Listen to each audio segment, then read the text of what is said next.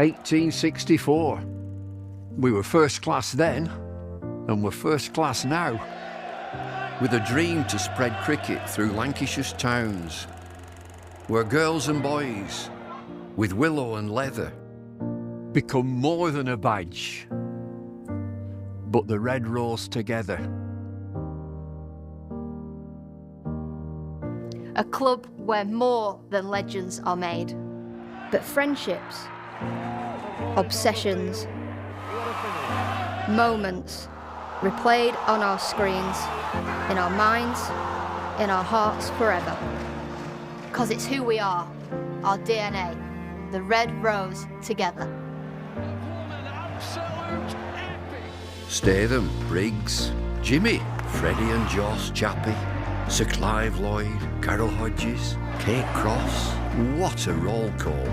It's a hard one to measure, with future names still to be written on the red rose together. We're all about people. It's what the red rose really means. Yeah, the ones signing autographs, but the ones behind the scenes. Our community, grassroots, the ones that feel tethered. Whether you're from here or belong here, we're the red rose together. And what about this place? Talk about world-class venues, internationals, gigs, events. You can choose from a menu of triumph, of disaster, of pain, or pleasure. We've seen it all at Emirates Old Trafford, with the red rose together. Red ball, white ball, lightning and thunder. Have you ever sat back? Have you ever just wondered how far we've come? The storms we've weathered, or how far we'll go as the red rose together.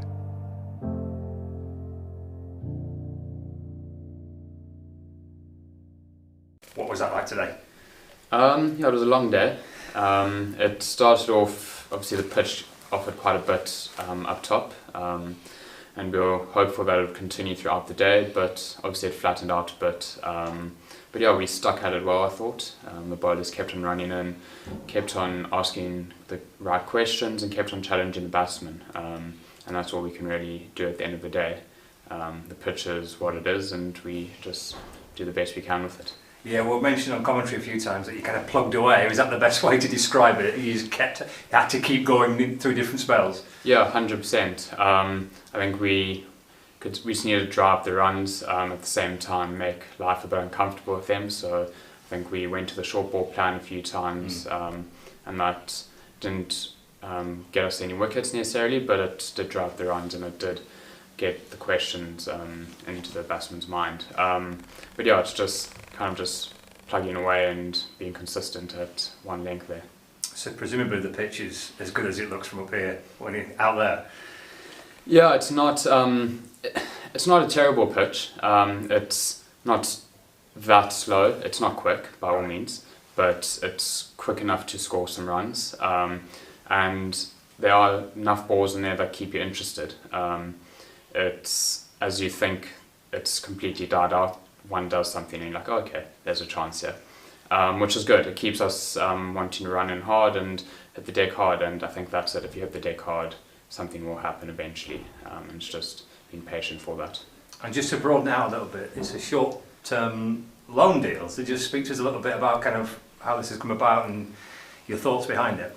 Yeah, so it's obviously come about quite quickly, but yeah, it's great to be here, see the environment and get the opportunity to play some red ball champa cricket. I haven't done a lot of that recently or throughout my career really, so it's just trying to play as much champa cricket as I can to progress my career, and at the same time, if that's here at Hampshire, but yeah, I just want to help teams win games, and I'm really enjoying my time at Lancashire.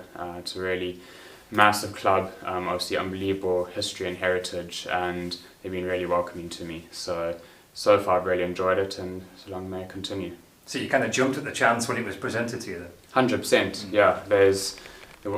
yeah, it didn't take me long to say yes. Obviously, I've got quite a lot of history of Benke from when I was at school in South Africa. So I know him quite well, I know two of the players quite well, and a club like Lancashire, it's great to be a part of it. So how big an influence was Dale in bringing you here and your decision to come here? Big influence, I'd say, but then again, it's also wherever I can play cricket at the moment, I'm going to jump at that. So the fact it was Benke makes it that much more exciting. I loved my time with him at school, and I never thought I'd get the opportunity to play professional cricket with him as my coach. So that's one thing that's quite cool to say. And yeah, to have that here at Lancashire is amazing. You got good memories of this place. You bowled well here last year, didn't you? Yeah, I bowled alright. Everyone seems to remember it a lot better than I do. Okay, fair enough. which I'm really happy for, because I walked away from the game thinking, oh, it wasn't great. But yeah, I've got good memories here, and I've weirdly always seemed to bowl well against Lancs in the Metro Bank. So yeah, I've so far enjoying it, and yeah, hopefully can be a bit more effective tomorrow.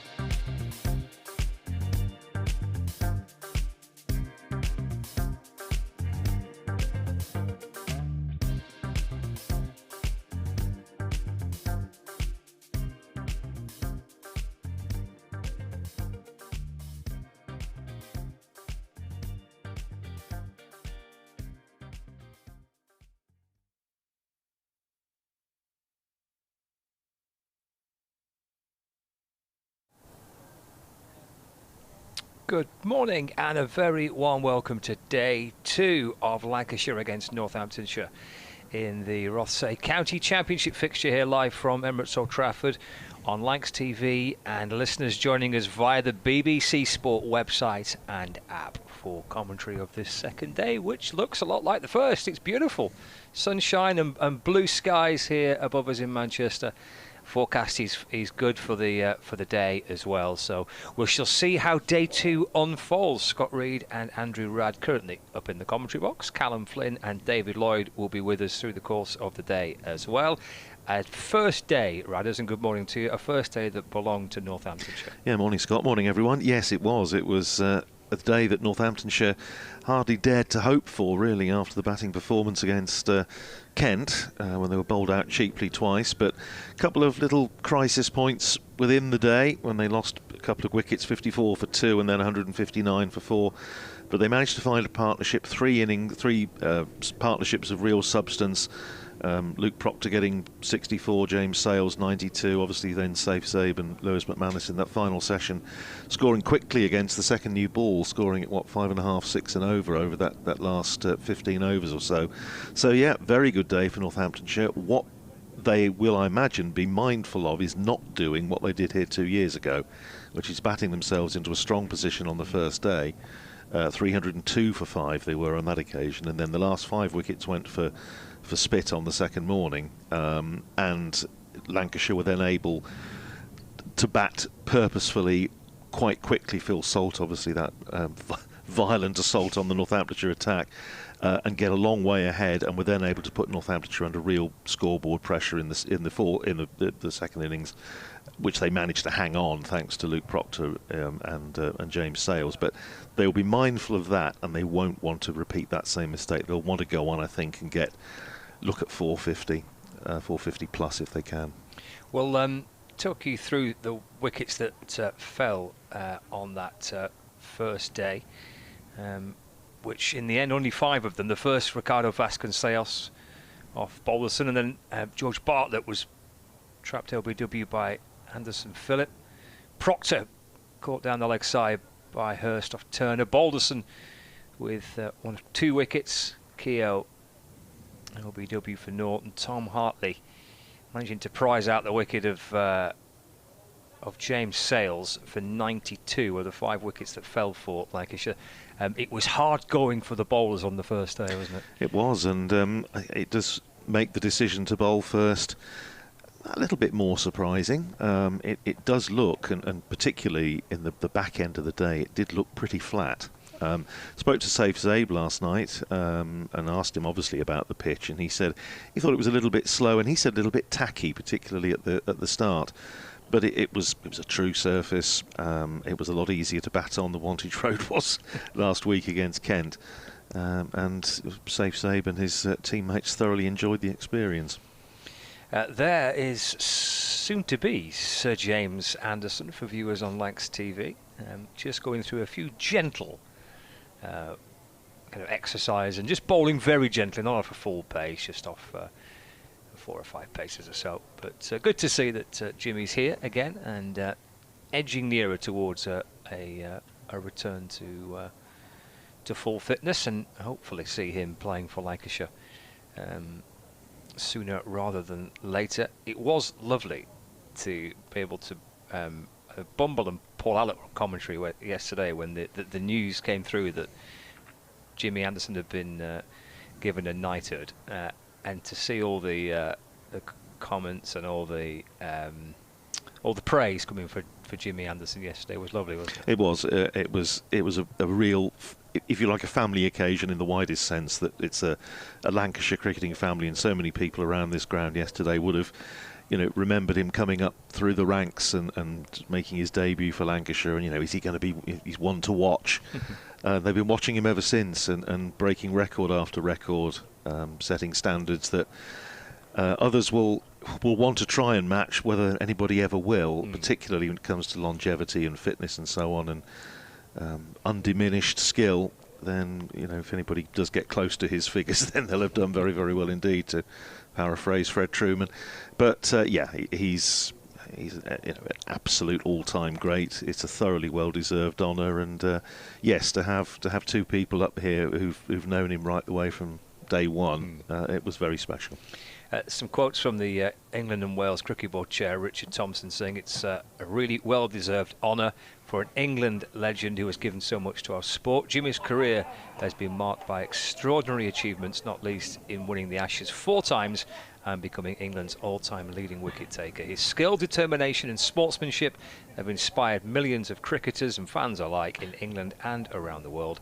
This is a fitting recognition for a true world great who has given so much to the game on and off the field. The thoughts of the chairman of the England and Wales Cricket Board, Richard Thompson, on yesterday's news that James Anderson will soon to become Sir James Anderson when he receives his knighthood, which was a lovely element of the first day of yesterday, the day which belonged to Northamptonshire and to Saif Zabe. What a knock that was for him. Yeah, he's, we all know what he's capable of. He's a destructive player in white ball cricket. He can be.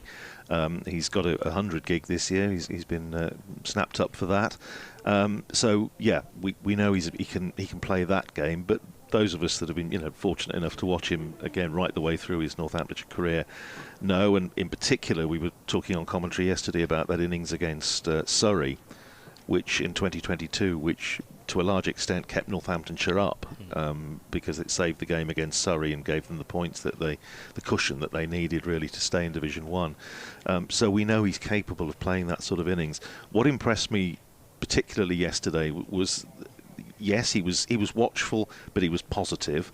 And then when the second new ball was taken, he and Lewis McManus realised that there was scoring opportunity. There was pace, a bit more pace on the ball, which James Sales was the same. I think they enjoyed that little bit more pace that was on offer when George Balderson and Tom Bailey weren't bowling. And they just played really well in that final session. And, I think most Northamptonshire supporters would have said, well, OK, 300 for 5 will do. Those extra 50 runs, they scored at, we were saying, what, 5.5, 6 and over after the second new ball was taken. Yep. It was an adaptable innings. It was a thinking innings, and he was very sort of modest about it, and the usual, we'll do it for the team. But I think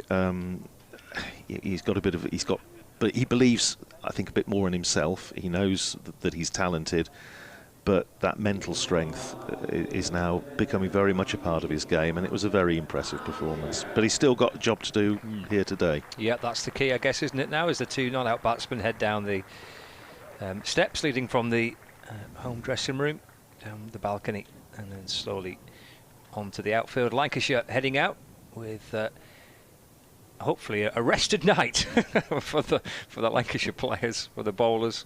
Tom Hartley bowled a little bit yesterday, picked up 1 wicket, James Sales, but Safe Sabe and Lewis McManus steering Northamptonshire safely to the close of play. And to just to reinforce the point that Rathers makes with regards to that new ball, when Lancashire took the second new ball, the score was 279 for 5 after 80 overs.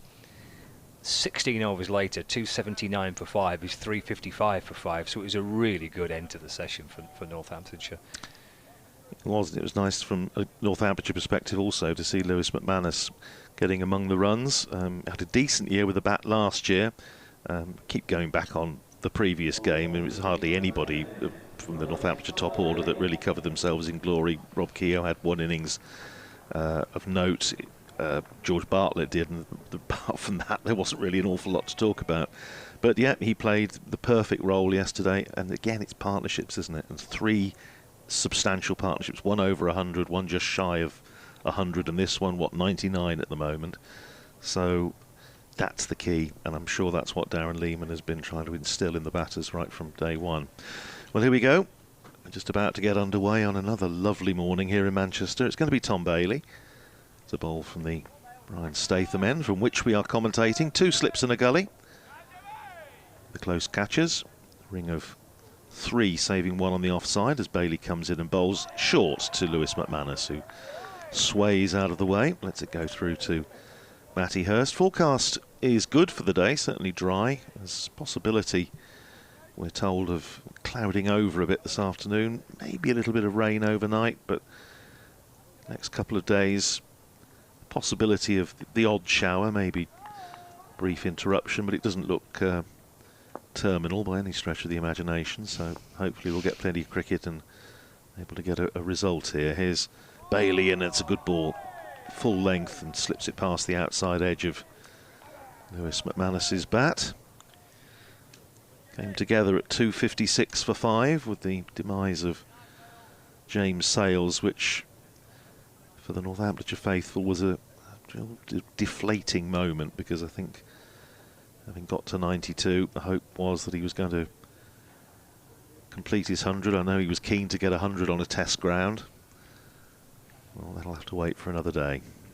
Here's Bailey in and bowls to McManus, drops it down on the offside, the onside rather, and they go through for a sharp single.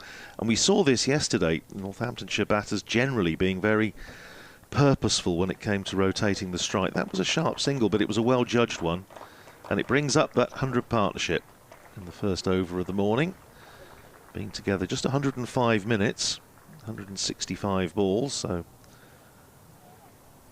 rattling along quite nicely at 5 and a bit and over. It was a feature, wasn't it, of yesterday, actually, the running between the wickets. I mean, some lovely shots and plenty of boundaries on the first day, including a 6 as well, but There's a lot of positive intent by the batters and the different partnerships that Northamptonshire were able to put together. It was, in fact, with Bartlett and Luke Proctor early on, it was a little bit harum scarum. Here's Zabe to face his first ball of the morning and is off the mark for the morning straight away, just rocking onto the back foot, punching it out into the covers for a single. Zabe goes to 112 and Northamptonshire to 357 for 5. Another point that Zabe was making last night was he thought that the number of left-hand, right-hand partnerships yesterday was significant. Obviously, the Proctor Sales partnership, then the Sales Zabe partnership, and the Zabe McManus partnership, all left-hand, right-hand combination, and he thought that was quite significant in the context of the day. Here's Bailey in again and bowls to McManus, pushes it out on the onside. Bailey himself retrieves, and there's no run. For Lancashire, I spoke to John Turner at the close of play, and I think the phrase he came out with was kind of plugged away. Yes. That type of thing, really. Not so sure he enjoyed necessarily bowling on the first day yesterday, but he kept going. He generated some genuine pace, as did. Here's Bailey, and again bowls to McManus, who clips that away out to deep mid-wicket for a single. So 3 singles off the first over of the morning. 358 for 5 it is. 112 to Zabe, 42 to Lewis McManus. The partnership now worth 102 for the 6th wicket. Batters conferring. I don't think there's a huge amount to talk about at this stage of the morning, but we're going to see Anderson Phillip bowling from the far end, the James, or now shortly to be Sir James Anderson end, with the flag suggesting that the breeze is coming from down the ground over the back of us at the Brian Statham end, so Phillip will be bowling into it, but hardly a gale, just a sort of a gentle zephyr, which I think is what you get in Manchester most of the time. He's going to be bowling with 2 slips and a gully, backward point, cover, mid-off, mid-on, and back at deep square, and a man at long leg. There's Anderson Phillip, long straight run, bowls to McManus outside the off stump, who leaves well alone, goes through to Matty Hurst. Obviously we'll keep you up to date with also what's happening elsewhere around the county championship. A full day's play yesterday, some noteworthy performances, not least that adhesive century from Dom Sibley for Surrey. Phillip running in again to bowl to Lewis McManus, and McManus is beaten outside the off stump, and already ball 2 of the morning for him. Anderson Phillip really generating some noteworthy pace yesterday. With the first and the second new ball, Lancashire opting for Tom Bailey and George Balderson, and both Phillip and Turner coming into the attack a bit later, but this morning Phillip being given an early burst. See if he can break this partnership. There's Phillip in and bowls, and forward goes McManus, goes off the inner portion of the bat out to square leg, and comes in off the deep square boundary, and they're through for a single. McManus to 43, 359 for 5. Yeah, it was tough going, wasn't it, for Lancashire's bowlers yesterday. We were chatting to John Turner about their strategies. They bowled a lot of short stuff yesterday, back of a length and short deliveries yesterday, which he felt there was 2 reasons behind that. One, it wasn't doing a great deal, and 2, it just tried to slow the run rate down a little bit and just try and drag things back a little bit, with not a lot of assistance out there for the bowlers.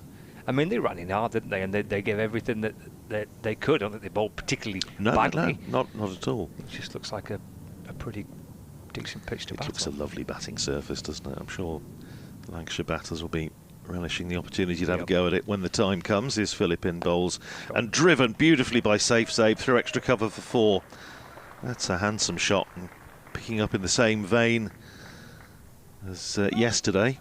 There's lent on that, lovely timing and away through extra cover. Good balance again as you're watching the Lancashire TV stream.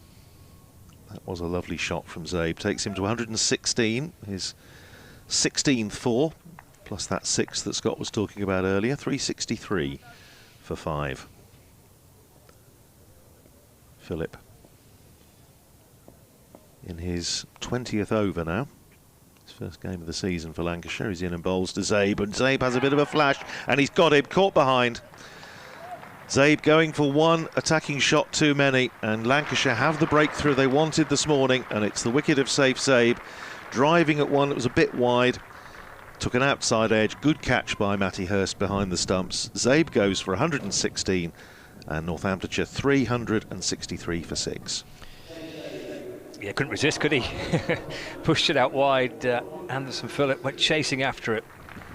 Little toe end of the bat through to Hurst, who takes a good catch. Every wicket that he's prized out of this game so far has been well earned by the bowlers. Anderson Phillip gets his second of the match. But fallen wide, just a little bit of movement away. Thin edge through to Hurst. Good tumbling catch by the Lancashire wicketkeeper, but a fine knock by safe Zabe. Frustrating for him that he, and for Northampton, that he couldn't go on and push that on to a much bigger score today. But a bit of early relief for Lancashire. It is, and again, you're just mindful of Northamptonshire, what they did here 2 years ago. Don't wish to sort of constantly be going up banging on about the past, but it was a very, very similar set of circumstances, and again, they just didn't bat with a great deal of due care and attention, as His Majesty's Constabulary would say, and they just lost the last 5 wickets for 40 odd early on the second morning. That was against the spinners, Tom Hartley and Jack Morley.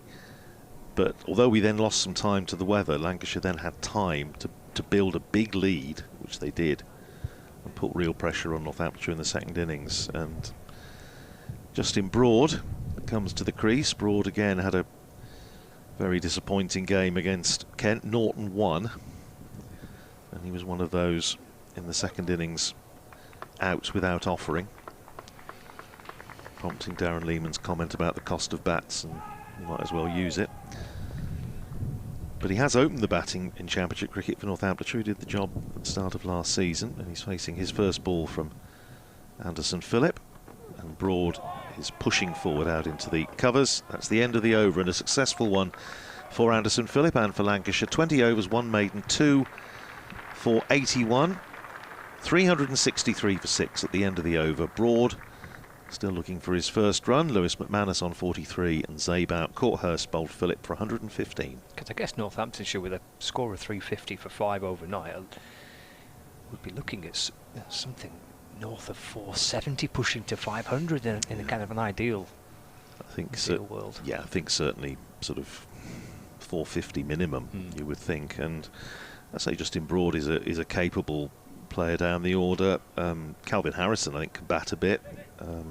Liam Guthrie is very much route one, and Rafi Weatherall a bit of an unknown quantity. There's Tom Bailey right up over the wicket bowls to McManus. Sharp single pushed up towards mid-on.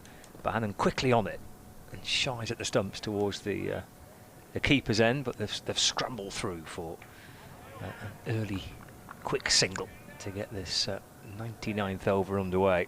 364 for 6. It's fair to say Liam Guthrie doesn't have a great deal of batting pedigree, judging by his career record in domestic cricket in Australia. Made 9 and 0 against Kent. 9 was quite entertaining, a couple of 4s that went in slightly unexpected directions. Bailey to Broad. Broad takes a single down to fine leg. Tom Hartley fields 365 for 6. Gets his first run. Justin Broad brings Lewis McManus on strike. 44 not out. It was probably McManus between the two, Zabe and McManus last night. It was probably McManus that was the more kind of free-flowing, really. He did push his score and Northamptonshire's score on pretty quickly. Got a little rattle of boundaries towards the back end of the day yesterday. Short ball by Bailey. McManus crouches underneath it. And from Northamptonshire's point of view, if you think that, as we were discussing yesterday, having lost an opener that they haven't really replaced when Emilio Gay left, you know, McManus at 7, they need him to be scoring, you know, a decent wodge of runs this year in Championship cricket, and this is a very good start for him. It's an important position. Yes, it is, yeah. It's a good partnership towards the back end of yesterday. And it saves Zabe. Important partnership too. Bailey to McManus. It's pulled. He's not kind of fully committed to the shot. And the ball just deflects just beyond the edge of kind of the square, just past the square leg umpire. There's Luke Wells. Comes up from the boundary at deep mid-wicket to field. McManus moves to 45. 366 for 6. Brings Broad on strike. So Lancashire, I've got a leg slip, fine leg, short mid-wicket, mid-on, mid-off, cover, backward point and 2 slips in place. Bailey goes full, kind of spearing in towards the pads of Broad. Just tries to work it to the leg side. It thuds off the pad and is picked up by Marcus Harris, who comes up from leg slip. It's almost like a leg gully actually, rather than a leg slip. That position is quite wide. There is Harris. Hartley on the fine leg boundary. Wells at mid wicket. In fact, Bannon sends him back. So Luke Wells jogging back towards the boundary on the leg side at square leg now. Foolish ball by Bailey, just an off stump. Broad gets forward to it. Firmly thumps it to mid-off, where it is fielded by Anderson Phillip. That is the end of the over. 366 for 6. McManus on 45 and Broad on 1. I suspect a bit of club cricket around today. My club have got a couple of pre-season friendlies today. When did the league start up here? It starts a couple of weeks. A couple of weeks' time, yeah. Last year they were delayed by at least 2, if not 3 weeks. The weather was wet, so wasn't bad. it? Yeah. Well, it's certainly in Northamptonshire. I think it's 26th of April, so 2 weeks today that the league starts. But the club are at a couple of games against Kibworth today. Nice. Son and Heir's playing, so hope his kit's clean. Here's Phillip running in to bowl at the start of a fresh over to McManus, who's on the back foot playing it up to mid-off, and there's no run. Well, if he's not clean for the first day of the pre-season, he's no hope here. He's just back from university at the moment, so right, he has an excuse, but I'm sure it's all right. But if you are playing later today, I hope you have a good game. You've certainly got the weather for it. Usually you sort of make these fixtures, pre-season games, more in hope than expectation of actually getting them played, but there's certainly a better chance of getting some cricket this year early on. Is Phillip in bowls short and McManus just ducks underneath it. Justin Broad, good year last year, bit of a breakthrough year with bat and ball. Versatile cricketer, white ball, red ball. Won probably the most coveted accolade in world cricket, I would suggest, which is the Northamptonshire Media Player of the Year. Voted by how many judges on this panel? You and there's about 3 of us, I think. But yeah, he had just a really good breakthrough season last year. As Phillip is in bowls to McManus, covers up defensively, pushes it up to mid-on, and there's no run. Bowled beautifully at Bristol in the game that was subsequently called off, but took 7 for, which was the best bowling by a Northamptonshire bowler at Bristol since George Thompson before the First World War. And none of the wickets had anything to do with the pitch. I think that's the first thing to say. They were either sort of bowled, caught behind, or caught slips. But so he finished up open the batting at the start of the season, batted down the order after that, but good attitude. Here's Phillip in bowls and paddled away, sort of swatted by Lewis McManus out to deep mid-wicket. There is a man back in front of the main scoreboard, and so they're through for a couple of runs. 47 to McManus, 368 for 6, Northamptonshire. Son of Neil Broad, a tennis player, who partnered Tim Henman in the doubles, I think, I believe. born in South Africa, German international. Tremendous. So we had Grant Stewart to Justin Broad during the last game, to Italy to Germany. It was agreeably continental. Here's Philip in and bowls to McManus, who pushes it up to mid-on, and there's no run. Stays at 368 for 6. High cloud, rather as was the case this time yesterday morning. A little bit of sort of high wispy cloud, but it's a beautiful morning. It's lovely. It's, nice and warm too, isn't it? I mean, it last is. week at Lords it was like this, but the wind was quite chilly. Yeah. Not the case today. It was like that at Wantage Road as well, but and it's always a bit drafty in the broom cupboard, as you know. I'm looking forward to it. Yes, a month's time. Here's Philip in, bowls very, very short, and it balloons over Lewis McManus's head. He doesn't have anything to do with it. Through to Matty Hurst, and that's the end of another Anderson Phillip over. 21 overs, 1 maiden, 2 for 83, 368 for 6 after 100 overs in the innings. McManus's 47, Broad is 1.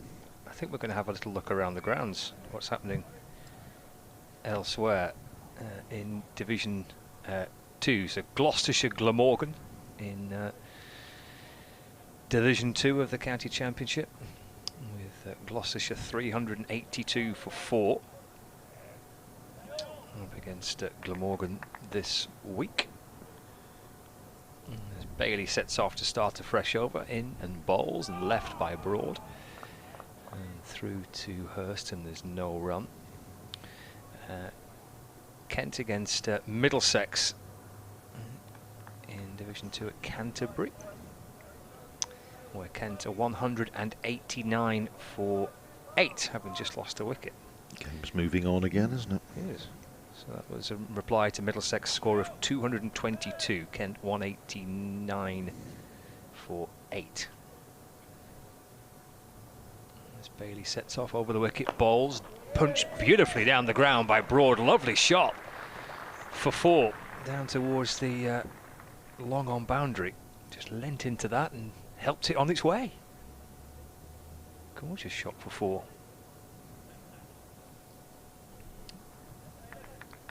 A bit of a flourish with the bat as well.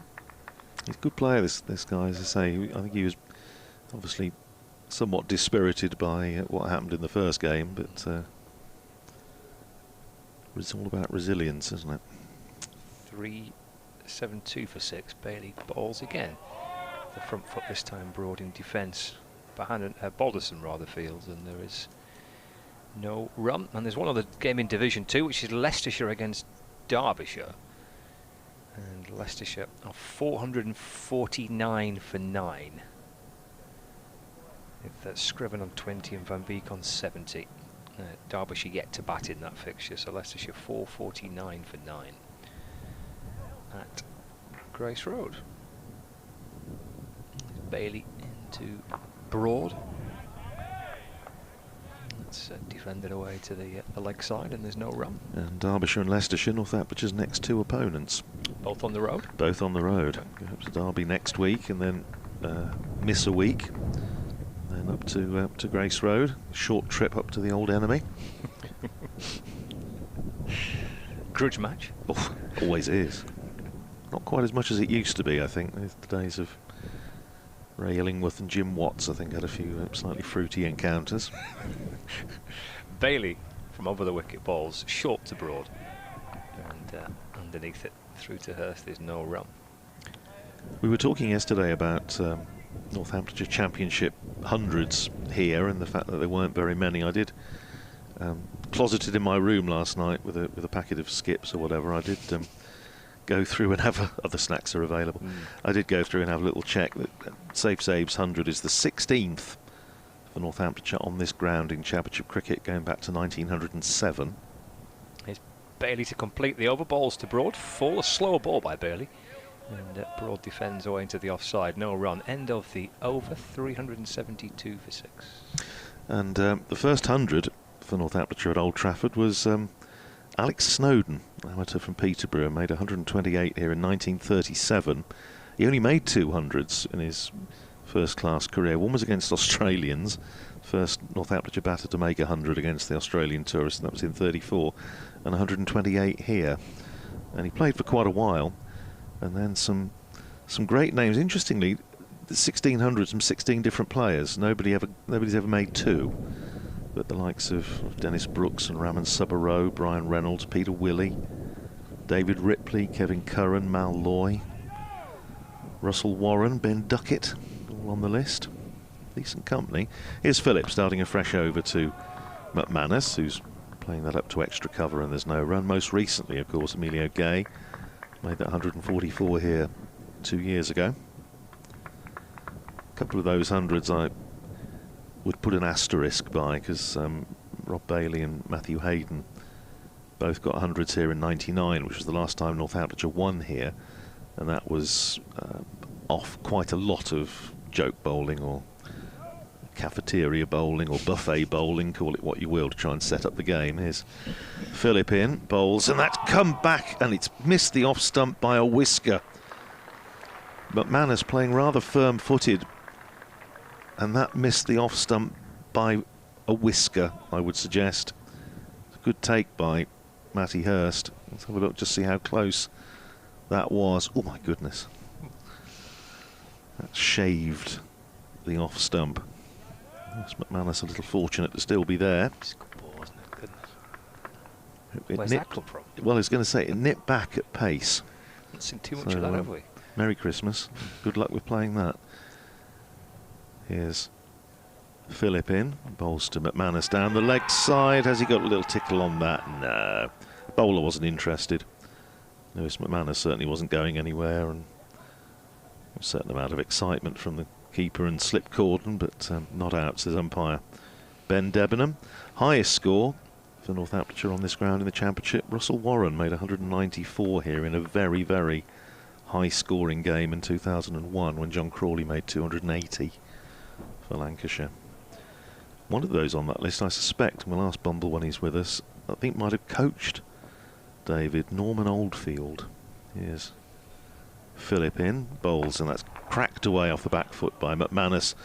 Not picked up cleanly first time by Luke Wells at extra cover, but no damage done. Stays at 372 for 6.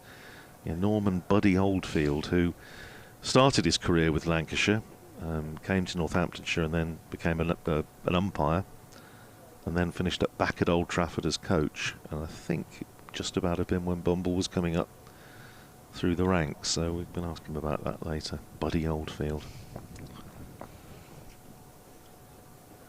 But that's what I do of an evening, for those that are wondering. It's a good Friday night to me, is that? Sounds good to me. Yeah. Here's Phillip in, bowls short, and McManus just shadowing it, watches it sail over his head. Contemplated a hook, decided against it. Especially with a back of the skips as well. I mean, that just rounds off. Just the way I roll, yeah, Scott. I like it's that. Just, it's only rock and roll, but I like it. Coin a phrase. How was the hotel last night? Very nice. Yes. I might venture downstairs this evening. Steady on. Well, might see how the day shapes up, but it's possible. Here's Phillip running in towards us. Bowls to McManus, drives to a full-length ball up to mid-off. Fielded there by Josh Bohannon, and that is the end of the over. And applause around the ground for another testing over from Anderson Phillip that came within a coat of varnish of hitting Lewis McManus's off stump. 372 for 6 it is. McManus is 47, Broad is 5. Well, I had a look at the Division 2 games. In Division 1 elsewhere in this round of fixtures, Yorkshire are piling on the runs at Headingley against Worcestershire. Batting first, Yorkshire. 456 for 9 in their match at Headingley. So 456 for 9 Yorkshire against Worcestershire. Games moving on between Sussex and Somerset on the south coast. Sussex were 294 all out, and Somerset in reply are 79 for 7. Bowling change here. John Turner replacing Tom Bailey. It's defended by Broad. towards gully, and there's no run. So just go back to that Sussex Somerset match. Sussex 294 all out, and Somerset 79 for 7 in reply. It might be on the beach on Monday. Might be on the beach tomorrow afternoon. Finn Hudson-Prentice has got 4 wickets for Sussex. Tide must be in. Turner in, bowls. It's fallen wide and left by Broad, and there's no run. The defending champions are Surrey, and they're up against Hampshire this week at the Oval,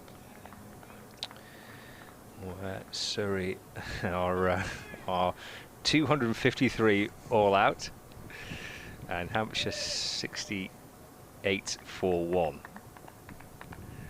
in that match at the Oval.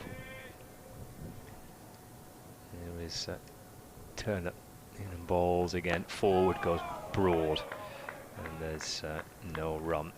Let's take a look at that Surrey game again, because Mark Stoneman is the 1 wicket to fall in the Hampshire reply. He's out for 23. In fact, it's Nick Gubbins on 31, and Hampshire 68 for 1.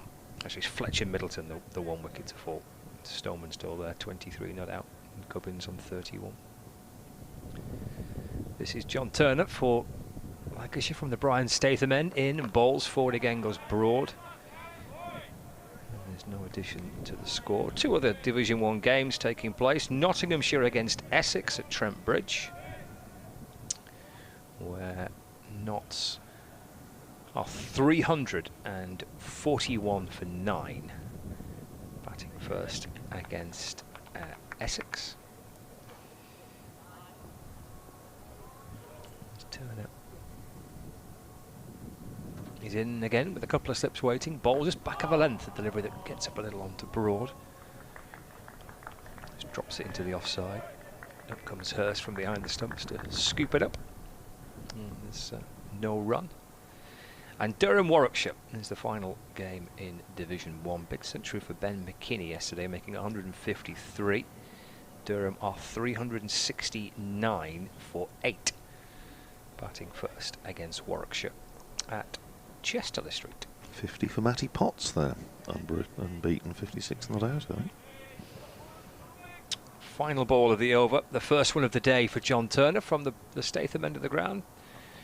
Short again, he's like that delivery. He's banged most of his balls in short yesterday on the first day, and he's served a couple of short balls again today. Maiden to begin with by Turner, 372 for 6. McManus on 47, and Broad is on 5. Yeah, not too many people sitting in the that little terrace of seating in front of the restaurant over to our right in front of the new hotel. But that is absolutely position A, apart from the fact that it's not behind the arm, but it'd be a lovely place to watch the game from when the sun comes round. Well, that would be nice, wouldn't it, with a glass of something refreshing. Maybe a cheese bap or something. That would be just take the sense of, yeah. Style out of it there with your cheese bap. I'm going to leave you with your cheese bap and bring Callum in to join you for a bit. Cheese and onion cob. Here's Anderson Phillip running into bowl to Lewis McManus. 3 short of a half century, and McManus lets it go through to the keeper. Looking forward to Callum joining me. We had a pleasure of working together a couple of years ago, I think, on this very ground. Afternoon, Callum. Good to see you again. Yes, and you. It was. I think it was 2 years ago. It was, yes. And that match here last time Northamptonshire were here, and well, as we said, yesterday's play for quite a long time, shadowing that match. Northamptonshire were making decent fist of it on the first day, and then on that occasion rather lost their way early on the second day. Well, they've already lost 1 wicket this morning, but these two just trying to put together a partnership. 372 for 6. McManus has been patient, 47 off 95 as Phillip comes in and bowls to him, and he cracks that away off the back foot, runs for him here, running out towards the boundary just in front of square. There is a man back. Tom Hartley sends in his return, and it's 2 more to Lewis McManus, who goes to 49, and Northamptonshire to 374 for 6. McManus making his 101st appearance for Northamptonshire across all formats, having joined the club originally on loan from Hampshire, but become very much part of the setup. He's now the red ball vice captain. Here's Philip in, bowls to him short, pulled away by McManus. There are two men out there. Deep square didn't see it, and the man at long leg could just retrieve it from underneath the super sopper. That's half century for Lewis McManus. Pulled that away for 4. And applause on the balcony for the Northamptonshire keeper. 50 off 97 balls, and the 4th batter in the innings to go past 50. What a difference a week makes. Yeah, it's a brilliant shot from McManus. Just looks a little bit slow when the Lancashire bowlers are banging it in short. Anderson Phillip really going extremely short with some of these as well. As Philip in bowls outside the off stump and left alone by McManus. Yes, it's. I was talking to Safe Sabe last night. Was saying to Scott that his assessment of the pitch, having obviously batted on it for quite a while yesterday, was that he thought it was a little bit slow, and he said a bit tacky, certainly early on in his innings, but presumably a bit of sunshine on that couple of days, and it is going to be, I suspect, lovely to bat on. You know the pitches here, I'm sure, better than I do. Do you think it might turn later on? Yeah, I think it certainly will do, especially with the way the Lancashire side selected. Philip in and bowls, and McManus defensively back down the pitch. Bringing Tom Hartley back into the 11. You've got Luke Wells, who in the past was probably a part-timer at best, but now he's a fully fledged spin bowler, part of this attack for Lancashire. He bowled pretty well at Lord's last week as well, so he'll look to try and get something out of this pitch the more the days go on, especially with his height, and as a leg spinner they tend to give a bit more of a rip. Yeah, picked up a 5-wicket haul against Northamptonshire a couple of seasons ago at Wantage Road. Here's Philip in and bowls, and clipped away by McManus down to fine leg. Lovely bit of lovely half stop on the boundary. Good bit of fielding anyway, and keeps it to 2 runs. McManus up to 55, 380 for 6. That is the end of the over. Philip 23 overs, 2 maidens, 2 for 91. 380 for 6 it is. 55 to McManus and 5 to Justin Broad. Yeah, Northamptonshire have also, of course, gone for an extra spinner, bringing in Calvin Harrison for this 2-match loan deal from Nottinghamshire. The leg spinner, saw him and Safe Sabe having a little roll first thing this morning. Sabe with his left arm spin bowl well against Kent. Picked up 2 wickets in each innings. He's a handy cricketer, Calvin Harrison, isn't he? He is. He does a bit of everything. He certainly can hold a bat. He's an excellent slip fielder. As Turner in, Broad plays it nicely to Josh Bohannon at mid-on, who doesn't look like he's very best pleased with where that's connected onto his body. Took one. You're absolutely right about Calvin Harrison's slip catching, and I think, Callum, that's one of the reasons why I think Northamptonshire were probably quite keen to have him, because a couple of catches went down in the slip cordon in the Kent match. It's been a problem with Northamptonshire for the last couple of seasons, and I think that's probably one of the strengths that he brings very much to this Northamptonshire side. Safe pair of hands. 380 for 6 Northamptonshire. Turner again testing the middle of the pitch. Broad allows that through to Mathieu, showing no real signs of any pace. This Emirates Old Trafford surface, the short balls are just kind of looping through to Hurst with the gloves on. There is a deep square leg fielder in Luke Wells just in front of square as well, which often indicates sort of the pace of a surface. If it's quick and bouncy, you tend to have them behind square. The deep fine leg fielder as well, I think it's Tom Hartley, who just going through some warm-up routines.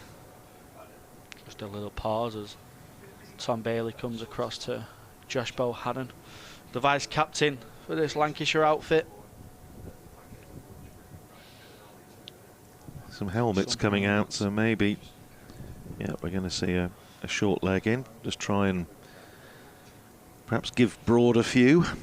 Yeah, and Turner's last over, Broad took one onto the body. I think he just kind of lost it halfway down.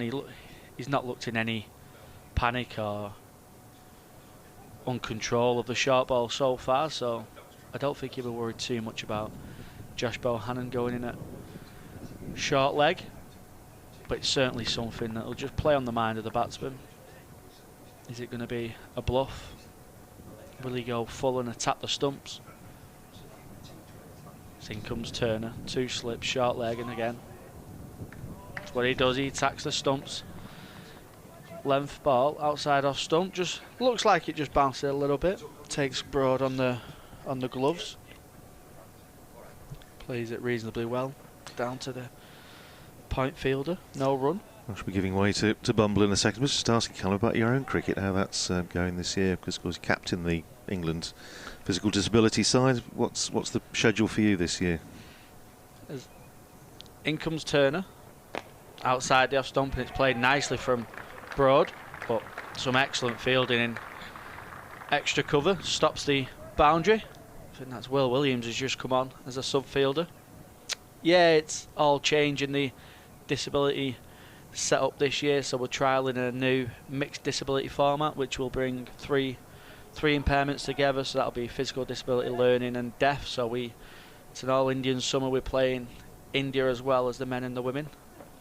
As Turner bowls back of a length, Broad plays it into the offside for no run. So yeah, we're going to play a 7-game T20 series versus India, every game at a county ground, so it's kind of a groundbreaking series. We're not so sure how this new format will go. We're hoping it kind of brings more nations into play. There's disability cricket's thriving, certainly in England and India, but in some other countries it's not so great. Just Broad punches that through the offside. Unfortunate not to get a couple of boundaries in that over. Broad played some lovely shots off Turner, but the score stays 380 for 6. McManus on 55 and Broad on 5. Well, it's going to be an exciting summer for you. I shall leave you for now, and Bumble will come in to take my place. I shall see you later. Thank you, Andrew. David Lloyd again.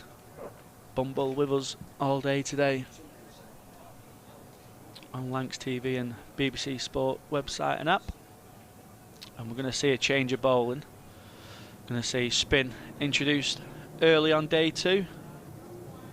Tom Hartley kept it pretty tight yesterday, 1 for 39 off his 14 overs.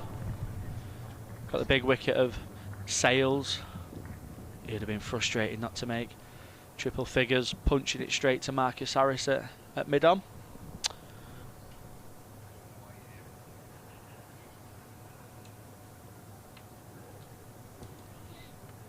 Hartley will start with just a 1 slip, a catch in cover.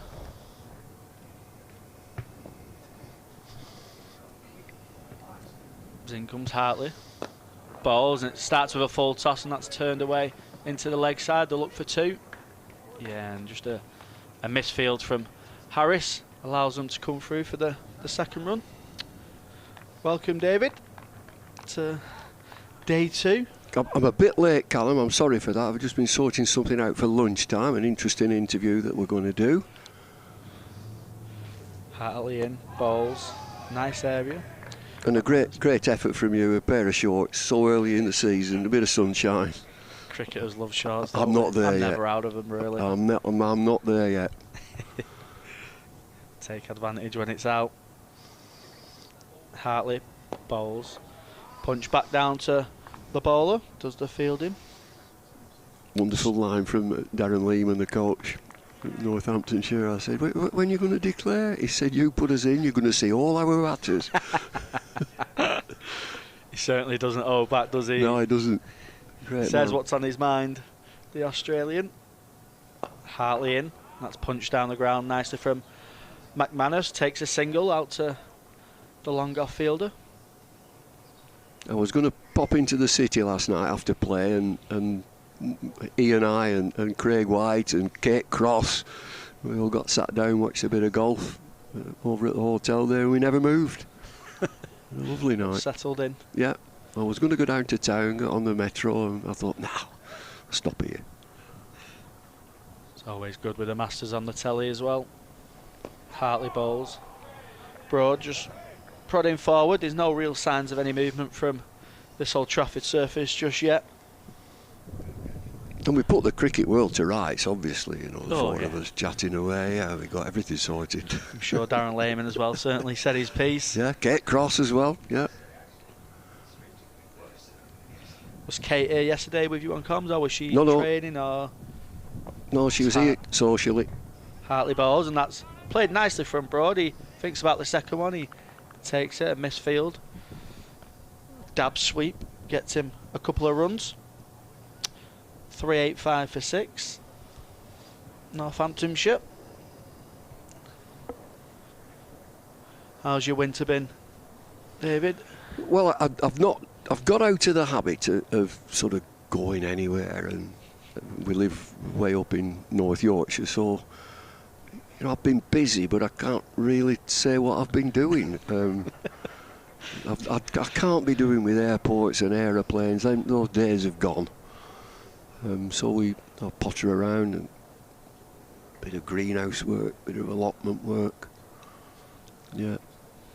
Get the allotment. I haven't really started on the allotment with raised beds and what have you. It's the weather for it, I suppose. It is just getting there, yeah.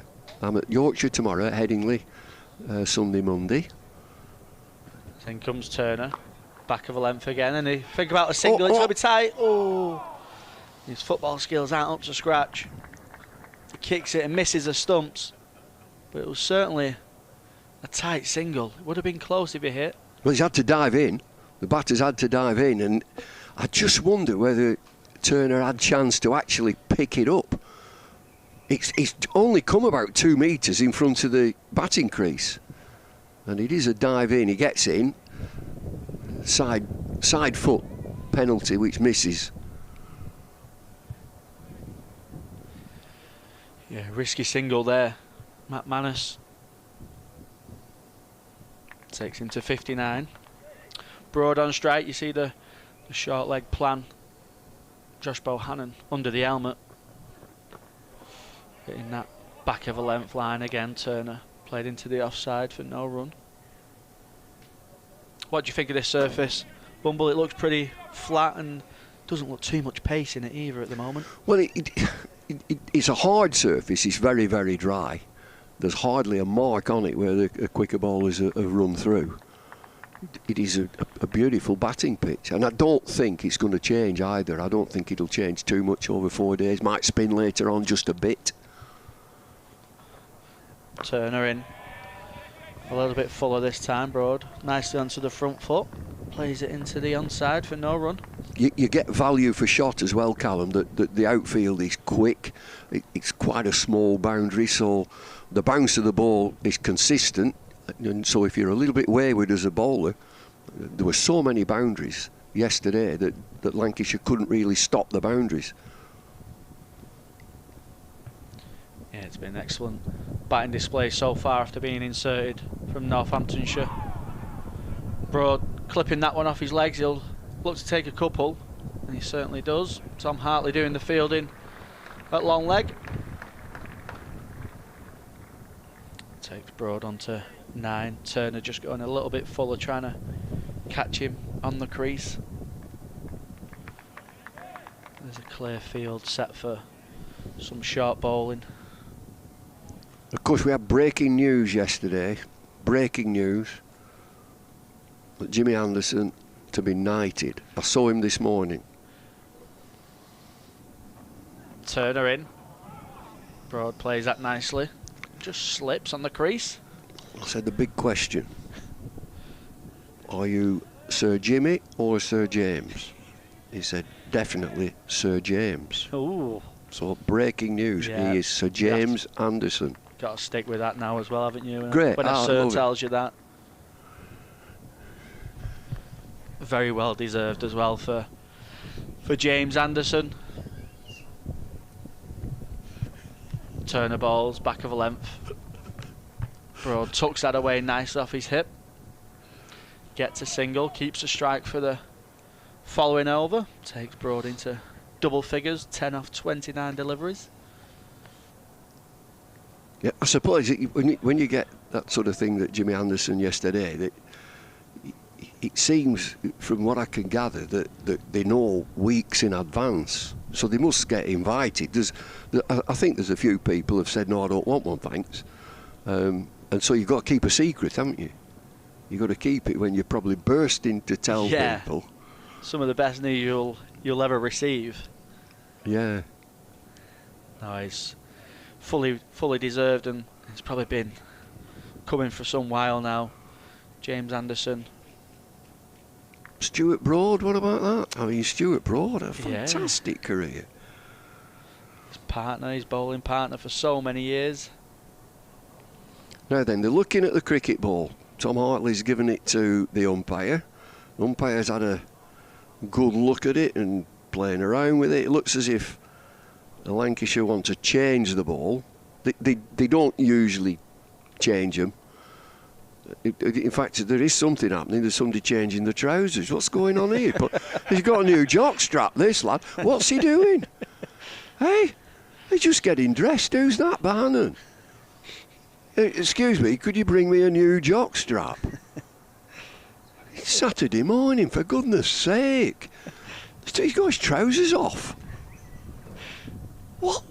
I mean, he can't get his trousers back on now. What is he doing? He's got his boots on, trying to put his trousers on. What else has he got? Hang on, he's pulled his trousers up again. Now he's putting... Is he keeping wicket? He's putting wicket-keeping pads on. What is he doing? He's going to go under the helmet, I think, for Tom Hartley. Getting fully protected. Oh, it's like he's going in the trenches here. What's he doing? Now he's trying to pull his trousers down over these pads, which look... These pads look bigger than the wicket-keeper's pads. Oh, he hasn't done the other one yet. Here we can have a chat amongst ourselves here. He's got another to do.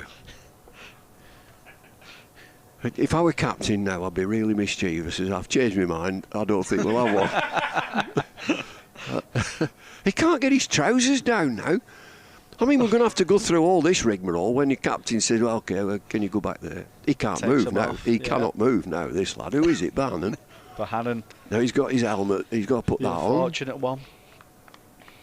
He's got his cap tucked down the back of his pants. What's the game coming to? In comes Hartley. Balls and Bohannon straight in the action. Ducking out the way of a beautiful sweep from Broad. Over pitch from Hartley. And Broad plays that nicely to the deep square boundary. Picks up another 4. Have you seen the field change from that short leg that's just gone in with his pads and his trousers and his jockstrap? He's just been moved. He's moved him now. Josh Bohannon into leg slip. Broad plays that into the leg side. So now Josh Bohannon is at fine leg slip with he's got a new jockstrap, a box, a helmet, some pads. I stood there for 19 years and never got hit.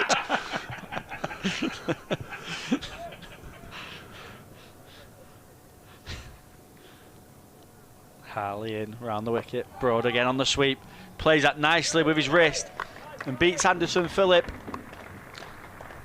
He's a really wide square leg fielder there, but he beats him. He just uses his wrist there to get the power through the ball.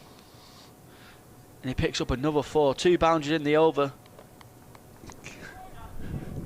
I've got to tell you, viewer and listener, that leg slip has now gone back, saving 1.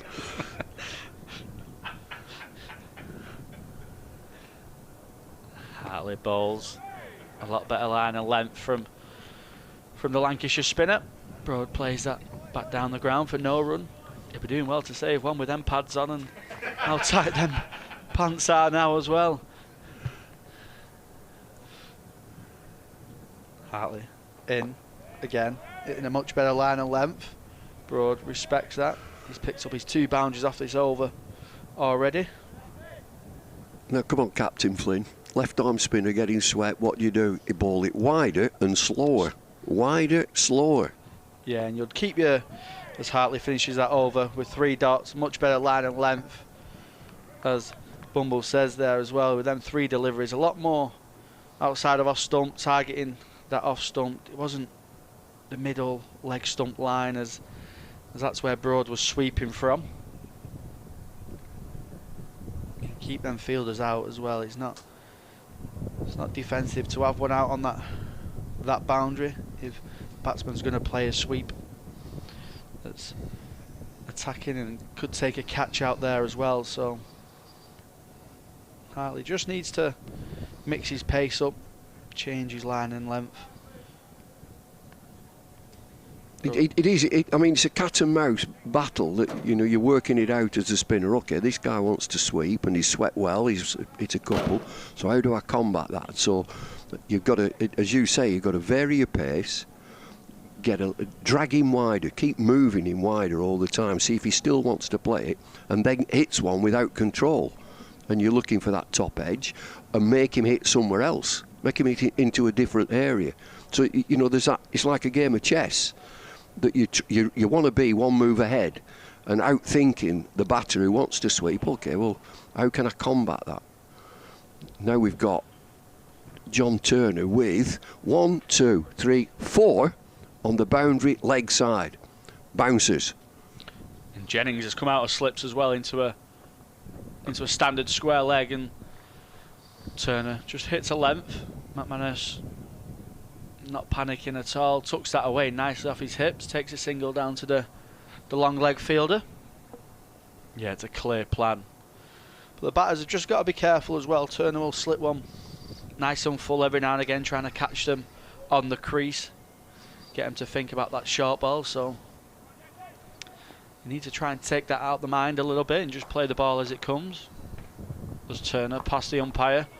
Broad plays that nicely. They take a quick single, a lot more comfortably this time into the offside. I have news about the fielder, Josh Bohannon, with a new jockstrap, a box, a helmet, some wicket keeping pads. He's now moving in from deep backward square leg. He's on the boundary. He's getting his helmet back now. Now he's coming back into that camping position just under the lid. And so there's a short leg, a square leg, a deep backward square leg, 3 in a line. Turner in he comes. Well directed short ball, which McManus sways out the way of, allows that through to Hurst. When you get this sort of situation, and the plan from Lancashire is bounces from Turner, quicker bowler, with 3 out on the boundary, a short leg and a square leg. Many times you'll see the bowler go round the wicket and sort of get the ball short and into the body from round the wicket. Turner's over.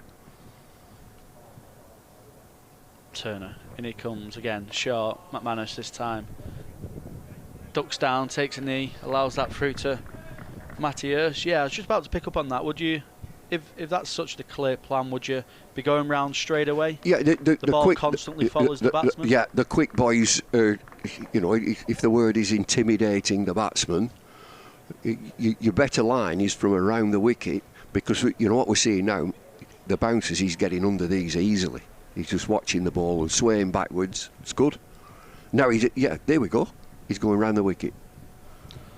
Yeah, and this angle now will follow McManus, so he'll struggle to get inside the line of the ball now, as the ball will follow him across to that offside, and that one just a little bit too short. McManus ducks under that nicely. It's a real cat and mouse plan, this one. The batsman has to try and keep a clear mind, not think too much, not overthink it, just play the ball as it comes. Field changes again. Slip goes back in. Third man replaces Slip at square leg.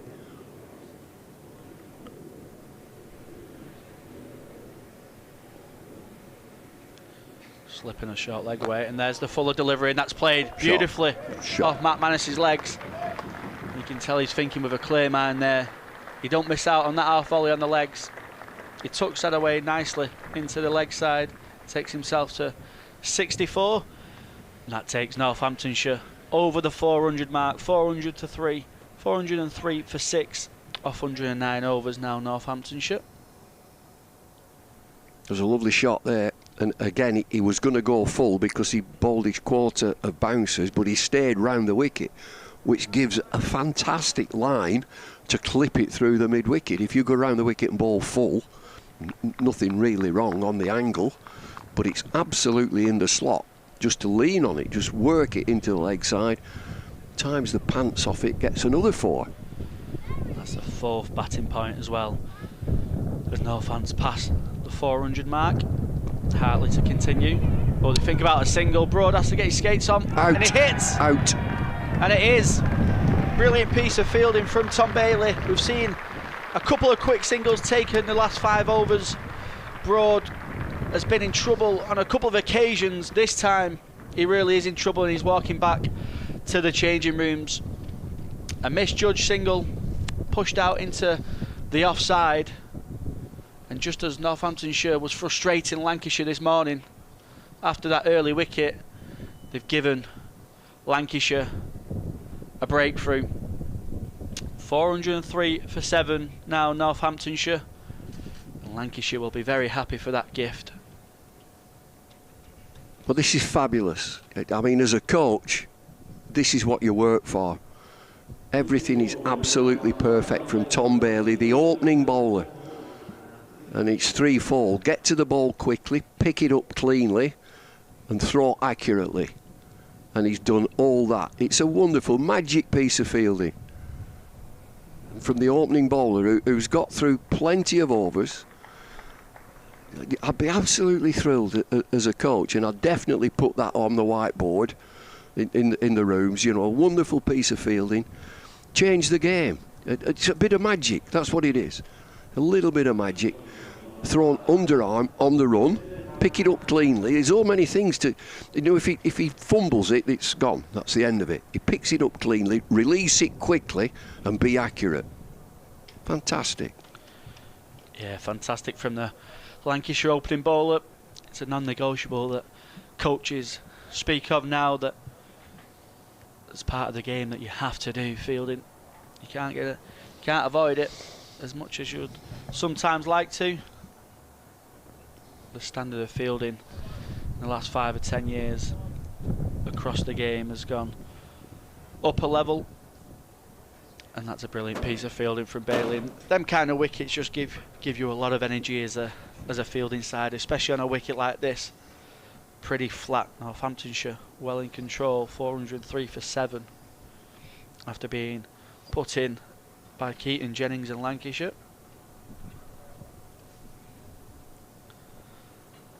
McManus on strike. Ooh, and he plays and misses at one. It looks like it just grips a little bit. Madier's taking that nicely behind the stumps. We see a replay here on Lancashire TV, just ever so slightly, but again that angle just a little bit more outside off stump, forcing the batter to play. McManus mistimes that one, misses out.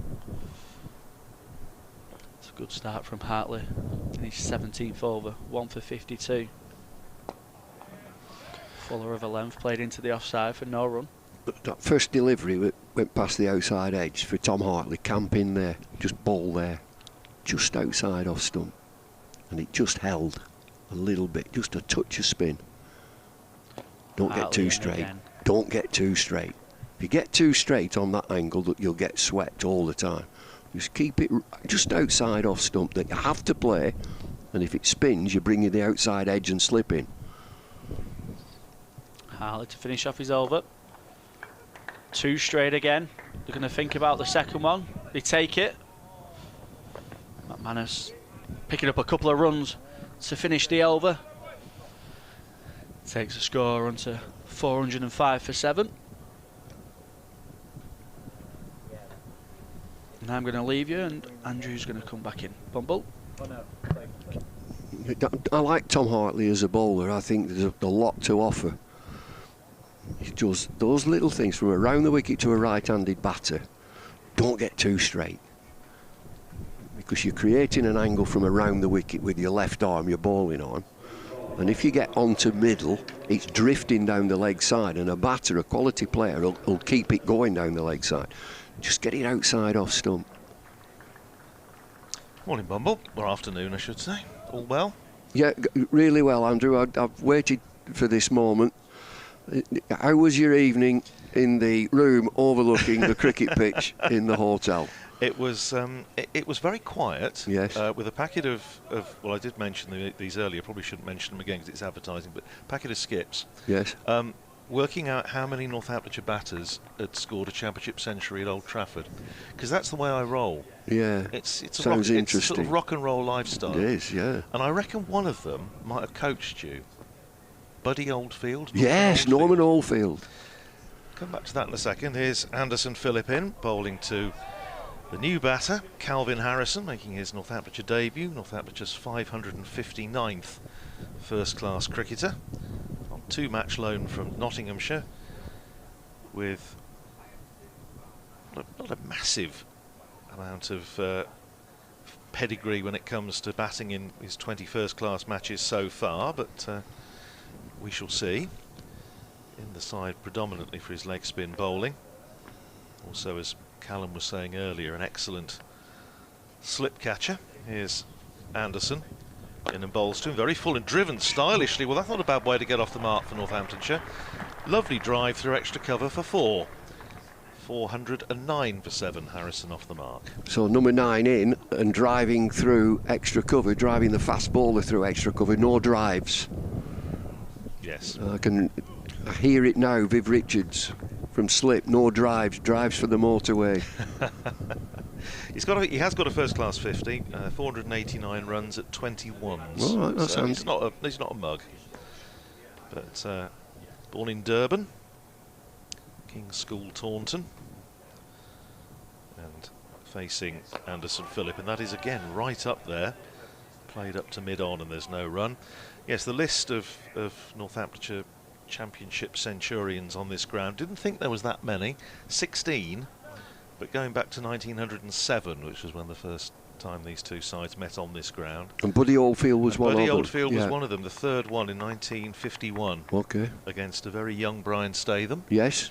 Yeah. Cyril Washbrook would have played. I'm sure he would have done. From whose end Anderson Phillip is bowling at the moment. But interestingly, there were 16 of them, and 16 different batters. Nobody's ever done it twice. Here's Phillip in and bowls. And Harrison on the front foot, pushes up to extra cover, no run. Roger Prideaux. No. Right, no, okay. The Prid's not there. The first one. Colin Milburn. No. No. I'll give it. I mean, it is interesting. There are some surprising ones that don't feature on it. Lammy, who made 70 hundreds for Northamptonshire across all formats, never did one in the Championship here. Got one at Lytham when Northamptonshire won there in 1991. Larkins, Cook, Willie. Willie you can have. Right. Yes. Peter Willie got 102 in 1982 here. Here's Phillip in, bowls full outside the off stump, left alone again by Calvin Harrison. Williams, No, Chippy Williams. I'll give you the first one because you might struggle with this one. 1937. No, I wouldn't get that. No. Alex Snowden, yeah, no, an amateur from Peterborough, whose dad, the old Alderman William Snowden, used to very kindly provide all the tents because his firm was tents and guy ropes and things. So when Northamptonshire played at Peterborough in the old days, Alderman Snowden provided all of those. But Alex was decent player, got 100 against the Australians in 34. Here's Phillip in, bowls an attempted drive and loops back to the bowler off, just jammed it hard into the ground, I think. A certain amount of excitement, but not out. End of the over, 409 for 7. McManus 66, Harrison 4. There's two gentlemen of a certain age. I mean, just then, it's a big appeal that the ball's driven into the ground, and they think they're saying or suggesting it's come off his foot and bounced back to the bowler. Richard Illingworth has just took the cap, and here's your sweater, and just wandered off the square leg. That's it. He's not out. You've seen it all. Yeah. So Alex Snowden, he was the only pre-war one. And then Dennis Brooks. Rob Bailey. I know Dennis Brooks was the coach at Northampton when I was a kid. Yeah, and then Norman Oldfield, Buddy Oldfield. Rob Bailey. No. There's a lot of more recent ones, surprisingly. Okay. Malloy. Yes, you can have Malachy. Here's Tom Hartley bowling to Lewis McManus, drives out to short extra. Bohannon with all manner of fielding accoutrements as described by Bumble and Callum. He's on there at the perch on the drive at short extra. Here's Hartley round the wicket, bowling to McManus, who's forward, pushing it out into the covers. David Steele. No, Steele never got one. Mushtaq Mohammed. No. What about, I'll give you Raman Subbarao. Yes, Raman Subbarao, yeah. And Donald Ramsamouge. Right, yeah, remember the name. Got one in 61. Hartley again bowling to McManus. Pushed it up, back down the pitch. Peter Willey that you've given me. David Ripley in 1987. Kevin Curran. Yes. Who's combative cricketer, yeah. His son Ben is probably going to play Test cricket against England shortly for Zimbabwe. Cut away by McManus, but no run to be had. Straight to Michael Jones in the covers. Rob Bailey, yeah, although you have to put an asterisk next to his and Matthew Hayden's because they were partly against joke bowling. Driven by McManus. Next ball from Hartley. Hartley fields himself. When they were setting up a game here, there was about, I think, something like Neil Fairbrother scored, bowled 10 overs for 100 or something. Oh, I got you. They were offering a few. So here's Hartley in, bowls, and forward goes McManus. Plays it back down the pitch. Then more recently, Russell Warren, whose 194 is the highest for Northamptonshire on this ground, in 194 in 2001.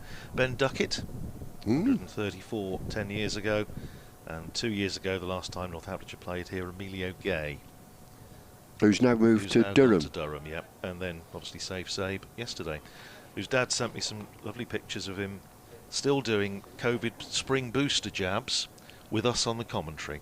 And he says he's enjoying it very much. So good man. If that's a reminder, I've got to get my jab. I've had mine. Yeah, my spring one. I'm booked in. I think I've got to wait till May. Now the burning question is 409 for 7. Anderson Phillips started fresh over. Is it one in each arm or both in the same? I had with the flu and the COVID one. I had both in the same. Here's Phillip, bowls on leg stump, clipped nicely by Harrison, but can't get it past. Man in there at mid wicket. I've had both in the same. Oh, yeah, hard as nails. Yeah. I've never felt mine go in. Have you done it? Yes, there you go. Thank you very much. As long as you remember to sleep on the other side, you're all right. I'm all right. Yeah. Well, touch wood. Might have had COVID 4 times. Well, you didn't have Safe's dad obviously giving you the jab. He'd have sorted you out. Here's Phillip in, bowls, and that's short and wide outside the off stump, and Harrison has nothing to do with it. No, the serious bit is that I have had it 4 times. I've been poorly, but I've no immune system, or I didn't at that time because of other medication that I'm on. Right. You know, it reduced my immune system, which was a beggar. He was also saying that he played. He said it was a very good day yesterday. Obviously, he was saying he much enjoyed listening to us, which is nice. And he played golf against the dad of, was it Jaffa Chauhan from Yorkshire? Yes, yeah. Played golf against his dad and beat him yesterday. So he said with his lad getting 100 as well, it was a very good day. Here's Phillip in, bowls, driven by Harrison up to mid-off. Well, I'll see. Is Chauhan playing in this game, I wonder, for Yorkshire? I don't think he is, but I'm at Yorkshire tomorrow. I'm at Headingley tomorrow.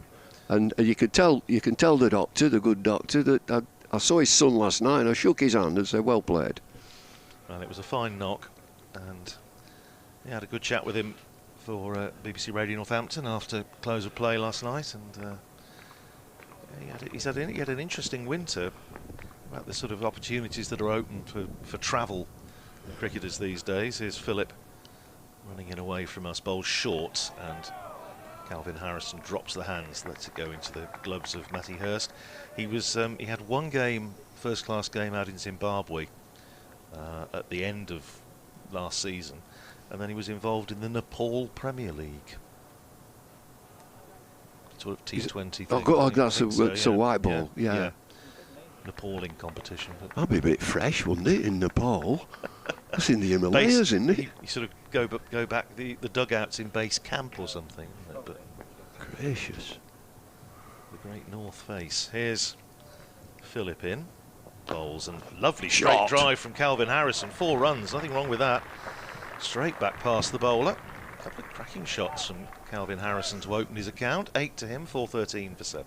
Another drive. Won't let him drive. Number 9, driving. So there you go. So Viv wouldn't have been happy. Straight through his legs for 4.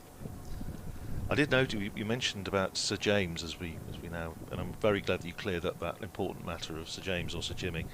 I did mention this morning when I was going down to breakfast in the hotel over to our right.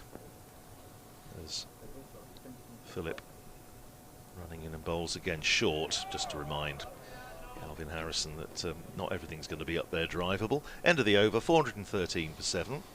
There's a big plaque there, obviously, that that part of the hotel was opened by J.M. Anderson OBE. Said, yeah, they have to change you're that. You're going to have to get that changed. Did you see the bar over there, Jimmy's?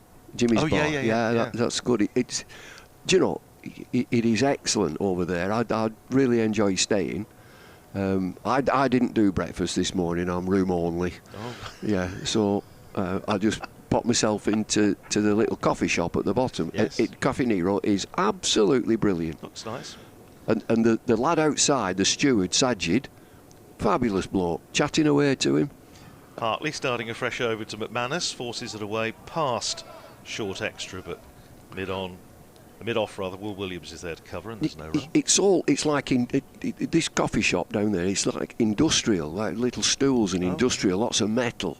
It's very in at the moment, isn't it? Hartley in bowls, flights that one up. Nice. That Tom Hartley. That's so nice.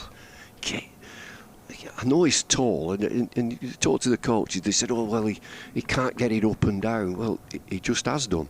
Yes. That was a lovely delivery. Yeah, real aesthetically pleasing loop there from Hartley, who starts to run in and then has to abort and go back to starting position. Slip in, round the wicket, bowls to McManus, who drives just a little bit loosely without getting to the pitch. Goes out to Williams in the covers, and there's no run. Yeah, well, I think I was down pretty much first for breakfast this morning. I was almost hammering on the door. Didn't want to miss the hash browns. Here's Hartley in bowls, and McManus pushing it out to short extra, and there's no run. And our scorer, Northamptonshire scorer Terry Owen, was down there. He came and joined me, and he took a butty with him because he was off on the park run this morning. Yes. Here's Hartley. Bowls, an attempted sweep by McManus. Big appeal for LBW, not out, says umpire Ben Debenham. Now let's have a look at this. Outside the line, playing a shot. He's just outside the line, I think. Well worth a shout. I'll see that in a moment, but obviously doesn't give a huge amount of time, with Hartley already back at his mark. Good. This time driven by McManus, well fielded off his own bowling by Tom Hartley. 19 overs, 3 maidens, 1 for 54, 413 for 7, with McManus on 66, Harrison on 8. Yeah, outside the. He's outside the line, playing a shot. But he, I like this from Hartley. He's played for England. He got a 7 against India. Didn't play as much as perhaps he should have done last season when Nathan Lyon came in, but he's a young spinner. He's a learning spinner. He'll never know about spinning, fully know about it till he's 27, 28. But he's got the tools, and he bats nicely. He can give it a biff. He fields brilliantly. It's just that know-how of working out spin bowling, and you've got to have a real patience, and you've got to be able to bowl maidens, and don't get too impatient. And there's that. When all the great spin bowlers have dragged the batter wider, bring him a bit wider, bring him back in, bring him wider, change of pace. He's all that to come, so that he's then comfortable with his own bowling, knowing what he's doing. We talk about left arm spin bowlers. It was sad, and I'm sure you'd have been sad as everyone in the cricket world was when we learned of the death of Bisham Bedi. It was a couple of years ago, last year, wasn't it? David Steele did a lovely tribute on BBC Radio Northampton, talking about his old teammate.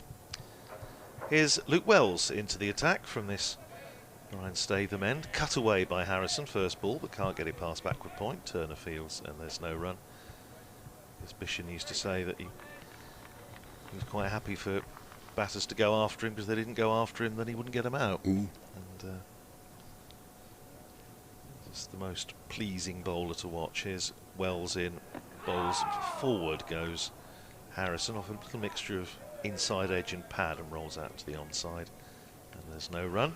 And he had got a colourful character as well. He said what he thought later on in life, did Bishop Beatty. He certainly did.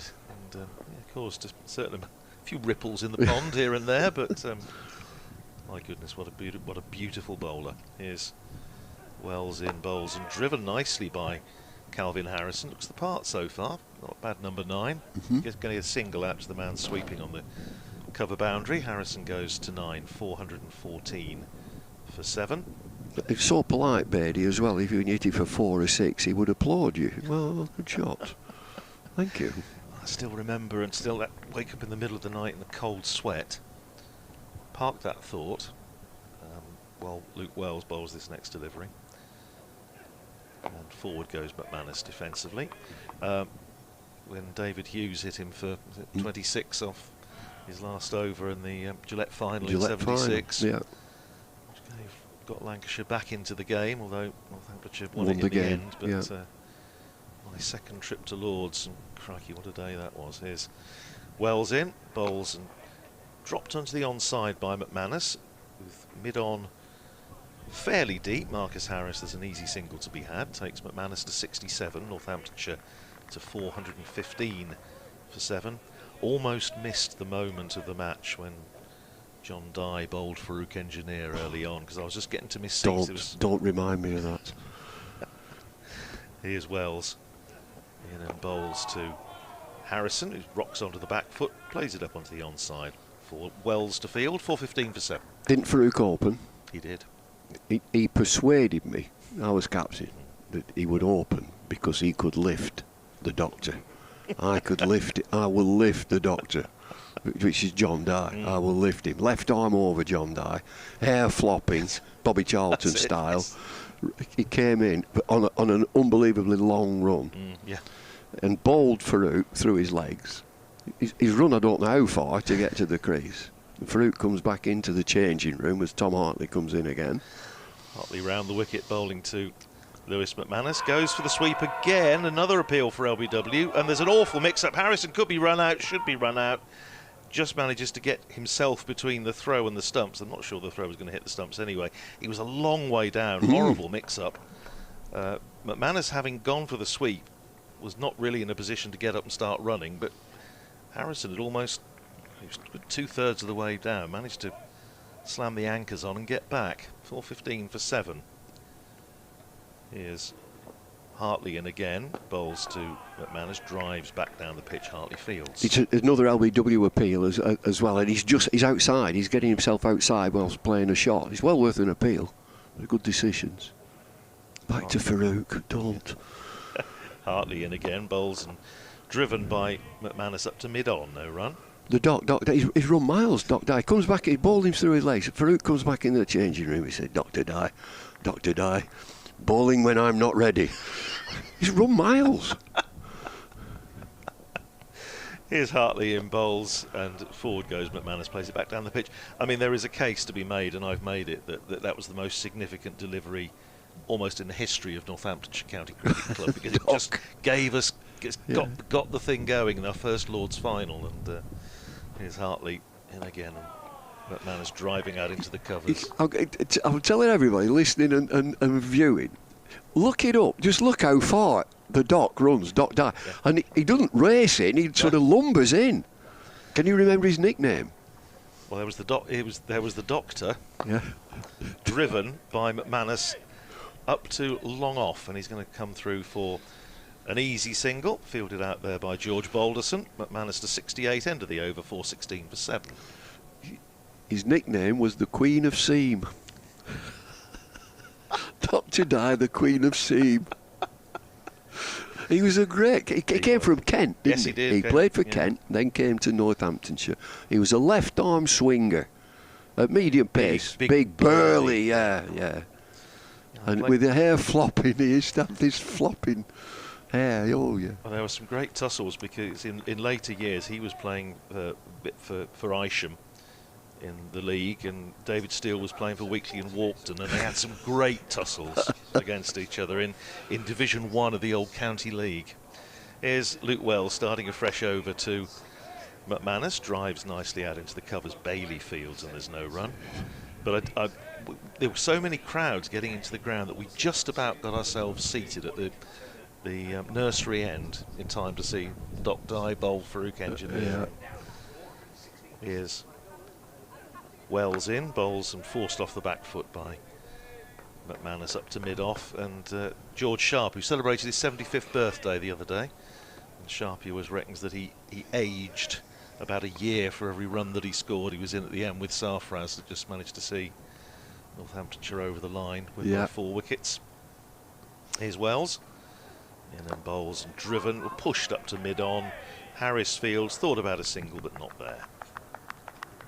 Good tidy stuff from Luke Wells so far, having conceded 26 in his first 4 overs yesterday.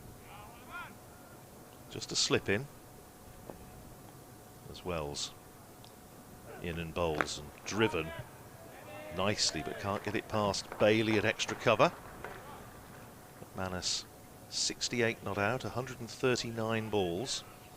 Been patient. Wells still with bright sunshine here in Manchester. And worked into the onside by McManus. He will get a single. With the 2 men out on the leg side boundary coming in from under the hotel. It's Michael Jones. 1 more to McManus. 69 to him. 417 for 7. But yeah, Mushtaq had so many options at the end of the innings as to who to bowl the last over, and went for Bishan. Here's Wells in again, driven back down the pitch. Wells fields off his own bowling, 417 for 7.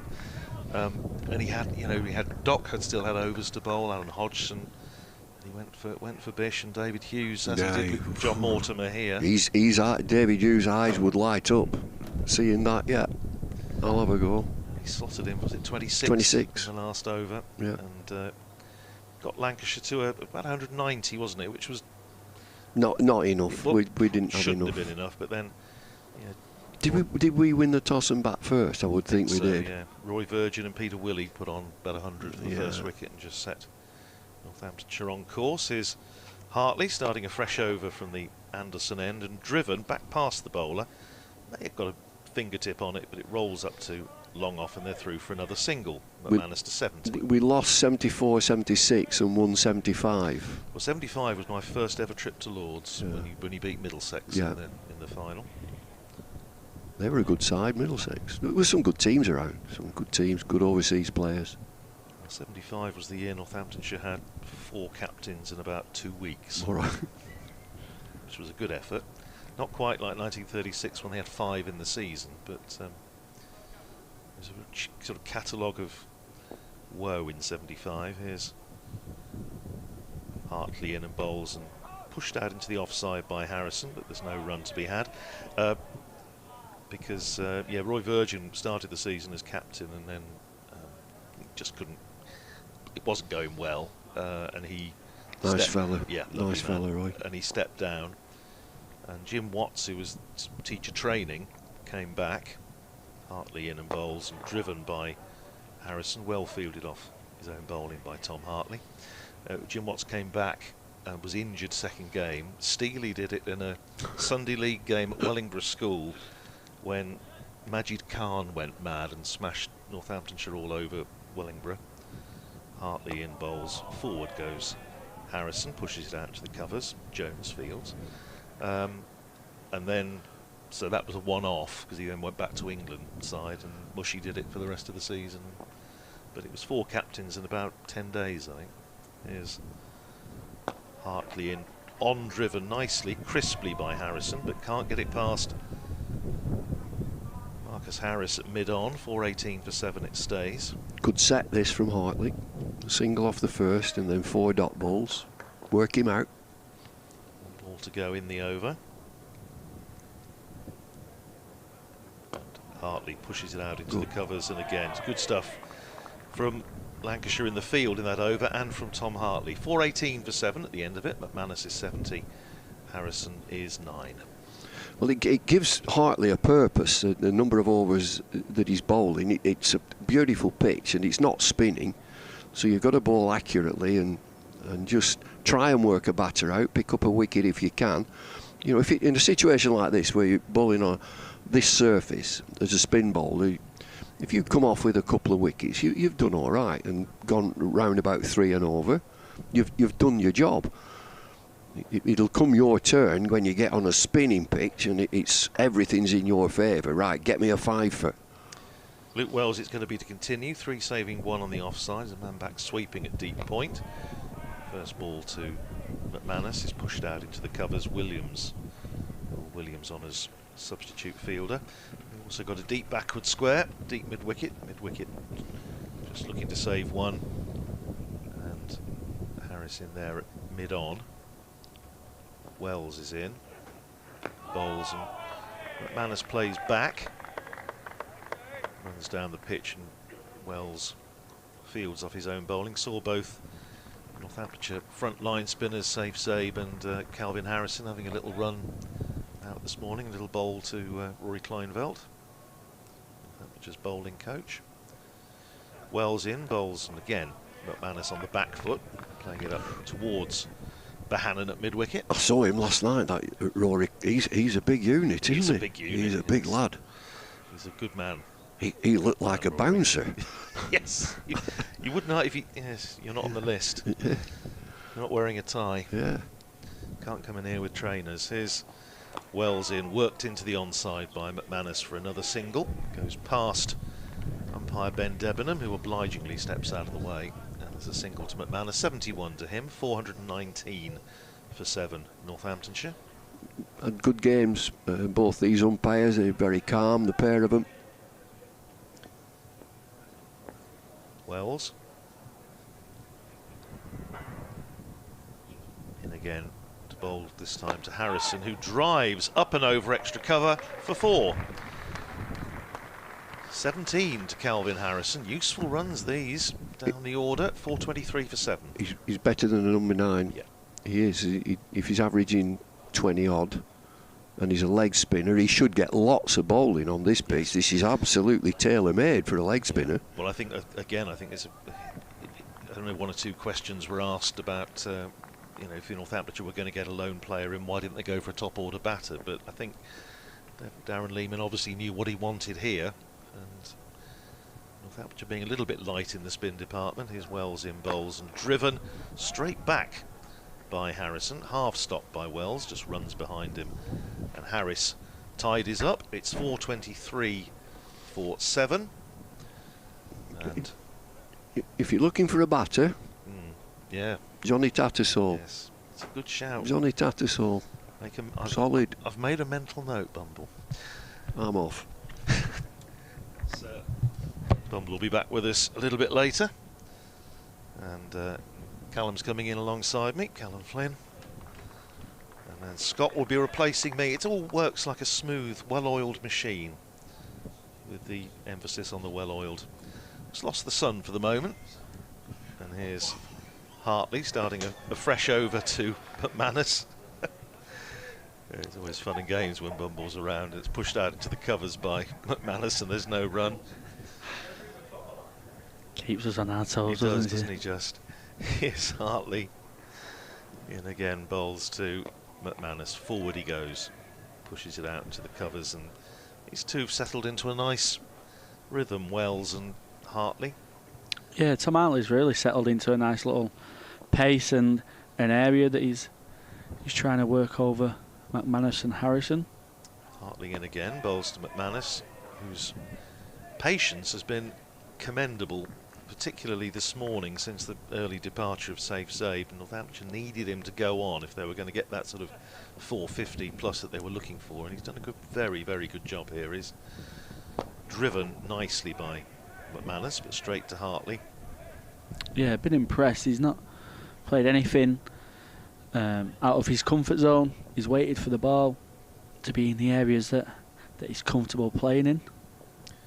Hartley is in again, bowls to McManus, gives himself a little bit of room, forces out square of the wicket in the offside, and Harrison is alert to the possibilities of the single and comes through for it quite comfortably in the end. 424 for 7. There's a bit of matting there protecting a pitch for a future game. Just out in the covers. course, Lancashire here next round, whereas Northamptonshire on their travels again to Derby. Here's Hartley in bowling to Harrison, plays it just behind square on the offside down to backward point, fielded by the substitute Will Williams. That's the end of the over. 4:24 for 7. After sage words from Callum Flynn, I shall make way for Scott Reed through to lunch. Yeah, it's been a steady morning for both sides so far. Lancashire picking up an early wicket, and then they got a bit of a gift with Broad being run out.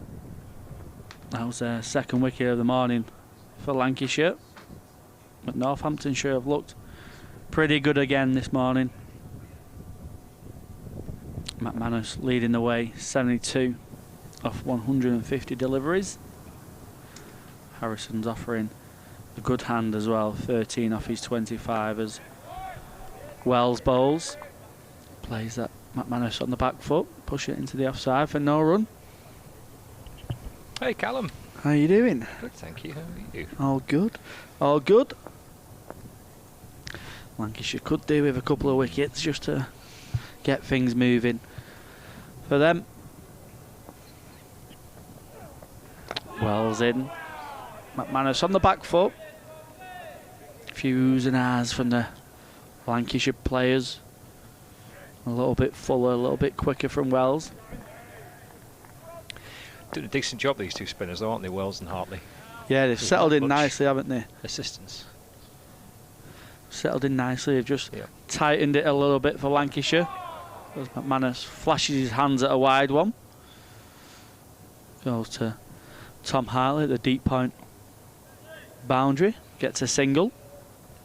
20 runs in about 7 overs. Actually, no, it's not more than that. 10 overs. Since these two came together. Yeah, it's a pretty decent effort.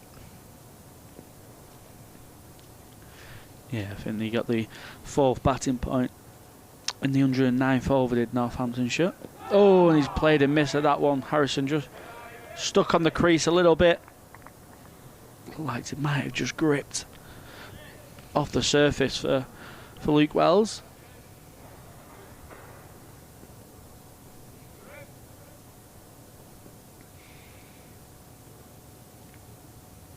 A good period for Lancashire, but they'll want a wicket.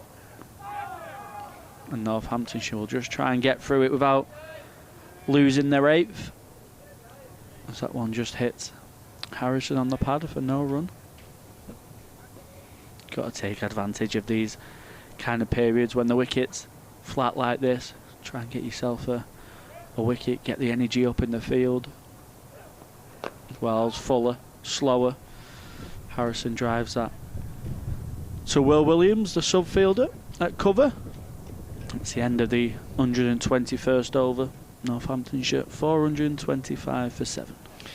Yeah, they reached 400 after 109 overs, Northamptonshire, so now 121 overs and a further 25 runs scored. So I think under the circumstances, Hartley and Wells, this little combination here, just trying to tie Northamptonshire down. I mean, there's not a great deal of assistance there for either spinner. It'd be interesting to see how the game progresses. It doesn't always turn out that you get to days 3 and 4 here and the pitch starts to spin a lot. It can go the other way, can't it? It can just firm up even more and get flatter and flatter. Hartley into McManus, that's worked to mid-wicket, there's no run. Yeah, I think they was caught out a bit last year with that, wasn't it? Lancashire with having Nathan Lyon for the first 6 games, it ended up being, I think. It's Hartley from around the wicket. Well, you can have abandoned his approach. I think at periods last year Lancashire was hoping to get more assistance from the surface. You'd often have Wells, Lyon and Hartley in the side together. It's driven away by McManus and partially stopped by Hartley off his own bowling. He's done well. Tall lad, he's got down low to his left to get some fingers on that. And stops the ball for 125 for 7.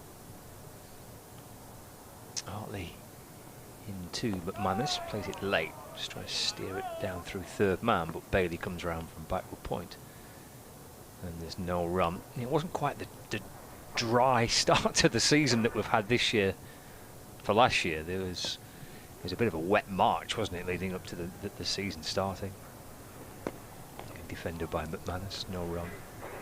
Yeah, I think most local amateur leagues got abandoned to around May last year, wasn't it? It was, the weather was pretty horrendous. It's Hartley to McManus, whipped up to mid-on. And Marcus Harris fields, and there's no run. Remains on 73, 425 for 7. One delivery to go. A tidy over so far by Tom Hartley, who has settled nicely into a bit of rhythm from the James Anderson end. Just asking Anderson Phillip, who's a fine leg, to move in maybe 10 or 15 yards. And that's driven nicely enough by McManus off the front foot, but straight to Josh Bohannon, who's at short cover. It's a maiden for Tom Hartley, 425 for 7. And yeah, that sense that maybe things have just slowed down here for Northamptonshire and Lancashire. Have just found 2 bowlers to tie the batters down a little bit continues. The score seems pretty rooted on 425 for 7 at the minute. Yeah, there seems no real urgency yet from the Northamptonshire batters to try and up the ante and try and get some quick runs. Doesn't look like they're in a rush to move the game on just yet. No, I suppose having put so much into it and to be into this position, I mean, they don't want this to fizzle out, will they? They'd be, I guess, coming into this morning wanting a score of kind of 450, 460 as minimum kind of base. Ideally looking for more than that. As Wells continues. Harrison forward into the onside for no run. Yeah, I think Bummer was saying he spoke to Darren Lehman last night and he said after inserting us you're going to see every one of our batters, so don't worry about a declaration. It's rightly so. I think Northamptonshire would have been very surprised about being put into bat. Wells back of a length, some oohs and ahs from Jennings, more a case of just trying to create something, just create a bit of noise out there. Harrison well in control of that, punching it back down to Luke Wells as he bounces in. More flight, slower outside off stump. Harrison waits for it and punches it down to Anderson Phillip at the long off boundary for a single.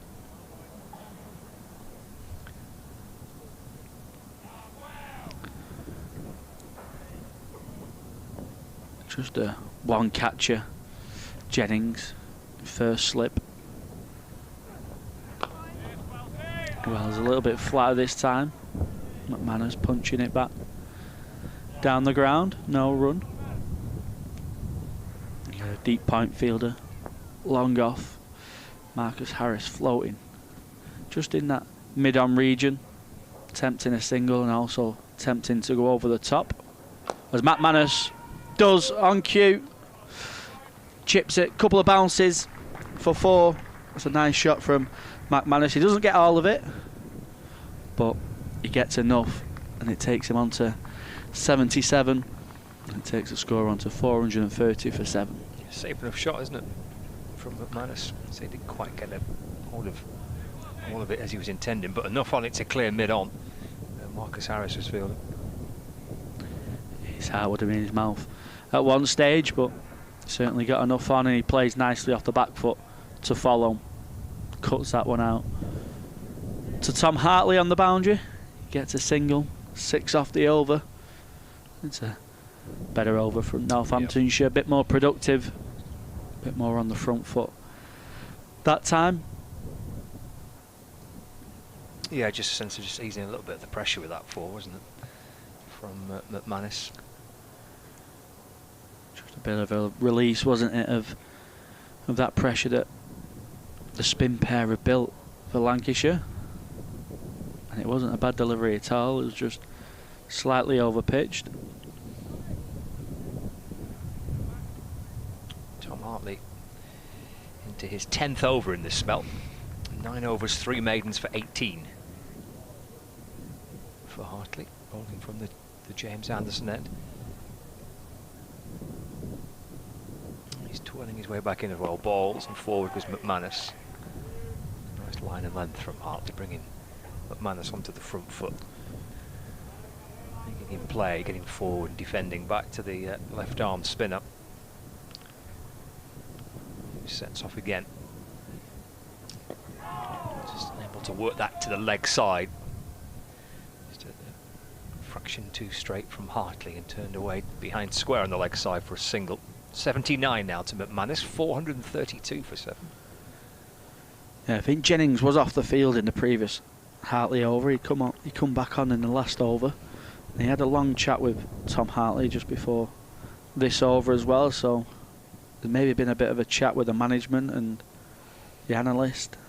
Maybe they've seen some plan that they could use. Slipping the leg slip in place for Harrison, who defends from the crease. Plays it back to Hartley, there's no run.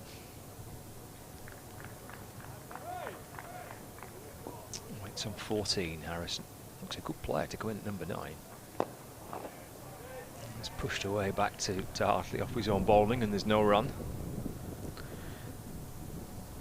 Yeah, he looks a handy cricketer, does Harrison. I think has he been based with the, I think he's been with the Originals for a year, I think.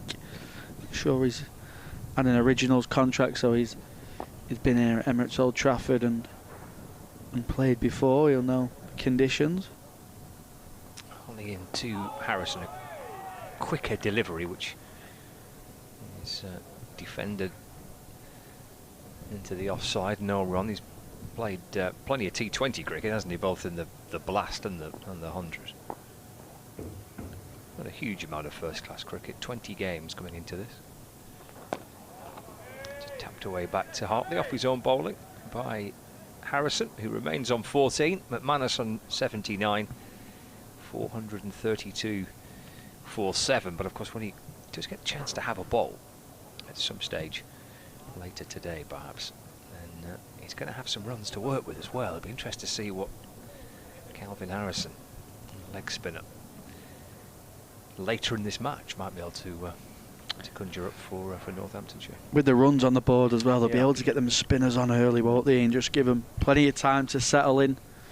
He's a very similar cricketer to Tom Hartley as Harrison. He can certainly hold a bat, excellent fielder. He's probably more of a white ball bowler, you would say. As McManus plays that into the leg side, Josh Bohannon still got the pads on.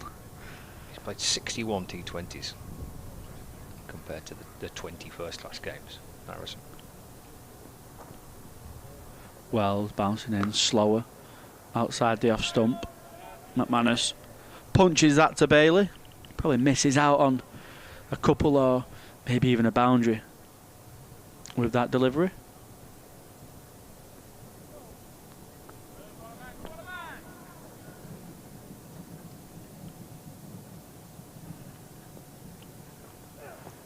Wells in, dragging McManus forward onto the front foot, a lot better length from the leg spinner. Yeah, he's someone who'll go for runs, Harrison, but when you're currently on 432, you'll have that delight just to let him settle in. You don't mind him going for runs, he'll be attacking, he'll try and take wickets. McManus plays that one from the crease. Been a good start to this over from Wells. 4 dots from it. It's probably this type of situation with Wells trying to get rid of the lower order here that's also been a factor why he's batting at 6 and not opening now. McManus tucks that to Marcus Harris at that floating fielding position where he's teasing the single and teasing going over the top. He gets the single comfortably as well. Yeah, his role's changed, hasn't it? And was it the Somerset game at home at the back end of last year where he batted 5 or 6 and hit a beautiful century?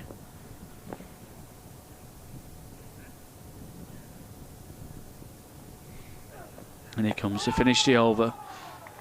Looks like a wrong one from Luke Wells. Harrison onto his front foot, plays it down the ground to end the over. I was chatting to Keaton Jennings last week at Lords about it, and he was saying that he invariably kind of tends to bowl quite a bit at the back end of the innings, trying to bowl out the tail, so he's then asking him to come out and open the batting.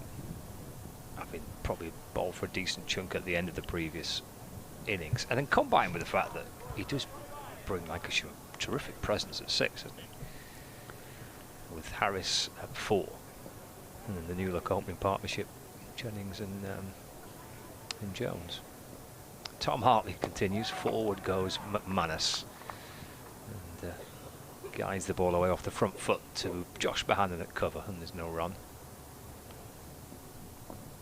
433 for 7, Northamptonshire. Under 15 minutes left of the morning session. Doesn't beat Bohannon again. He's terrific in that position. He saved runs again for his side. They've got through for 1, but probably a couple had he not got low down to his right to get some fingertips on that. Just going back to that Wells spot. Wells chat, it certainly spreads the experience as well, doesn't it, in the Lancashire batting lineup, which we spoke about was sort of a factor in the woes of the batting last year. Hartley in to Harrison, going back to cut. Picks out Wells, and there's no run. Your experience was very top heavy with Wells, Jennings and Bohannon, and then you had a lot of inexperienced, although talented, very inexperienced players coming in after that. Hartley to Harrison, who's muscled that away off the back foot. He's gone deep into the crease and lifted it over wide mid-on, 1 bounce and down towards the boundary. 4 runs for Calvin Harrison, and he moves to 18. 438 for 6. Correction, for 7. He tries to be a bit clever there, does Tom Hartley. Tries to fire in a quicker one, trying to catch Harrison on the crease, but he drags it down and Harrison gets enough on it. In comes Hartley, balls again. He's going back over the bowler's head for more. Here is Harrison, 4 more in fact. So 4 muscled off the back foot out towards wide, long on, and then driven down the ground, back up and over the bowler's head for another 4. Little burst of runs at the back end of the morning session. 442 for 7. Harrison to 22. Not out. Hartley balls, that's worked along the ground. Through mid-on for a single by Harrison. It's nice batting by Calvin Harrison. Couple of boundaries, takes a single. End of the over, 443 for 7. Yeah, really clever batting from the Northamptonshire batsman. Just hits a couple of boundaries, pushes the fielder Marcus Harris onto the rope, and then does what frustrates a bowler the most, and then just takes an easy single down towards that fielder. Really good cricket from Northamptonshire here. They've soaked up a little bit of pressure from Hartley and Wells, and then Hartley and Wells just showing a little bit of frustration, then they've pounced on that and took some boundaries as well. Wells going to continue. Harrison just waits on the back foot. No real signs of any movement off the pitch. Can happily just play off the back foot. Slow off the pitch.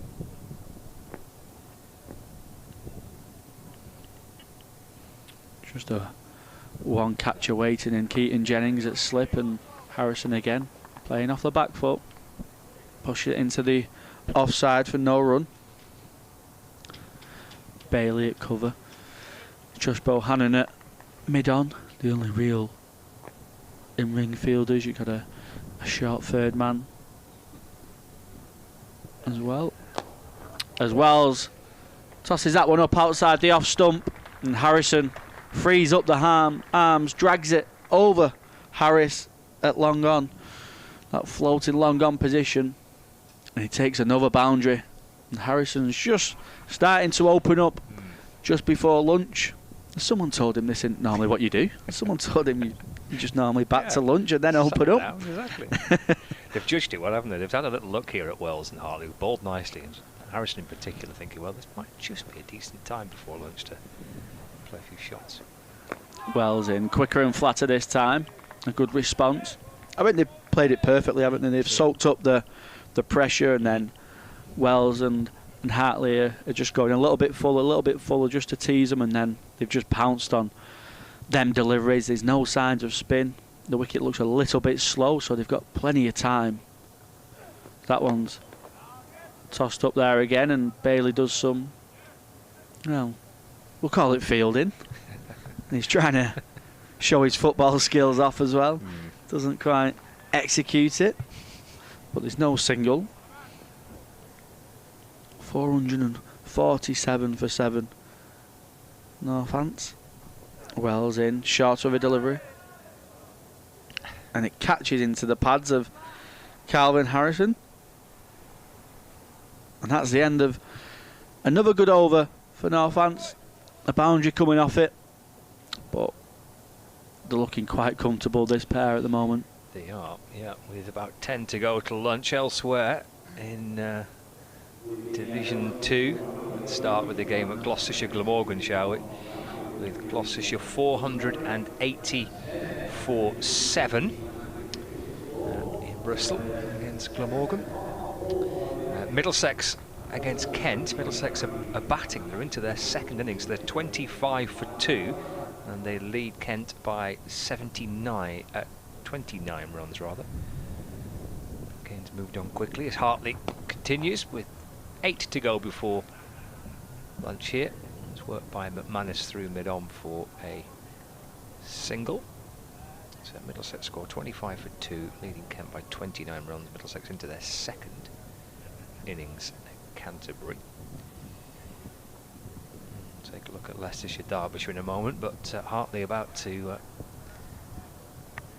send this next delivery to Harrison, who's managed to get the field to spread it here. Lancashire got long off, a long on, a deep mid-wicket, deep backward square leg and deep backward point. Hartley coming over the wicket. Reverse sweep attempted by Harrison. He's played it very nicely. It should be cut off, I think. Oh, it's a great effort by Bailey, yes. To put the dive in. Big fast bowler for Lancashire, did really well to flick the ball back from the rope.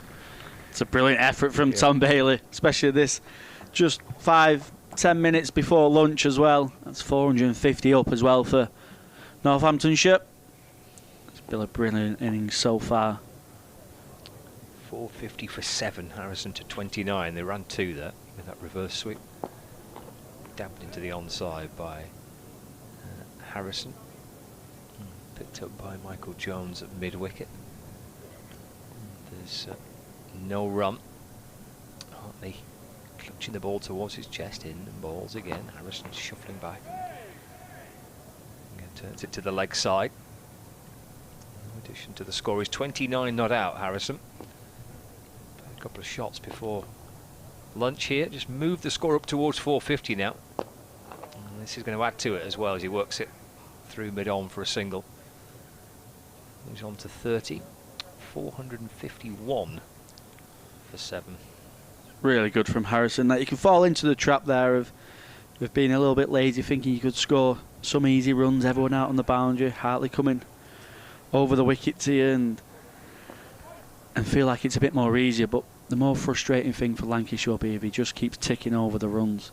Forward goes McManus to complete the over with 6 to play until lunch. 6 minutes until lunch. 451 for 7. Back to those Division 1 games. There's only one more we've not looked at, which is Leicestershire against Derbyshire, where Derbyshire are 48 for 3, replying to Leicestershire's total of 484 all out.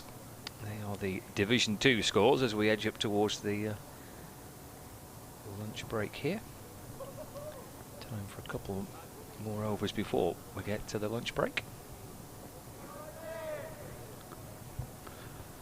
Thought we might have seen a burst of maybe Turner or Anderson Phillip just before the lunch break, but I don't think that will be the case. Wells is going to continue. Still with the same field. It's just short of a length. Harrison plays it into the onside for no run. Yeah, Hartley's bowled 12 overs in the spell from the Anderson end. This is Wells' 8th.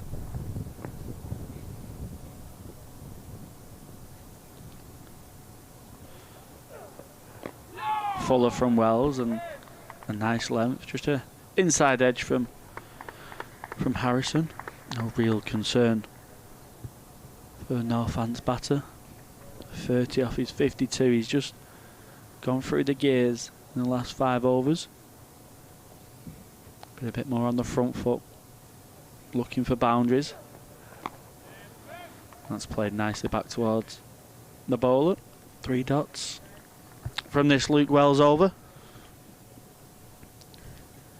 48 this pair have put on for the 8th wicket. Some very handy lower order runs. Yeah, they've been excellent, haven't they? So, and they have absorbed a little bit of pressure. Hartley and Wells trying to slow things down. Harrison punches that past Tom Bailey at cover. Gets a single. Everyone's made a contribution. I mean, there's the odd exception, but you look at the Northamptonshire scorecard. Darren Lynn must be thrilled when you look at the way the Proctor's batted, Sales, safe to say, McManus here. Broad, but for run out, looked really good. Wells, a bit more floaty outside the off stump, and McManus probably feels like he's missed out on that one. He finds the outside edge, but it falls short of the short third fielder. And then Harrison here with his 31, so really good contributions all the way down.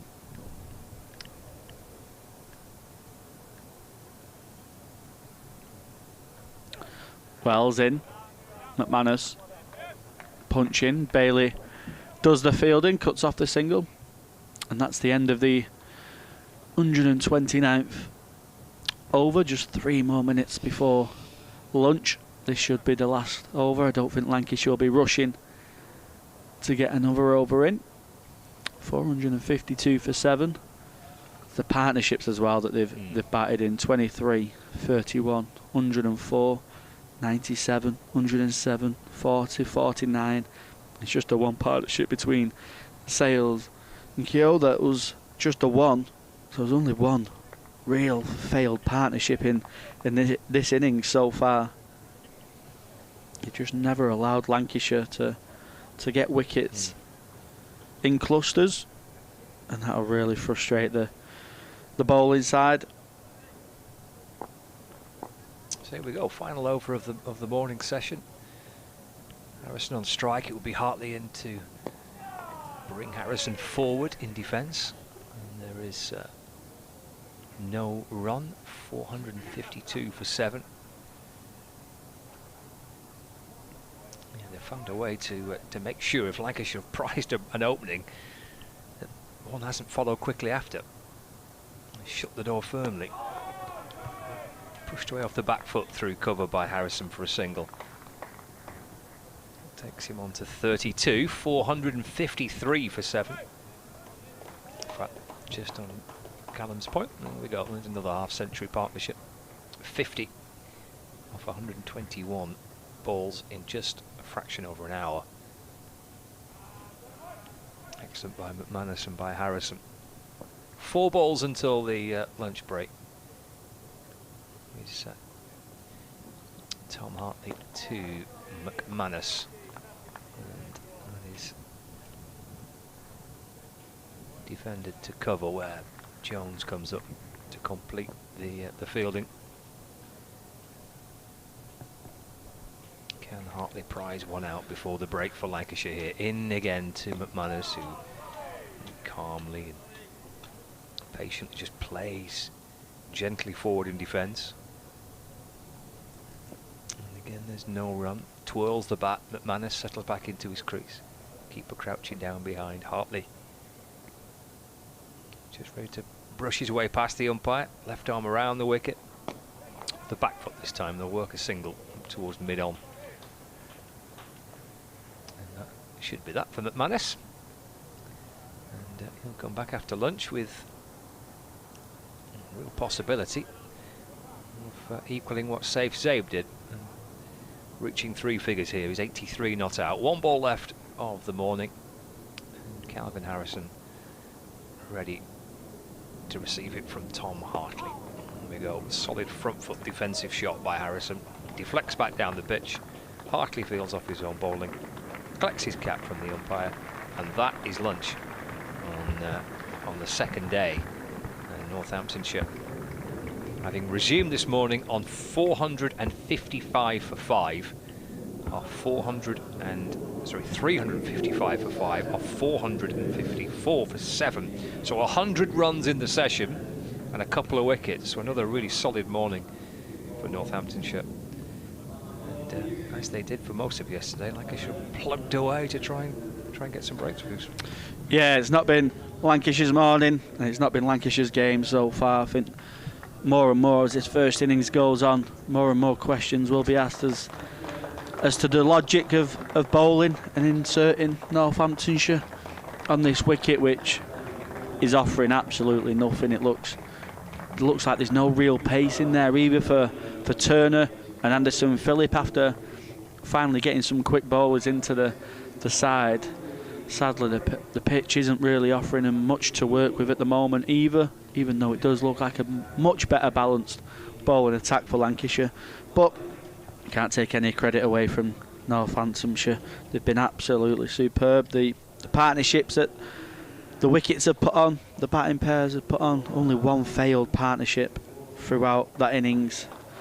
And McManus and Harrison there have been excellent. McManus has now got the chance to come back after lunch and try and reach the 3 figures as well.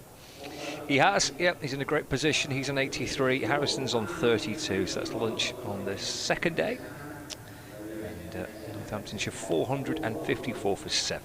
And we'll catch you in around about 40 minutes.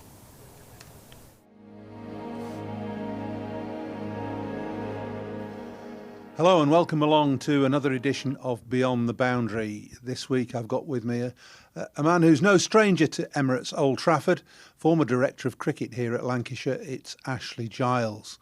Ashley, good day to you, and it's really good that you've taken time out to come and say hello to us. Do you still have good feelings about the old place? Absolutely. It's always a pleasure to come back to Emirates Old Trafford, to Lancashire. Actually, my wife and I often talk about my time here, which is only 2 years, but 2 really important years in my career. But my wife, Stina, always comments that I was incredibly well looked after here, really well looked after and welcomed by everyone at the club. So really fond memories, of working with everyone from, you guys who were on the board, right through all the coaching staff and the players. And it was also a great privilege. It's a fabulous ground, fabulous history. And I feel really privileged, as I say, to have worked with 2 of the biggest clubs in the country in Warwickshire and Lancashire. Yeah, I mean, your time here came after a spell with England as one-day international coach. And I think at the time you were very much of the mind that you didn't want to just coach. You wanted to try and step up and move into a sort of directorship type role. Would that be true? Absolutely, yeah, spot on. And at the same time, I started a master's course, a degree course in sport directorship here in Manchester. I've always wanted to sort of broaden my horizons or push my boundaries as to what I could do and my experiences. I love coaching. I still love coaching. And in many ways, that's the bit I missed and miss, is that one-to-one connection you get with a player on sort of taking him on that journey from A to B, or a team from A to B. Clearly, when you make that step to directorship, you are slightly more removed, and you've got to be more removed because your role is different. It's more strategic. It's more broad. But and Lancashire was certainly a good learning curve for that for me, because I was both coach and also stepping into the boardroom. I was going to say that it was an important step for you because you were ostensibly still doing a fair amount of coaching. So there was still that one-to-one and team liaison type role. And I think you probably, I don't think it'd be exaggerating to say that you laid the foundations along with Glenn Glen Chappell, of this current squad. Although you look back to 2015, there are very few players that played in the T20 final that are still here now. Yeah, absolutely. And I did see it was important transition years, I think, for Lancashire, and we both worked through that in bringing some of these young players through, giving them opportunities, as well as making sure you looked after those very solid citizens you have in a dressing room, and some of them are still playing. I mean, Crofty's still out there, which is extraordinary. It is. Great credit to him as and playing as well as ever this summer. But yeah, I really enjoyed that, and actually when I look back, because my first role at Warwickshire was both sort of coach and director, and that was a similar role to I had here, and in many ways they're the most enjoyable because you get the best of both. It's very challenging, and in the modern world with the amount of cricket we're playing in the different competitions, very difficult. But I did enjoy that role. And when you were in that role at that time, we're going back 7-8 years now, how important was it to you to develop the next layer of talent, if you like, to look at the way the academy and the age group structure was set up? Yeah, it always has been, and was, and is still. I think that's the fundamental bit of our cricket, both our clubs and internationally. We've got to be, in an ideal world, looking at a strategy that's long term, that's sustainable over a long period. And I've always tried to, and probably maybe sometimes to my detriment, move away from quick fixes and winning tomorrow. Sometimes you have to do that. You have to be aware of that. It's still not always possible. But I've always wanted to, I'd rather build over years than months, because I think that's better from a sort of legacy piece, to leave something behind. Even if when you're gone, that structure remains and grows. And hopefully Lancashire's got a bit of that. I hope, and I certainly think looking at the Warwickshire squad as well, that I went back to, I suppose what we did, myself and Jim Troughton, and then now Paul Farbrace coming in, have built a squad that has had success and hopefully will over a long period. Well, I think you're quite right with Warwickshire, but I think you're also right with that Lancashire have done that, and that it's been a club policy to develop academy and their own talent, and that's self-evident when you look at the sides that are playing now. But when you were in charge, I think probably the two standouts that came through in your time here were Liam Livingston and Hasib Hamid. Yeah, and both fantastic players. You you championed Liam a little bit, didn't you? You got him into the side, and batted him lower middle order initially, and in a very different role. And Hass was is a different customer altogether. Yeah. But I hope one of the things I did, because Lancashire has got such a wide net of talent and available talent. It's a huge area, isn't it? A huge area. The whole of the Northwest. And there's a huge amount of talent that's always come through your academies and youth systems. It's almost creating the opportunity for that talent. And so I think Liam was a good example where, yes, when he first came in the side, he batted 7 and got runs. But I think in good sides or in mature sides, you allow yourself to do that, is to play a player that you might not be sure about, but actually it should be the senior players around him that pick up the slack. And if he does well, it's a bonus. But if he doesn't, he'll learn and he'll grow from that. But you're not expecting someone to come in and smash it up from ball one. That's the ideal scenario, isn't it? To fit your 1 or 2 highly talented youngsters into a framework that contains some solid senior professionals. Absolutely. That's the difference between mature and immature teams. It's not them as personalities, it's them as a group, the amount of cricket they've played. And my experiences, even going back as a player at Warwickshire in the early 90s, were exactly the same, that I was able to go into a team that had success, that knew its game, and not feel the pressure of having to get 5 wickets every time I bowled or runs, but if I did, it was a bonus. But I was learning from the best as well. It was, I think they're the best environments to work in. Plenty of commentators, the public, supporters say, well, you've got to give the youngsters a chance. But you can't give them all a chance at the same time, because that just leads to inexperience and not almost inevitably, but very often failure. Absolutely. You can ruin them. You can burn youngsters, and getting that timing right. So sometimes you put people in. I think back then, even Saqib was another example who we played, but always with the mind, well, you might have to pull them out. It might not be quite ready, but you want to. I'd rather err on the side of giving them an opportunity to pull them back than never knowing, just sitting on the sidelines. But it's got to be in a controlled way that doesn't, as I say, and you said, burn them. Do you think our county system, from a county perspective, allows the development of talent to come through sufficiently? And I'm not necessarily pointing this towards England. Yeah. Whilst everybody probably admits that the county system is there to try and provide England players of the future, it would have to do that. Would be part of it, but it has to stand on its own 2 feet as well, as far as I'm concerned. Yeah. So, and is it set up to do that now? Well, if I just talk about that,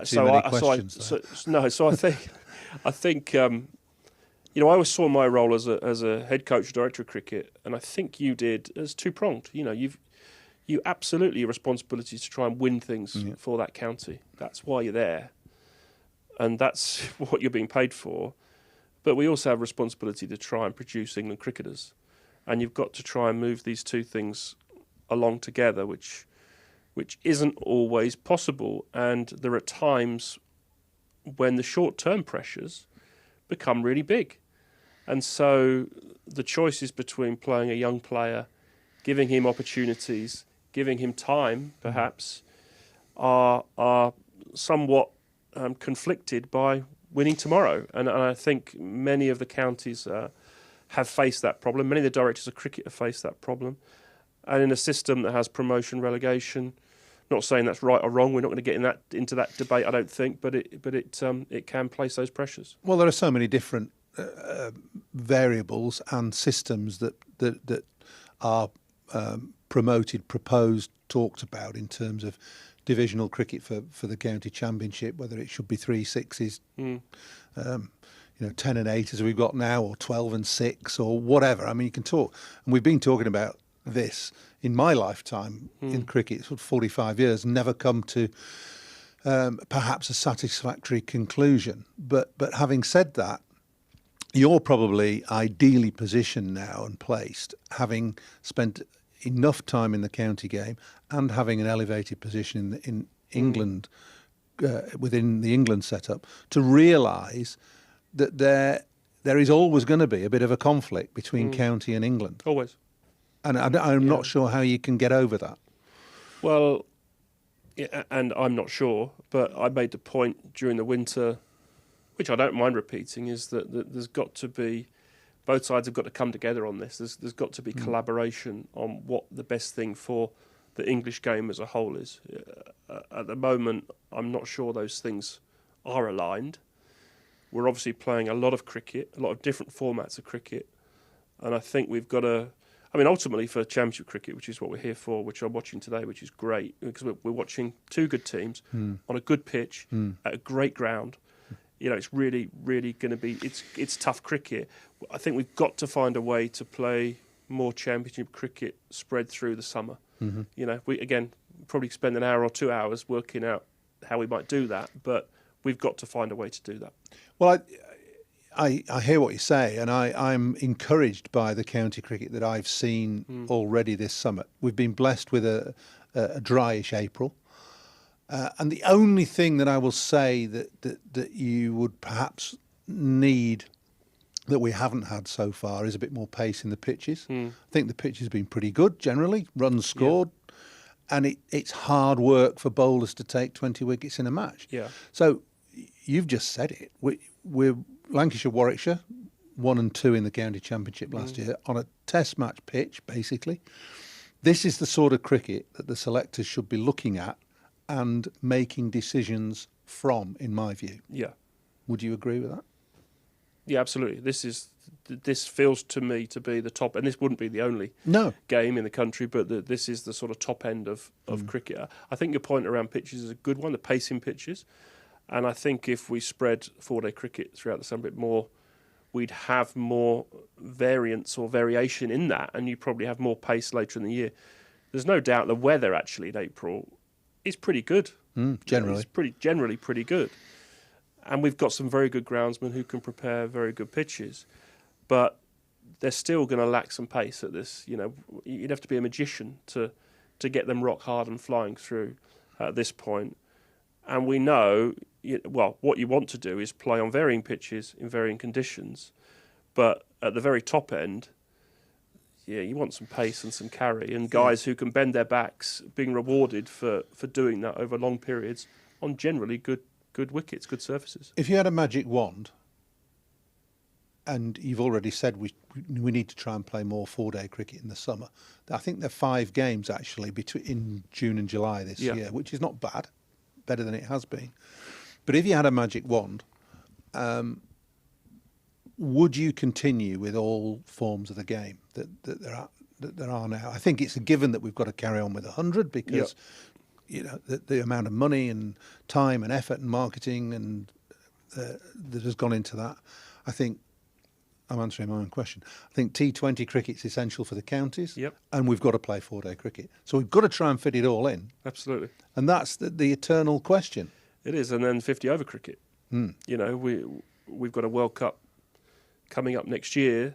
We're world champions, and whilst in this current generation it won't have such an impact, but if we're continuing to play World Cups that are 50 overs, and there is a chance some of the next generation of players won't even play 50-over cricket, and I know that the way we set up for our 50-over cricket, which is fantastic, is more suited to the shorter format anyway.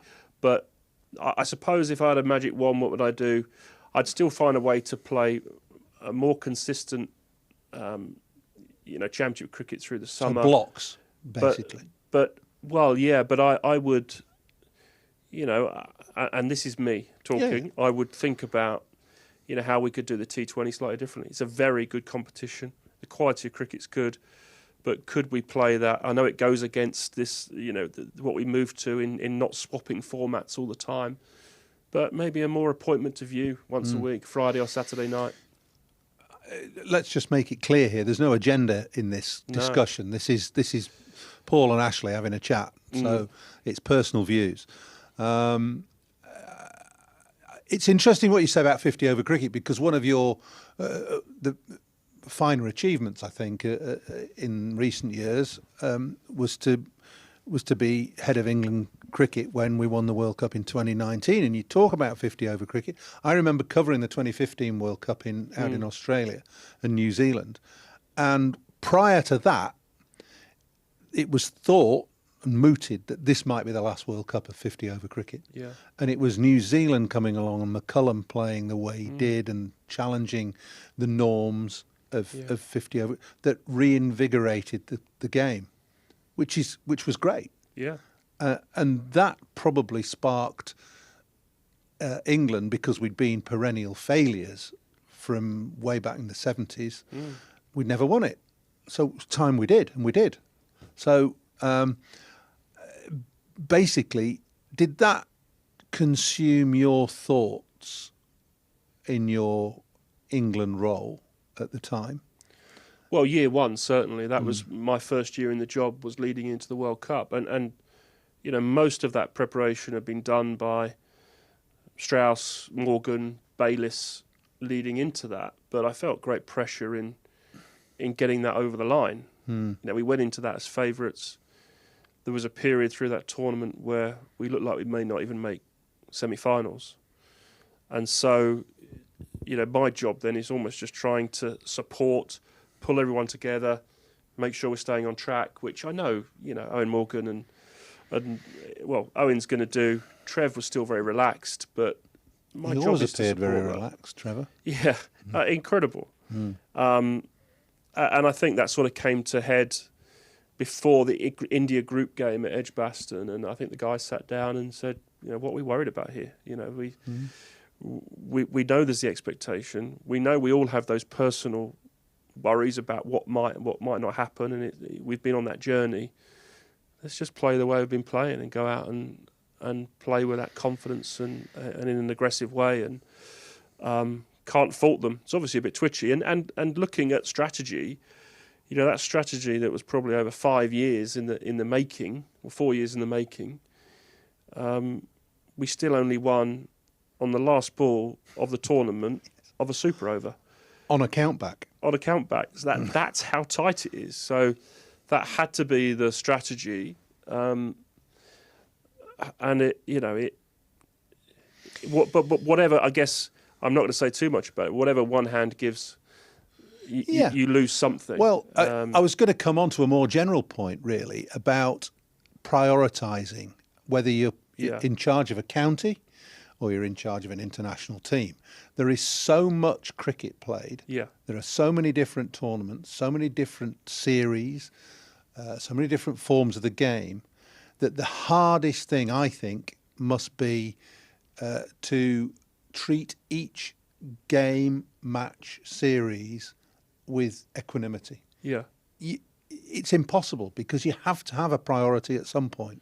Yeah, so firstly, from a county point of view, and this is just my experience again, would be to, we start every season with the high hopes, we challenge for everything.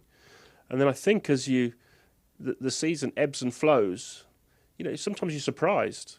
So for us, when I was at Warwickshire, the 11 season, the way playing championship cricket, finished runners-up to you guys, to Lancs, and then 1 in 12, was a bit of a surprise the way we took this uptick. But our white ball cricket dropped off. I think the way, us winning T20 in 15 here, we struggled through some of the group stages, but peaked at the right time. And you sort of put your foot on the throat. With England, absolutely, we've had to, Test cricket, however we've played, whatever results have been like, has always been one of our priorities.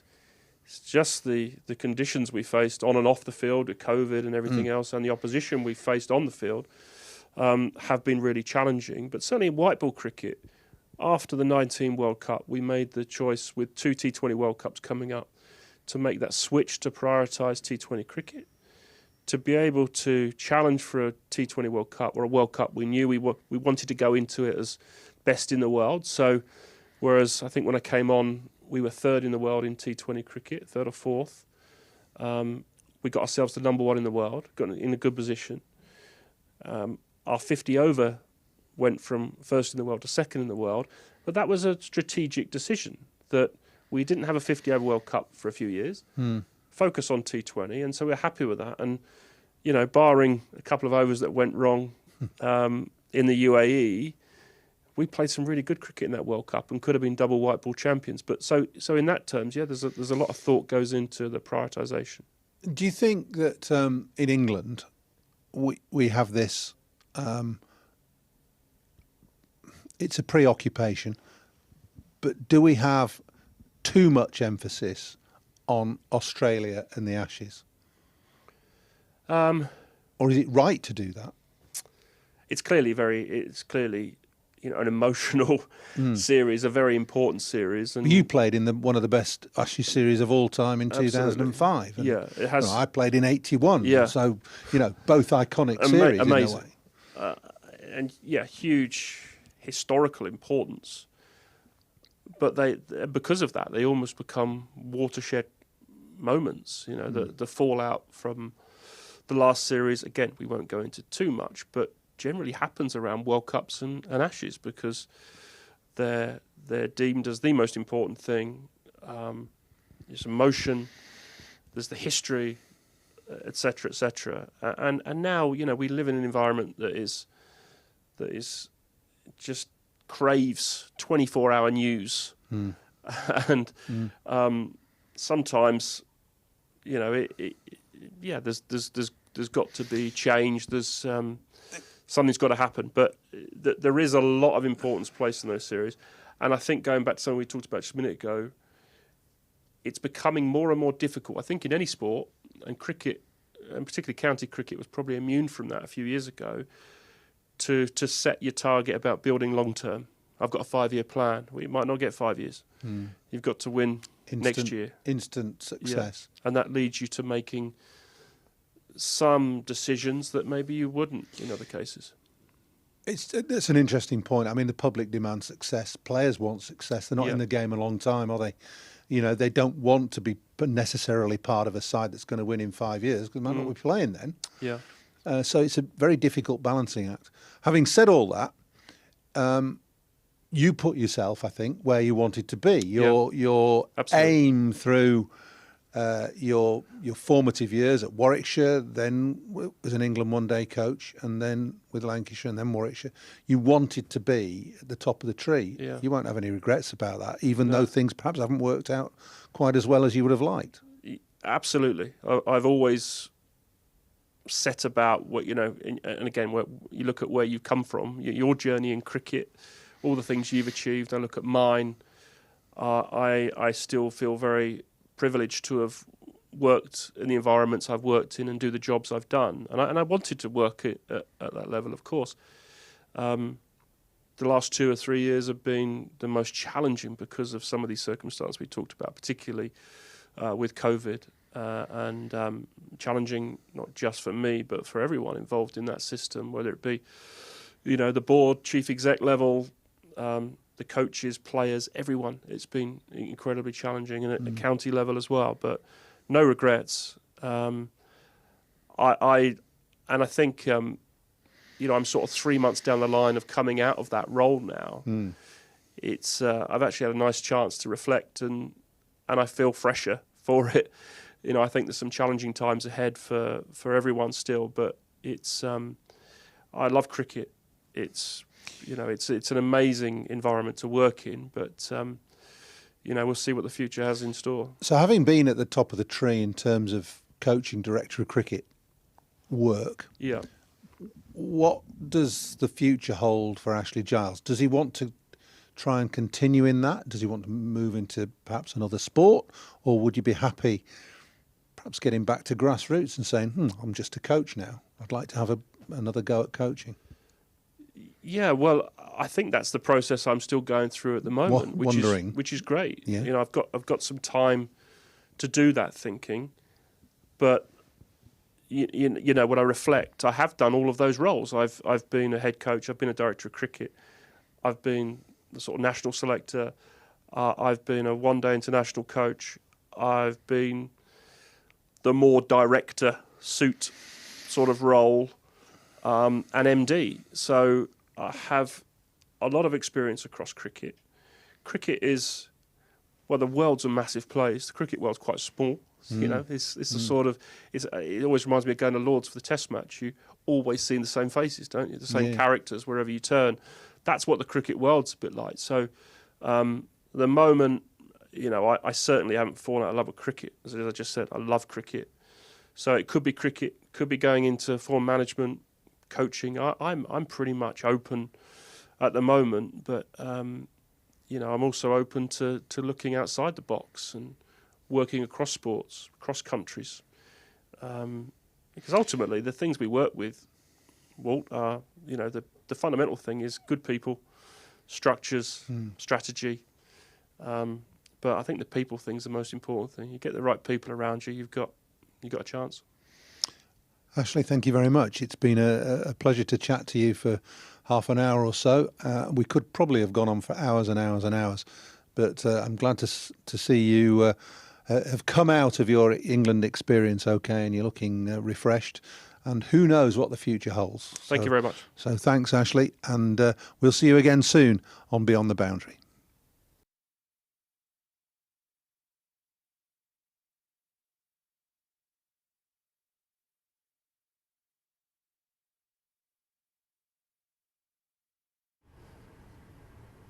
Well, you meet interesting people at the cricket. We met in the media centre yesterday, and I thought he looks an interesting character. So tell us who you are and what do you do?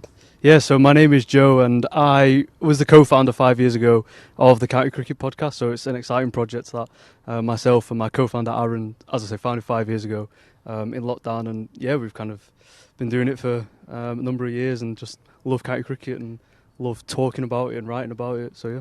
So it's your media train. Where did you train? Yeah, so I went to university at UCFB. Where's that? So it was at Piccadilly and also the Etihad campus. Okay. So yeah, that was a great few years learning kind of the trade, I guess, and then now just kind of growing my career and really enjoyed. Are you from? Yeah. Here? So I'm from Manchester. Okay. So yeah, but love all county cricket. I'm a Lancashire fan, but I was just going to say, so you're a Lancashire fan? Yeah, I've been a Lancashire fan all my life. Did that sort of drive you at all into a media career? I want to get involved in cricket, and now you've got your podcast. I want to ask you, you're talking to an old stager here. What is County Cricket Podcast? How does it work? So yeah, firstly, in terms of like my love for cricket, started when I was young, and I've always kind of been interested in the media as well. So the two kind of married up quite nicely, and then. Yeah, the podcast in terms of that, it's just something that we've been doing for, as I say, 5 years. We talk about we preview things, we review kind of games every week, County Championship, One Day Cup, Vitality Blast, like all sorts, men's and women's, just kind of covering all things county cricket. And yeah, we're on Spotify, or anywhere you get your podcast, Spotify, Apple Podcasts. So yeah, we've been doing it, as I say, for years now, and it's something that we really love doing. And is it just red ball? No. County Championship, One Day Cup, and Vitality Blast. So yeah, it's just been something that we do cover you travel? All county cricket. Do you travel? Yeah, we try to get around. So I was at Lord's last week for the opening game of the season, which was a great experience for myself personally. And then I've also been to Trent Bridge as well to watch Lancashire last season, and then obviously here at Old Trafford. So yeah, try to get around where possible. It's great. So in your opinion, right now in cricket, what are your big topics? What's your big topic that's gnawing away in your mind? What do you need to discuss? Well, I just love discussing county cricket, and I really kind of enjoy discussing the kind of up and coming players. That's something personally I really enjoy kind of chatting about, and the kind of next big things. I think we've got a lot of them at Lancashire as well, so that's obviously kind of good for the future. And yeah, I really enjoy kind of discussing those kind of future generation players who might potentially play for England one day. So if you're looking at Lancashire, and we're here at Emirates Old Trafford, who would excite you in this Lancashire team? Who would you say, well, he's going to be good? Well, I really think Matty Hurst is a top prospect. I think he's someone who obviously has had like England Lions experience over the winter, and I think he's someone to really get excited about as a Lancashire fan. Obviously, you've got Rocky Flintoff as well, who's kind of broken through last season, and I really like Charlie Barnard as well. I think he's a really good young left-arm spinner, so he's a great prospect as well. And so, for your podcast, what is your reach? What are you looking to do going forward with the podcast? We just want to kind of get as many people interested in talking about county cricket. We've grown. We've got like a big team of us now. It's not just myself and Aaron. There's 4 or 5 of us who are on the podcast weekly, kind of discussing county cricket. And I think that's what we really kind of want to be able to do, is discuss and get people talking about county cricket and really drive that kind of interest up. And obviously, there's only so much we can do, but it's something that we're really passionate about. Kind of want to share our passion. And is it something that like I say, you're talking to an old bloke, and I do loads of podcasts, and I don't really know what sort of feedback do you get from the people that you're giving your opinions. What feedback do you get from the public? Well, so in terms of the way we actually structure the podcast, we so let's say we're doing a review show, we do kind of timestamps, so people can kind of click on their county. So we try to kind of make it for everyone, and kind of really focus it on county by county. And yeah, people really seem to enjoy it, and people really seem to engage. We've got quite a successful Twitter platform now. We speak a lot about transfer news as well, so people really seem to engage with that. And it's something that people genuinely seem to enjoy, and that's kind of good being a founder of that project, is that seeing where it's got to today is really kind of satisfying to see. And getting back to Lancashire in Division 2, this to me looks a tough division. Yeah. It's not a given that you're just going to bounce straight back. There's going to be a lot of hard work. Absolutely. I think I'd like to think Lancashire are going to be up there with one of the kind of sides vying for promotion, but I think there's a lot of good sides. Obviously, Kent got relegated as well last year, and they've got a couple of really top players. I like the look of Middlesex. I think Gloucestershire and Leicestershire are really good as well. So there are a lot of really good sides in this division, and it's not a given that Lancashire are just going to bounce straight back up. Well, it's terrific to meet you and to talk to you. I'm absolutely thrilled. I mentioned I like looking around for interesting people. He's a young lad. He's making his way in media. He's got a passion for cricket. It's good to have a chat. Anyway, back up to the comm box. Cheers, Bumble. Thank you so much. Yeah, really interesting. I think it's important, isn't it, to try and get the game out to as many people as possible, and to try and, where possible, attract new audiences to county cricket. There's nothing wrong with that, Andrew. Right? Absolutely nothing at all. And we all started off, I'm sure, watching county cricket. In my case, on the little cut-off seats on the football pitch at Wantage Road in 1972, and was bitten by the bug, and it hasn't worn, the effect of it hasn't worn off yet. Sort of 54 years later or whatever it is. Yeah, absolutely right. And I've got a son who's 19 and at university, but still loves the game and supports Northamptonshire, and we have this passion for the game, and we need, we owe it to the game, we owe it to our counties to spread the word as far as we can, which is what we try to do. Indeed, yeah, interesting chat here on Lancs TV, and we welcome our listeners back on the BBC Sport website and app as well. We're about 4 or 5 minutes away from the start of the afternoon session. Shall we have a little bounce around the Division 1 games? Absolutely. And see what's happening. Because just before lunch, we brought you the Division 2 scores. The Division 1 fixtures are looking like that. For viewers on Lancs TV, a little look there at some of the games around the country. But Yorkshire against Worcestershire at Headingley. Yorkshire 456 all out. So a good first innings score by Yorkshire, and Worcestershire have started their reply. They're 70 without loss at lunch on the second day. And elsewhere, Sussex against Somerset. There was a wonderful recovery. Did you notice this, Radders? The Somerset recovery, because they'd lost an absolute stack of wickets in the morning session. They were 7 down with barely anything on the board. 79 for 7. Anyway, they managed to scramble up to 201 all out. So good recovery by Somerset.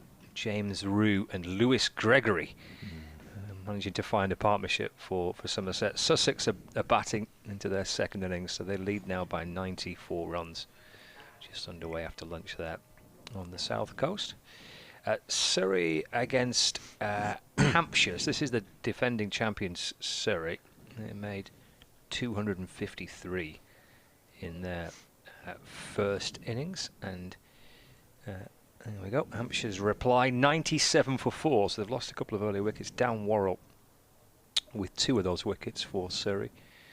Gubbins and Stoneman are the 2 of the 4 wickets that Hampshire have lost. So 97 for 4 Hampshire, replying to Surrey's 253 all out. And there are 2 other Division 2 fixtures. Nottinghamshire making 347 in their first innings. This game taking place at Trent Bridge, and Essex in reply 54 for 2, and the other game in Division 1, Durham 387 with Warwickshire 65 for 2 in reply, and the players are back out here with us now. Yep, they are. Bright sunshine. This came over a little bit overcast heading towards the lunch interval, and the forecast is that it's supposed to get a little bit cloudy later on in the day with a chance of a few spots of rain overnight, but better for tomorrow. But the sun is back out again, plenty of blue sky around, and Northamptonshire grinding on, 454 for 7. I'm struggling to think, and I'll have to do this when I'm off commentary, Scott. The last time Northamptonshire, who, having gone into bat at 11 o'clock on the first morning, was still batting at lunch on the second day. It doesn't happen very often recently, but 454 for 7 it is. Lewis McManus and Calvin Harrison continuing their 8th wicket partnership. Partnership already worth 51. And here is Luke Wells to bowl his leg spin, bowling to Lewis McManus, who's 83 on the back foot pushing it up towards mid-on. Bohannon comes across the field and there's no run, and a very good afternoon to Bumble. They're still batting. They are.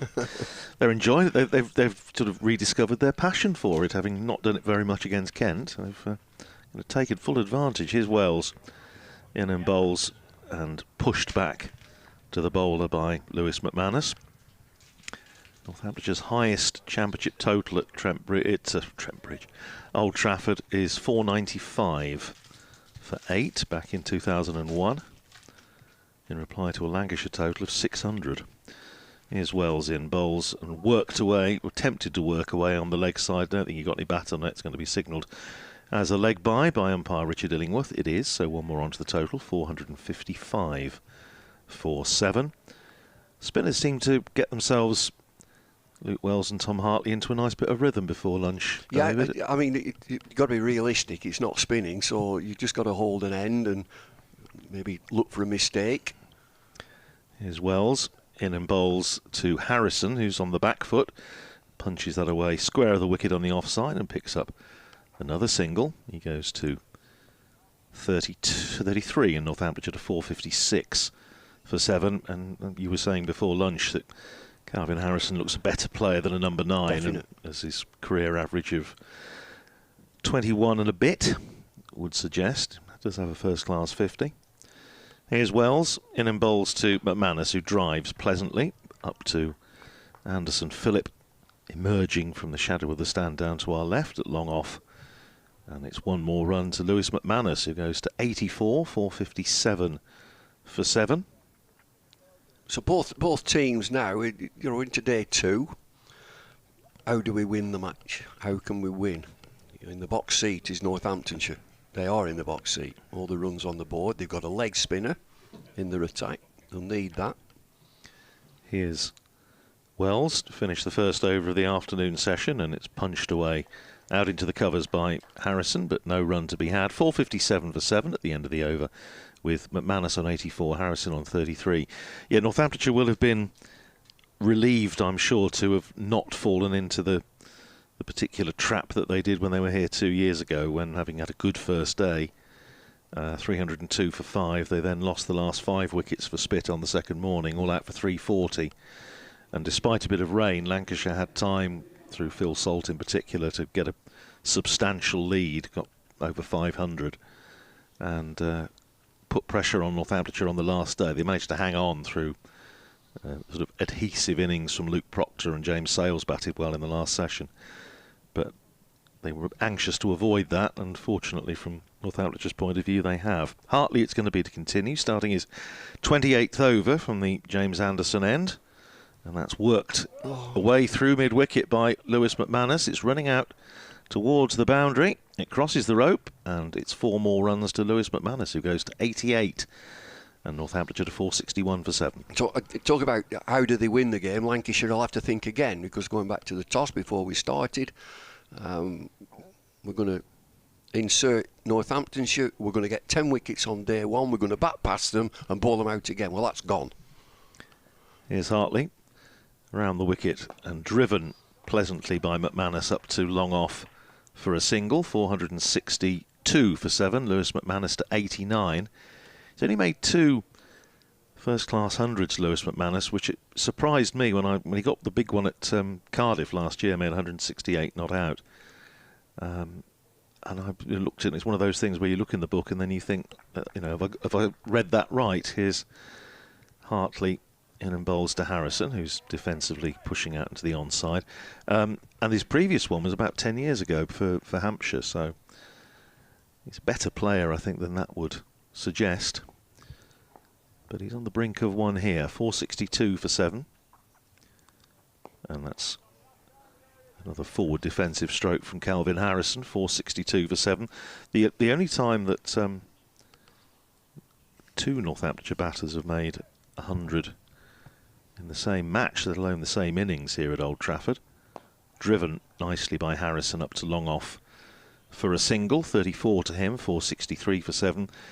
Was in the game the last time Northamptonshire won here in 1999, but that was, as I think we were talking about it earlier, a bit of some buffet bowling from Neil Fairbrother and others It allowed Rob Bailey and Matthew Hayden to get centuries. Forward goes McManus, plays it back down the pitch to Tom Hartley, who finishes his over. 28 overs, 4 maidens, 1 for 80, 463 for 7. McManus is 89, Harrison is 34. So what's Northant's attack? Who's Well, going to take the new ball? The new ball, I would think, will be Liam Guthrie, the left armer, who's made his debut in the previous game against Kent, looked handy. And then, because Dom Leach took it in the previous game, and he's not playing, so it's either Proctor himself, now he did take the new ball in the second innings of the game against Kent, or Rafi Weatherall, the young quick, who I think maybe would prefer not to take the new ball. His Wells, and driven away pleasantly by Calvin Harrison, running out to the boundary and 4 through the covers. Sweetly timed stroke by Harrison. He goes to 38, 467 for 7. So it would be, I would imagine Guthrie, possibly Proctor himself, Weatherall, Justin Broad, who has taken the new ball, did so successfully down at Bristol last year. Here's Wells in and cut away by Harrison, but he's only going to get a single because there is a man back on the boundary at deep point. So 1 more to Harrison. He goes to 39, 468 for 7. And then the left arm spin of Safe Zabe picked up 2 wickets in each innings against Kent, and the leg spin of Calvin Harrison, with Bartlett to bowl a bit of speculative off spin if all else fails. Here's Wells, in and bowls to McManus, plays it back down the pitch. Rob Keogh's not bowling at the moment, so... Well, there's 2 there that are notable. A left arm over with a new ball, always useful, and a leg spinner. Big runs on the board, leg spinner, you bowl all day. It's dream time, isn't it? Came to Northamptonshire to get some bowling. I think he's going to get some. Here's Wells in, bowls, and McManus just dropping it out into the onside, fielded at mid-wicket and no run. So what does he want, Harrison, the leg spinner, who's only here for a couple of weeks? He wants runs on the board, he's got them. He wants the ball second, he's got that. He's got a pitch with a little bit of bounce for a leg spinner. A notable pitch, Old Trafford. Emirates Old Trafford is notable for leg spin.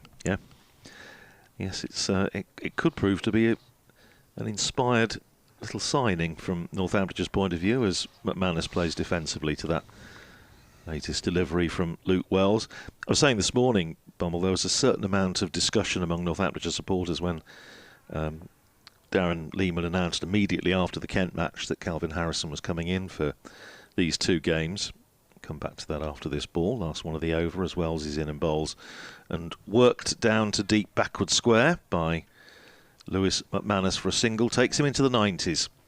90 to McManus, 34 to Harrison, 469 for 7 at the end of the over here at Emirates Old Trafford. A lot of supporters were saying, and those on social media saying, well, wouldn't it have been a better idea to get a specialist batter in, bearing in mind what happened against Kent? But Lehman reckoned that coming here, he needed an extra spin option, and as you say, it might turn out to be a very, very good move. Also be available for the game at Derby next week. Here is Hartley round the wicket, starting a fresh over to McManus. Drives and misfield on the perch there at short extra, allows McManus to come through for a single. He goes to 91, 470 for 7. Last time, looking at Harrison on 39 not out, last time 5 Northamptonshire players passed 50 in the same innings was 5 years ago down at Cardiff. Here's Hartley in, bowls and driven by Harrison, but straight to Michael Jones at extra cover. Harrison 39 off 65 so far. Hartley in, bowls to him, and that goes through him. Tries to play firm-footed, little chop down on the offside. Didn't bounce a great deal, maybe quicker one. It just scooted through, but it's a good line. I do like that line. Yeah. The left arm spinner to the right-handed batter, just outside off stump. Hartley in again, bowls, and that was a little bit shorter maybe, bounced a bit more, and Harrison playing it off the back foot, down on the offside, no run. I noticed the roller this morning, the option of a roller for Northamptonshire was the light roller. It was just rolled up and down. You don't need it really, it's so hard. Hartley in again and forced off the back foot by Calvin Harrison down to deep point. Where another run accrues, 471 for 7. Harrison up to 40. I don't know if you've seen the Daily Telegraph this morning, Bumble, but there's a lovely piece by our friend Nick Holt, a Northampton boy, about David Steele. There's Hartley, an on driven by McManus, and he's going to pick up another single to take him one closer to his goal of 100. 92 to him now, keeps the bowling as well. Harrison is 40, 472 for 7. What's he writing about Steele? Well, it's the 50th anniversary of his debut, yeah. So.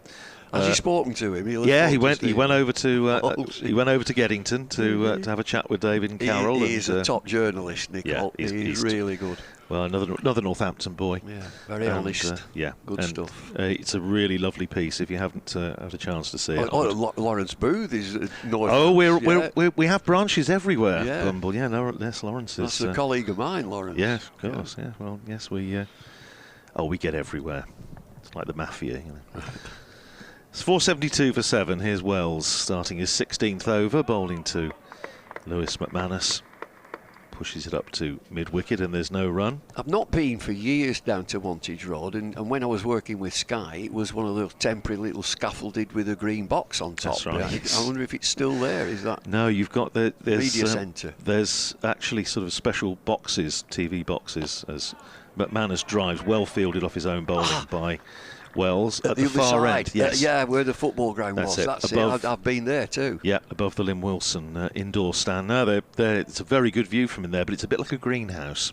All right. It gets the sun early in the morning. You need a cap on because the sun's coming straight into your eyes, but it doesn't affect us in our broom cupboard at the other end. Back on his stumps goes McManus and plays this next ball up on the onside, and there's no run. He stays on 92. 472 for 7. Well, he must come and see us, Bumble. He'd be extremely welcome. Yeah, well, he'd have been. I mean, I just love county cricket. I think it's great. Well, Lancashire are playing Northamptonshire at Wantage Road in a month's time, so here's Wells in and bowls were forced off the back foot by McManus up to short extra, no run. I'm trying to think which we used to stay at a hotel right in the centre. By some traffic lights. The Grand? It's exactly that. Yeah, the Grand. The Grand. Is it still there? Grand? Is it still Grand? I think it's one of the chains has taken it over now, I believe. Worked into the onside again by McManus up to Marcus Harris at mid-on. Scampers through for a single. McManus to 93, 473 for 7. Yeah, well, it used to be either the Grand or the Angel traditionally. The Grand, definitely. I know Glamorgan used to stay at the Angel, which is not there anymore. Here's Wells in, bowls and forced away. Square of the wicket and the offside by Harrison. End of the over, 40 to him, 93 to McManus, 473 for 7. The partnership now worth 70 for the 8th wicket. And so come out of the ground and turn right to some traffic lights, turn right down there, and there was a pub just on the right that we used to go in. That's the one. The Abington. There was the Abingtons near the ground. Yes, yeah, that's right. So we used to go in, the one in the ground, we finished playing, we'd nip in there, and then go back to the hotel. And so come out the hotel, turn right, and some traffic lights just there. Turn right down a bit of a hill, and the pub on the right-hand side. Oh, there was the King Billy. The King William IV, which I think is still there. That'd be down Bridge Street. Clipped away in the air for a moment by Lewis McManus, but straight to long on for a single. McManus to 94, 474 for 7. The traditional run is down the Wellingborough Road, known as doing the Welly Road. As you come out of the ground, turn right instead of left at the Abington and just go into town. McManus Harrison trying to just fashion something, give himself a little bit of room, and chops it down to Bailey at backward point, and there's no run. 474 for 7. Slip in, that's the only close catcher as Hartley round the wicket bowls and forced off the back foot up to long off by Harrison for a single, 41 to him, 475 for 7. And yeah, then you've got a whole sequence of pubs down the Wellingborough Road, Crown and Cushion, the Old House at Home, Gardener's Arms. Not that I've been in any of them, of course. No, but, perish the very thought. But, that's a bit of a rite of passage, I think, for anybody coming to start playing for Northamptonshire. But the Abington, well, it used to be either the Abington or the County Tavern were the two that were most often associated with the cricket, I think, certainly Northamptonshire's players. Here's Hartley in and driven pleasantly by McManus, but out into the covers straight to extra where Jones fields, no run. There is now a man at a sort of fairly straight, silly mid-off position as Hartley is in, and forward goes McManus. Rock-like, plays it back down the pitch to Hartley, and his 30th over now. Good. It's a good ball for him. Yeah. Yeah. Well, his first game back in action after picking up that injury with the England Lions. Here's Hartley in again, bowls and flighted up, pushed again back down the pitch by McManus. That's the end of another over, 94 to him, 41 to Harrison, 475 for 7. When I first started covering Northamptonshire in the early 80s, I don't know if you remember my predecessor as the sort of the man on the ground, dear old Fred Speakman. You'd know him if you'd seen him, because he would be sort of scurrying around the ground in a very old coat that he used to leave in the old press box, the old scorer's box, the signal box there. And it was said that it used to sort of walk its way around to the other side of the ground in the winter to watch the cobblers. But Fred was an amazing repository of stories about the great and good of Northamptonshire cricket and Northampton Town Football Club. Here's Wells, starting another over, 475 for 7. Hits Harrison on the pad, high up on the pad, as he tries to work that into the onside as a strangled appeal from slip. But Fred used to sort of have his own little corner in the Abington for many, many years. Wells in again and bowls, and Harrison again just trying to give himself a little bit of room, scuffs it out to extra cover, and there's no run. And if you got any sense, you'd buy Freddie's favourite beer and just listen, and he would tell you stories about Freddie Brown and Jock Livingston and Frank Tyson, and you know. Wells in, bowls, and forward goes Harrison. More conventional stroke, pushes it out to extra cover where Bohannon fields, and there's no run. I've just been downstairs into the press box, and Michael Henderson is there, as a huge follower and a wonderful writer. Yeah. He doesn't do much now, but he keeps his hand in. Stories, full of stories. Wells is in, bowls, and driven back past the bowler by Harrison. It's only going to be a single. Anderson Phillip grazing it long off down to our left. One more to Harrison, 42 to him, 476 for 7. Yes, Michael wrote that wonderful book, That Will Be England Gone, a couple of years ago, which is, again, very well worth a read if you haven't read it. Here's Wells in, bowls, and forward comes McManus. Determined not to give this away. Saw James Sales get into the 90s yesterday and yes, 92. Just have a bit of a rush of blood and get out. But I went past the dressing room this morning before a play and I shouted up. I said, "Where's 92? Where's number 92?" 92 and getting out. Well, hopefully you'll learn from it. Played back down the pitch by McManus. On the bounce to Luke Wells. End of the over, 476 for 7. McManus is 94 and Harrison is 42. Henderson and I were recalling. Remember Mike Carey? Very well. Wrote for the Telegraph and worked for Test Match Special. And he'd always bring his dog. Yes. The dog was called Bevington. And he wrote in the Telegraph under the name of Henry Bevington. And he's at Test Match Special. He's got the dog underneath. As he's commentating, the dog's underneath the table. And he's summarised with Mushtaq. And so they're playing Pakistan. And he asked him about this batter at the crease. And tell us about this batsman. Looks an interesting character. What do you make of him? Hartley in bowls and played defensively by Harrison. To which the reply from Mushtaq was, He is licking my leg.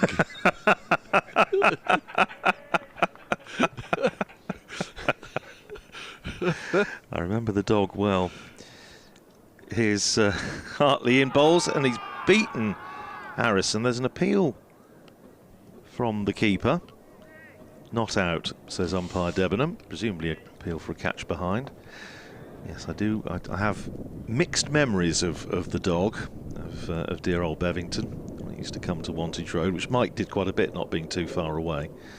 Flighted up nicely by Hartley, driven, half stopped by Jones at extra cover, but they're able to come through for a single. He has to recover and pick the ball up, so one more to Harrison goes to 43, 477 for 7. It was never a lot of fun to be near after lunch. I'll say just that. And one of our lovely old colleagues, Dickie Rutniger, wrote for the... He'd eat his burger. He used to eat his lunch. Yeah. The dog ate his lunch. Frequently. Here's Hartley in and bowls, and McManus, watchful in defence, plays it up to Bohannon on the perch there at silly mid-off. And Martin Swain, who was also, I think, was writing for one of the Birmingham papers, he lost a whole pie to the dog.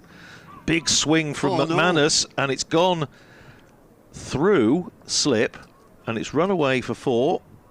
Now, what did that come off? It came off pad.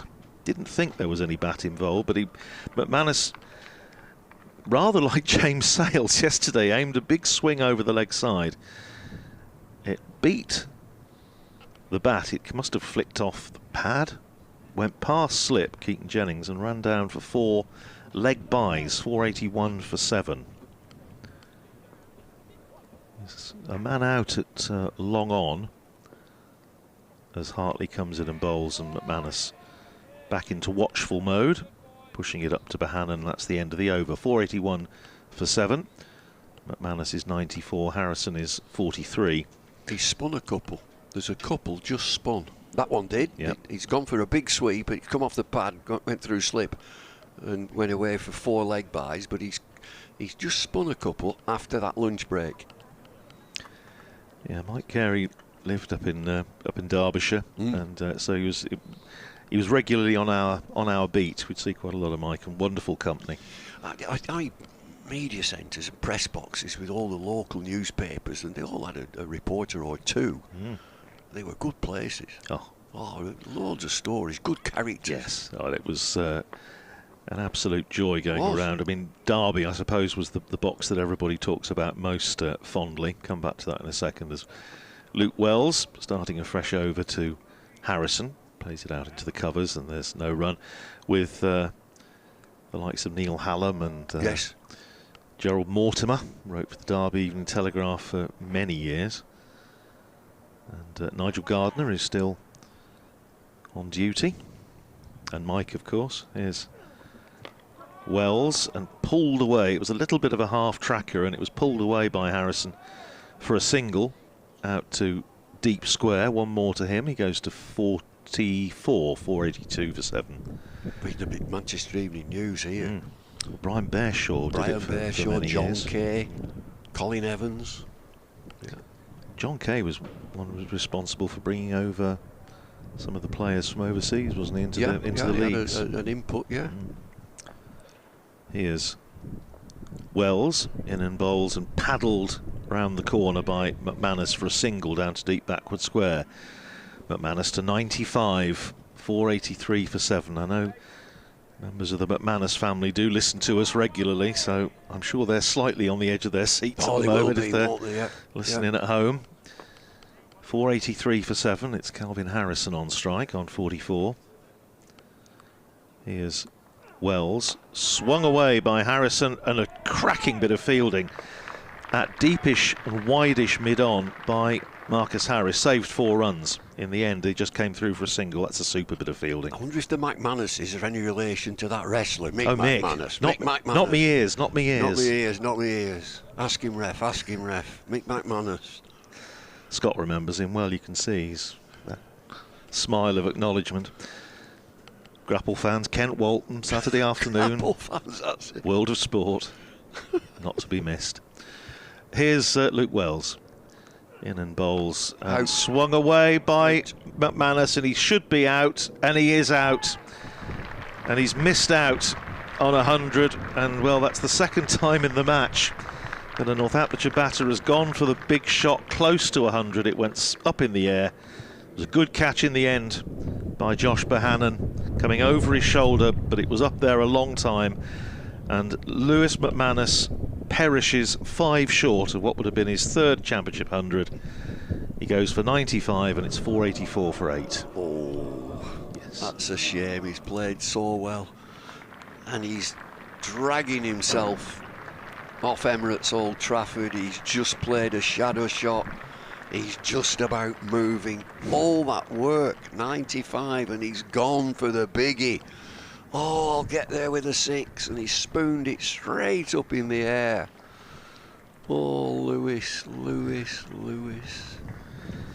Yes, he almost needed a bit of help to get off the park there, I think. And it's not like him. There are 1 or 2 batters that you see around the circuit, including certainly one in the Northamptonshire side who would take an age to get off, but he's usually fairly sort of business-like. But no, that was disappointing for Lewis McManus. He's only made a couple of hundreds, but done all the hard work, as you say, Bumble, and that's heartbreaking for him. It might take a day or two, Andrew, to somebody, one of the coaches, one of the seniors, might take a day or two.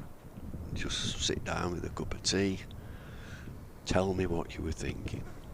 What was going through your mind? He's played so well. I don't think he's hardly hit a ball in the air. No, absolutely not. That was another one that was rather against the run of play. Anyway, 484 for 8. Well, we're seeing another batter, which yes, as he said, as Lehman said, you're going to see all the batters. Well, this is Liam Guthrie, and in the previous match, I was saying to Scott earlier, he went for the direct approach in his first innings, hit a couple of 4s and got out. Wasn't quite so successful in his second innings. Well, he's going to be facing the leg spin of Luke Wells, left-hander, newcomer to the Northamptonshire squad this season, born in Australia, played his first-class cricket in Australia, but a UK passport, so doesn't count as an overseas cricketer. Slip and a leg slip as Wells comes in and bowls to Guthrie, who's off the mark straight away, driving it up to Anderson Phillip at long on for a single. So Guthrie's up and running, 1 to him, 485 for 8. That's the end of the over. So he's nicked the bowling, 45 to Calvin Harrison, 1 to Guthrie, 485 for 8. Where does he play his cricket in Australia? Westerns, I think. But he has played. Sorry, Queensland. But he has played, although he's born in Western Australia. He has played league cricket up in this part of the world. Has he? Littleborough. Oh yeah. Well, it was Central Lancashire League. I've just lost it a bit. No, that they amalgamated with the Lancashire League, so it'll be a Premier League, is it? I think I'm right. Did play originally for Western Australia, where he was born, but more recently he's played for Queensland. So where's his British passport come in? Don't know. Right. But that's what we were. That was the information when he signed. He only just signed before the start of the season, and arrived at media day straight from the airport, pretty much. Over the wicket comes Hartley, bowls to Guthrie, and he's chopped it on. So a short stay and not a particularly merry one for Liam Guthrie. He goes for 1 and a bit of reward for Tom Hartley's toil. Picks up his second wicket, 485 for 9. You know, if you look at Hartley's figures now, 32nd over he's in. He's got 2 for 86. It's what you'd expect on this pitch. Yeah. Ball's not spinning, although just since that lunch break, a couple have just gone off the straight. So keep bowling, you'll get reward. The best thing about it is that it's 30-odd overs. That gives you a real groove. You get into a rhythm of bowling. Your body, it's like muscle memory. You know, nothing better than having a long spell, and nothing worse than 3 overs and off. Yeah. 2 overs and off. You're not getting into your spell. So I'll see another batter, which is wonderful. Who's this? Rafi Weatherall. Yeah. Raphael Alexander Weatherall comes to the crease. What a great name. It is. It's a pity that because you'd have enjoyed Gus Miller, who isn't playing at the moment. He's injured, but one of Northamptonshire's all-rounders. He's Augustus Horatio.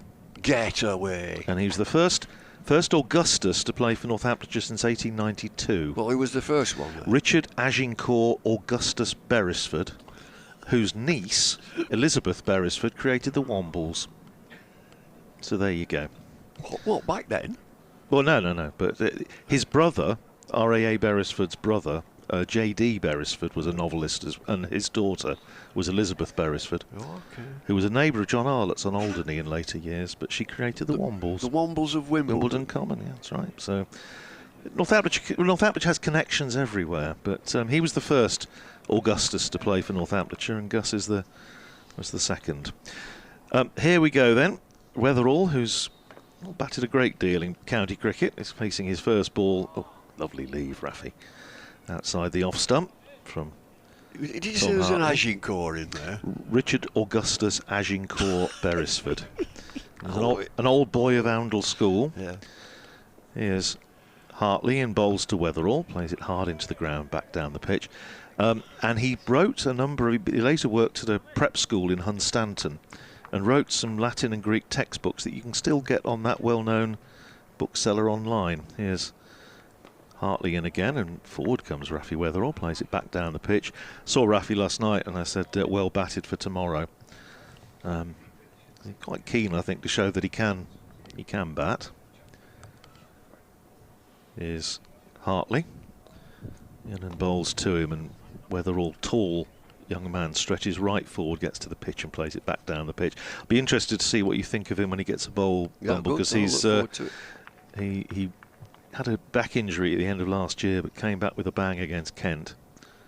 Forward goes Weatherall, blocks that one out into the offside. 485 for 9. Tom Hartley now 32 overs, 4 maidens, 2 for 86. I shall leave you with Bumble, and I shall make way for Callum Flynn to come in and describe what may be the end of the Northamptonshire innings. Well, some fabulous names there. Agincourt, I can't get it. I don't know whether we've got any Agincourts in Wigan. Horatio Agincourt from Wigan, one at Pie Eaters. Gracious. Were you listening to that there? Agincourt. I certainly was, and I'm from Wigan direction. Well, I certainly live that way. Well, is there any Agincourts in Wigan? Certainly not. Yeah. I've got no neighbours. Anyway. We got Albert, haven't we? There'll be an Albert, yeah. A few Daves. Dave, yeah. Albert, Bernard, Gordon, Reg, Sid. There's Pie Eaters, aren't they? You'll know all about that. Yep. They're the Pie Eaters, and there's the Lobby Gobblers, aren't they? Where are they from? The Gawpers, Hindley Gawpers. Yeah, Lee Lobby Gobblers as well. Hindley Gawpers, they all come out and watch traffic lights. Gracious. We've got another of these jobs. Josh Bohannon again. Josh Bohannon's has he got another jockstrap? He's just put that on, you've just missed that bit. Hey. Try and get them pants down over the pads now. He can't get his pants over the enormous pads. Umpire stood there watching, and he cannot get these pads or his pants. Oh, he's doing the other now. Oh my goodness me! Here we go. And they'll tell him now. I don't want you to field there. Go and stand at deep mid wicket somewhere. Great. They used to wear kind of like hockey kind of shin pads, didn't they? At short leg. Well, nothing. Like you say, they're kind of stood there all year. But I didn't wear a thing. Unbelievable. Full on keeping pads now. He's killing himself laughing. He's loving this, Josh Bohannon. He's loving it. Holding everybody up. It's like he's got 3/4 white pants on as well. Can't get him all the way down. Wells is going to continue as Lancashire look to wrap up this innings. As in comes Wells, bowls, back of a length. That's played down the ground from Harrison. The one is an option, but decides against it. He's just going to take the strike and try and score in even numbers. 45 off 82 so far. Been a very good knock from Deloney. Harrison again on the back foot. He thinks about it, but he knows he won't be able to come back for 2. Punches it out to Tom Bailey in the deep cover boundary. Just 3 fielders inside what would be a 30-yard ring for Lancashire. The rest of them spread out onto the boundaries. Wells into the pitch again. Stalemate, there's nothing happening. He's bashing the ball out to the boundary to the fielders and they're not running. Weatherall is just camped at the non-striking end. Harrison taking the strike, he's on 45. So there's nothing much happening. Wells in. Just a little bit low. Harrison chops that down into the leg side. Jennings cuts that one off. You'd think after 4 deliveries there's nothing happened. You'd bring the field in now and try to get to ball at Weatherall. While Jennings is chatting with Wells, fielders are all spread out on the boundary. Just looking over to where we always look, towards Liverpool, and it's getting a bit cloudy over there. The field is coming in. Just the one. Just the one at mid-wicket, that's it. Would you just have everyone up, Bumble, at this stage of the game? Yeah, bring him up. Make him play does a big 4 shot. runs matter at this point? Make sure you're bowling at Weatherall in the next over. As Harrison punches that down the ground and he takes the single. 1 ball at Weatherall now for Luke Wells. At this stage of the game, first innings, Lancashire still haven't batted. You just wonder whether you can just concede a boundary there and just give Harrison a boundary if he wants to take it, just to force Weatherall on strike for the next over. But just make him play a big shot, and if you get a 4, okay, you might get out. Field in, you want a ball at Weatherall, you've got 1 ball at him, that's all.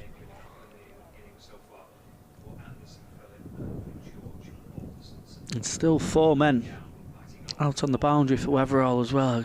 Be very surprised if he looks for a big hit, and he doesn't. Plants the front foot, plays down the ground and sticks in there for Harrison, who's creeping up to a 50 for Northamptonshire. 486 for 9. But you can now bowl one of your quick bowlers at Weatherall if you can get at him and just make it uncomfortable. Number 11, have spin at one end and a quick bowler at the other, and clean this innings up and get into some batting. It is getting cloudy. It's been bright sunshine and blue sky, but away to our left, as we look down onto the pitch, which is down towards Liverpool, there's a bit of cloud around. Tom Hartley will continue, and the field will just go right back. So we'll get that stalemate again here. He just won't take the single. He'll try and keep Weatherall away from the strike.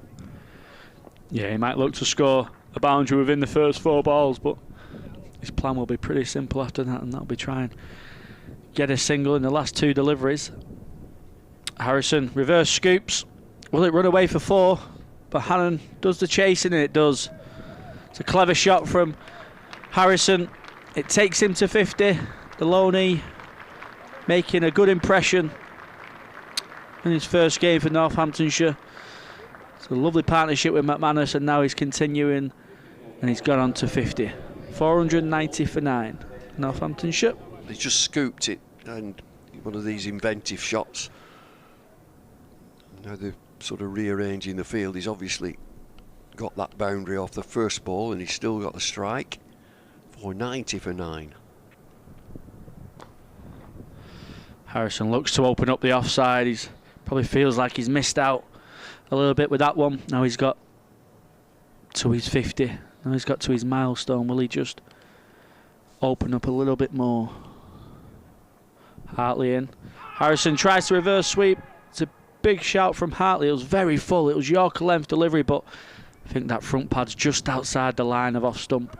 I'm not so sure. I'd like to have a look at this. He thinks this is out, Tom Hartley. Yeah, it looked very close. The umpire, I think, signalled. Yeah. Lancs TV viewers will see a replay as Hartley bowls, and Harrison hits it down to Balderson at long off. Doesn't take the single. 2 deliveries remaining. I've seen a replay, and previously they've been outside the line playing a shot that is tight, real close. Hartley in. The field stays back.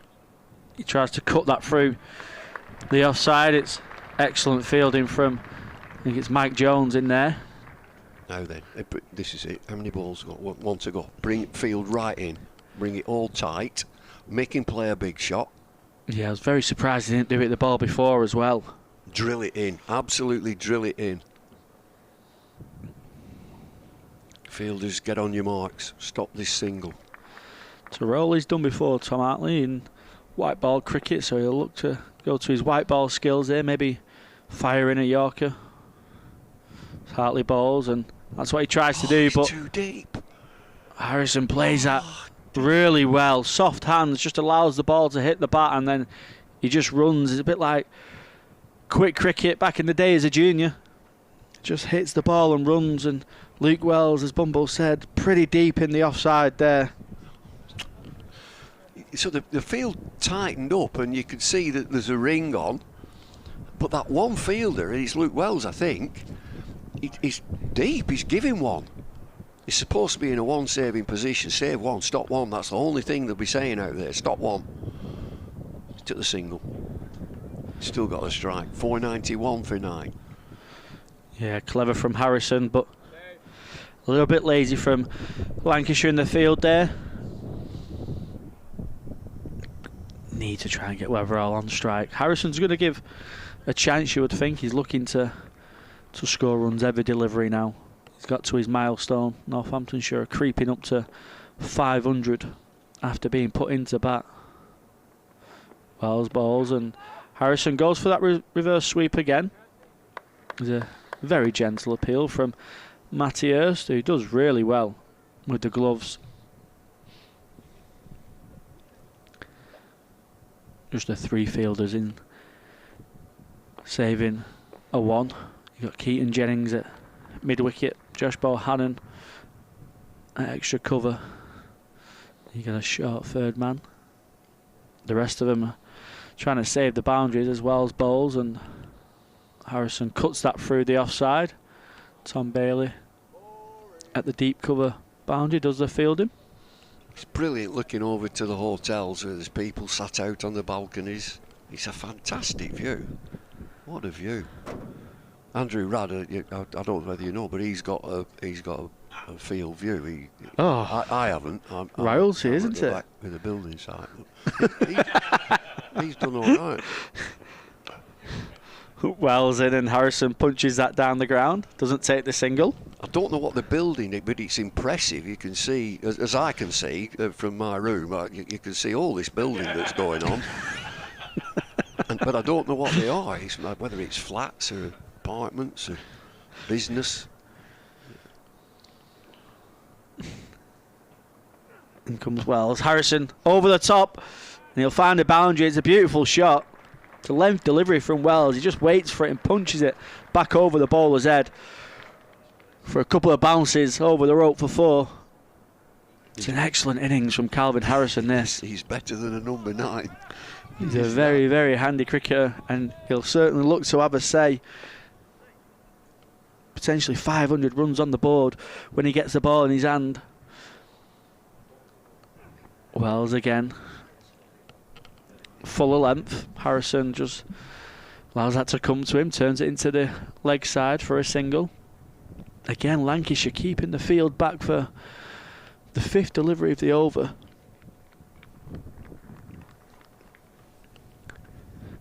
That's a first class highest score for Harrison and a highest total for Northamptonshire here at Emirates Old Trafford.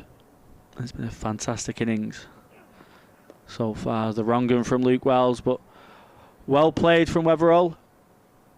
Gets through the over. Harrison on strike again. Would you change it up, Bumble? Would you bring a bit of pace on, or would you? I think you'd have pace at one end and spin from the other, and I think to really tighten that field from ball 4, 5, 6, make him play a big shot, because you want a ball at Weatherall. He's a number 11, and Harrison is playing this really well. He's only giving him one delivery, and he just gets on that front foot and blocks it. So, what can you do? What's your alternative? Get some pace on, even if that one ball is short. Make it uncomfortable. You get a spinner on, a number 11, he'll just prod forward, and I ain't going to get hurt. I'll just play forward, play me one ball over to the batter. Yeah, Tom Hartley is going to continue. And it's chopped on, I think. It has. That's the end of the innings. Harrison chops on to Hartley. Hartley finishes with figures of 3 for 91. Good.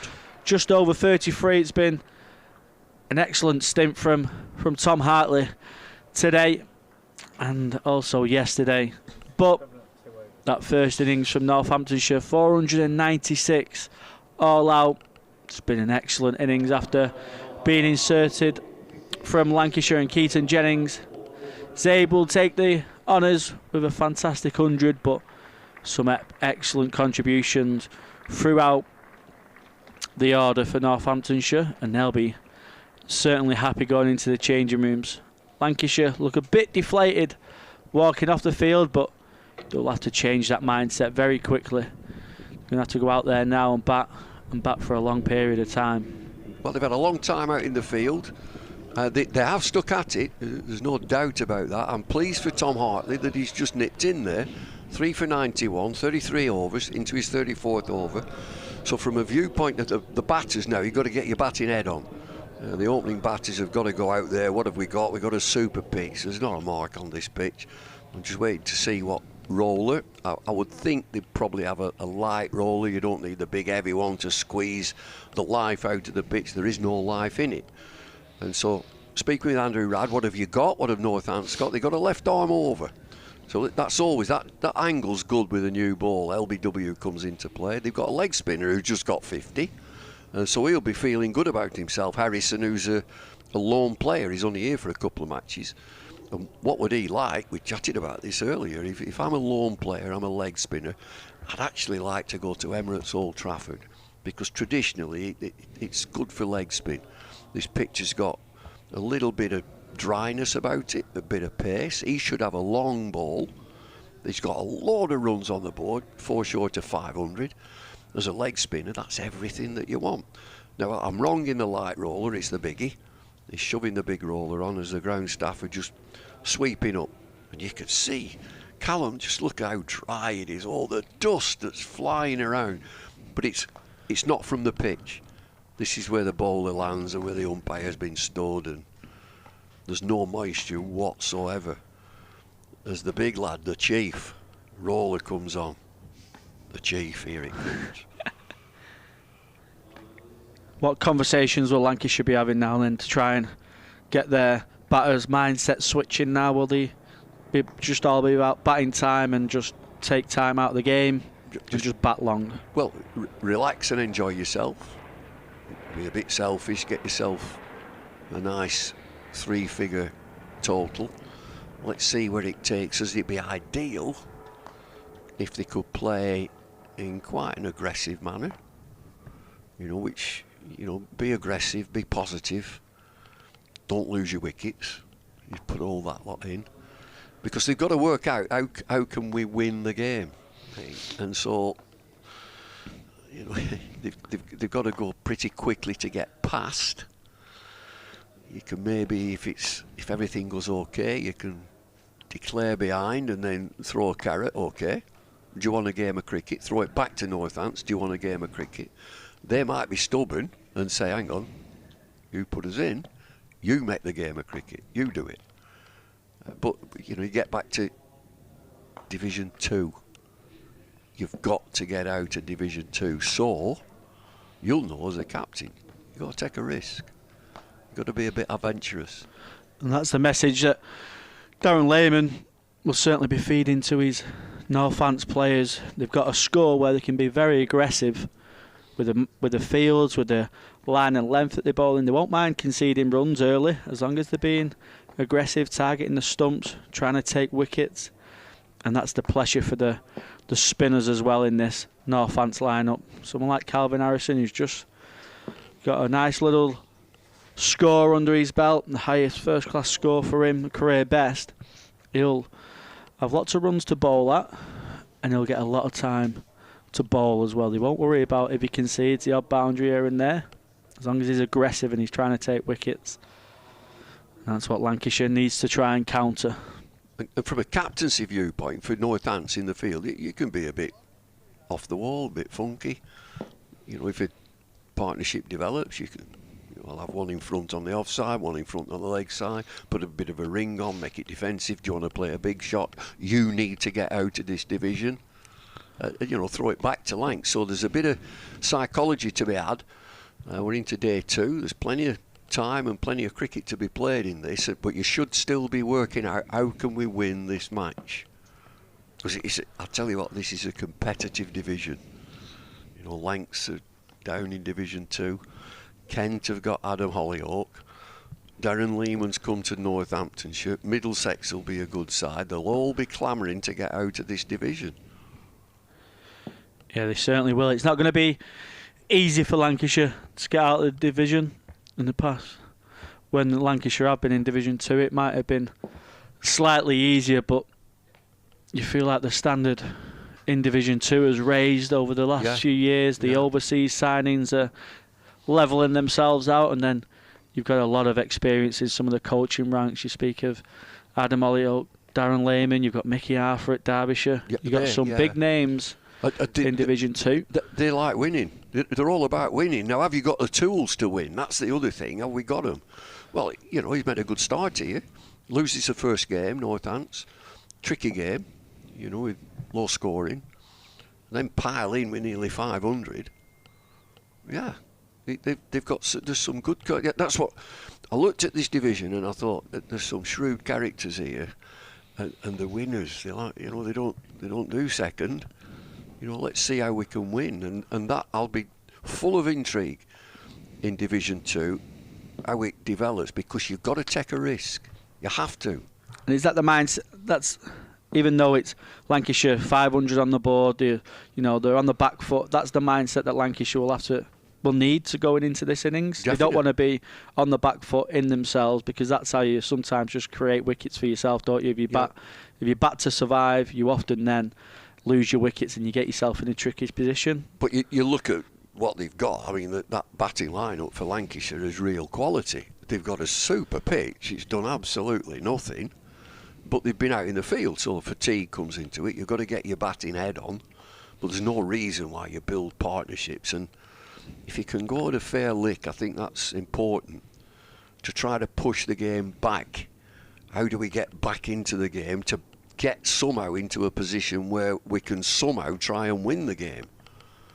Because I'll tell you what, this division, you don't come out of it with draws. You won't come out of this division if you're drawing. You've got to win, because all the teams will be looking to win. Yeah, and Lancashire will certainly want their first win in Division 2 sooner rather than later. As Bumble says, draws will not get you out of this division, and from past results like last year, plenty of draws, and need to start turning some of them draws into victories here at Emirates Old Trafford. Keaton Jennings and Michael Jones will look to start up. Have you been impressed with Mike Jones that you've seen of him? Yeah, they were. I know the Durham people a bit. They were disappointed that he left, but he's from down here. I think is he Wirral side? I think he plays his club cricket at Ormskirk. Yeah, that's where he was based. So he's sort of, had a go up there, and he's a good player. And then for Harris to come, a quality player from Australia, and bat 4, really stiffens that up. Bohannon is 3. Luke Wells is slotted in at 6. And so there's a long batting line-up, and you've got Matty Hurst at 5. Balderson, who were batting 4, is now at 7. And so you're lengthening that line-up. Tom Hartley is a very handy cricketer. So, yeah, it's a long batting line-up, and, they should be able to negotiate this without trouble. And now looking out there now, this is impressive from Northampton. Who said this? You all put a Northamptonshire hat on. They've all got a hat on, every one of them. That's a mark of. That's Darren Lehman, isn't it? Yeah, the baggy green, principles the and baggy green disciplines. What it means for playing for Northants, and they'll certainly come out with lots of energy as Jennings and Jones make their way out there to the middle. The roller's just doing its final stretch, and then it's got to crawl its way off as well. Jennings will certainly be on the front foot. He'll do his usual walking at the seamers, moving around his crease as he so often does, trying to put the bowlers off. And Jones is very easy on the eye, very good technically. Quite a young lad, but plenty of experience travelling around the world with Scotland. It looks like Guthrie, the Australian, will take the new ball. Who's been playing with Scotland? Jones, Mike Jones. He plays Scotland as well, doesn't he? Does he? Yeah, he plays some stuff for Scotland. Is he Scottish? I don't know. I'm guessing it's some kind of family link. Family. Yeah, is it? Yeah. Yeah, he's. Oh. Well, he's been doing that for a number of years now. I think he had a good knock in the recent World Cup. Oh yeah, he's quite a lot of experience travelling around the world. He looked to start well there for Lancashire. He got a couple of starts at Middlesex. He impressed on the pre-season tour out to India.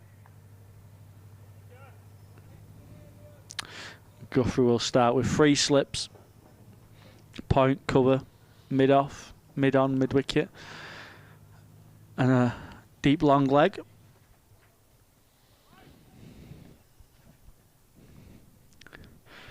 I think naturally he's going to try and shape it back into the pads of Jones, target them stumps.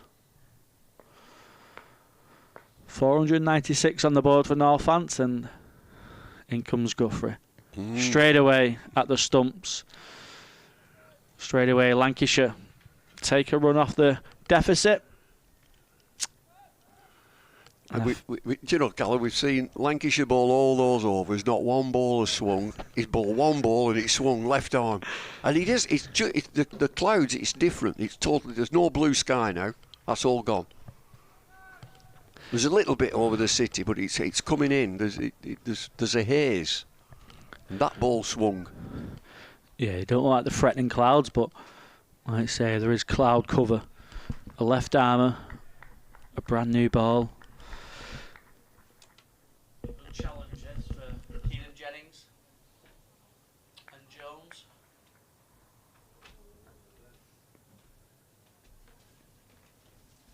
Four slips now. Back of a length from Guthrie. Just allowed that through to the wicketkeeper. He'll look to make an impact here early on, Guthrie. It might not swing for long. He'll try and get it in attacking areas. Don't worry if you go for a boundary here and there. You don't mind getting driven. The wicket's flat, it's going to happen. As long as he's being attacking, he's got runs on the board for that, and that's nicely shaped away into the keeper's gloves again. Jennings just getting a big stride forward, leaving that one through.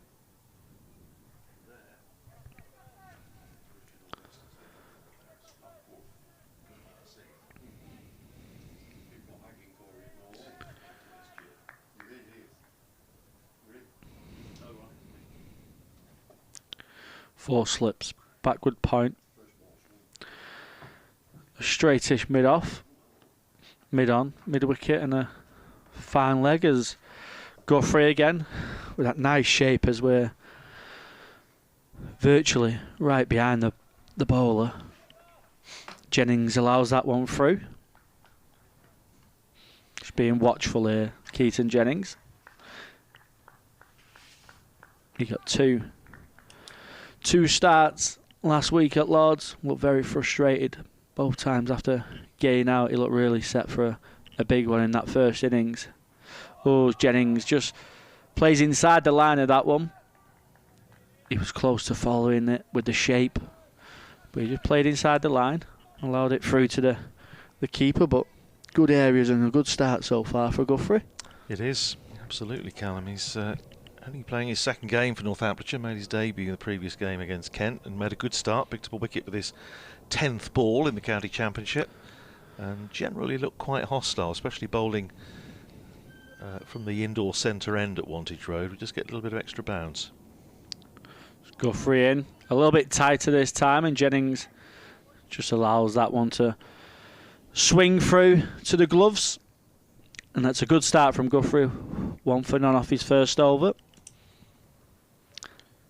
Now, we were having this discussion before lunch as to which of the Northamptonshire seamers would share the new ball, as a very large aircraft flies overhead. Either into or out of Manchester International, I assume. And the answer is going to be the captain, Luke Proctor. So, once again, as he did in the previous match, we have Northamptonshire's captain opening the batting and opening the bowling.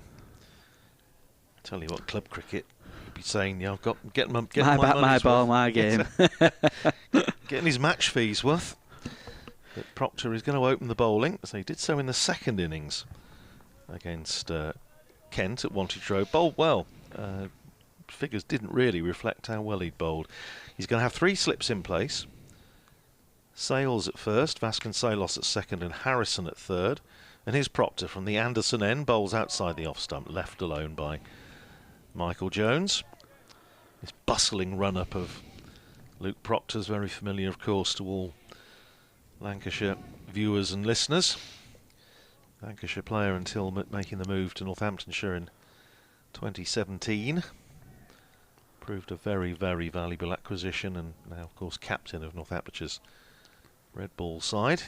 And here is Proctor in again. Slightly angled approach and beats Jones outside the off stump. It goes through to Lewis McManus, one of the 2 Northamptonshire batters out in the 90s. But I just had to, just sitting down next door making a few notes of all the various records and whatnot that have been broken. Northamptonshire's highest ever total here at Old Trafford, and first time that 5 Northamptonshire batters have gone past 50 in an innings for 6 years. Here's Proctor in again and bowls to Jones, plays it out into the covers, and there's no run. Fielded there by George Bartlett. I think that was the most impressive thing from the Northampton innings, was the partnerships. They never once let Lancashire get wickets in clusters, except the last 2-3 wickets, which you know you expect that to happen. But in terms of the actual named batsmen, there was absolutely superb in terms of batting in partnerships and frustrating Lancashire. Yeah, absolutely right, Callum. Here's Proctor in again. This time Jones is solidly in behind that, plays it up to the one batter who did go past 100 in the innings, save Zabe.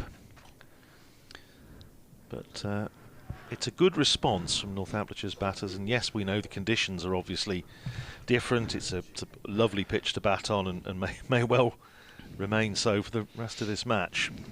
But it's a good response after the Kent match. Chipped away out to mid-on by Jones, where Rob Keogh fields. Interesting, if you're watching on the Lancs TV stream, you may have noticed that some of the Northamptonshire players have got these caps on. Rob Keogh did just then, who fielded that ball with the piping on, sort of the gold piping. There we go. And it was, they are for capped players, but they fell into disuse last season. Here's Proctor in again, bowls, and Jones dropping it down towards point, where Broad comes into field, and that's the end of Luke Proctor's first over. Tidy as you would expect. It's a maiden, and it's 1 for no wicket off 2.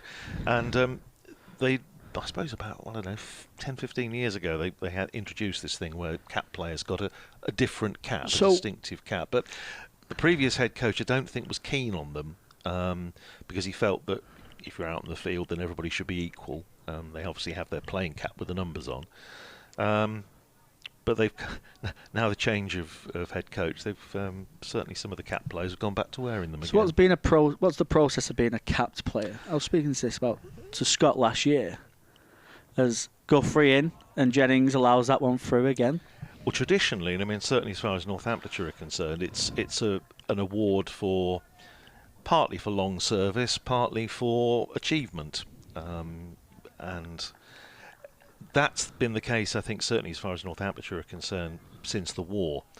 So for the last sort of 80 years or so. Before that, and it's why Northamptonshire don't do cap numbers as opposed to which Kent do, for example.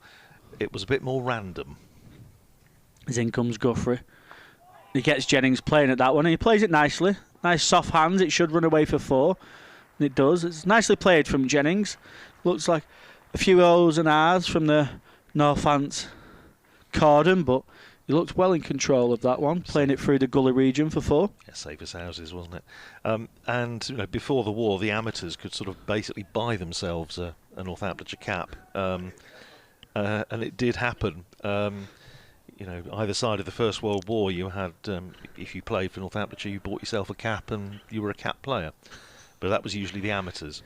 But certainly since the war, it's been a question of awarding them pretty much for, as I say, partly for long service, partly for achievement, merit. Guthrie in, Jennings. Nice big stride, getting that foot outside the front foot. And Northamptonshire did break new ground a few years ago when, for the first time, they awarded a county cap on the basis of solely white ball achievement, because Graham White is now obviously one of the coaching team at Northamptonshire. He was by then only playing white ball cricket, but he was awarded, and this was a David Ripley initiative, he was awarded his county cap because Rip said quite understandably, white ball cricket is now part and parcel of what we do. It's not just a question of what you do in Championship cricket, and so Graham got his Northamptonshire cap through white ball achievements, and that was a first. Guthrie past the umpire, and Jennings again just allowing that ball just to run off the face of his bat. The backward point, fielder gets a hand on it, cuts off a couple of runs. He gets through for a single, does Jennings.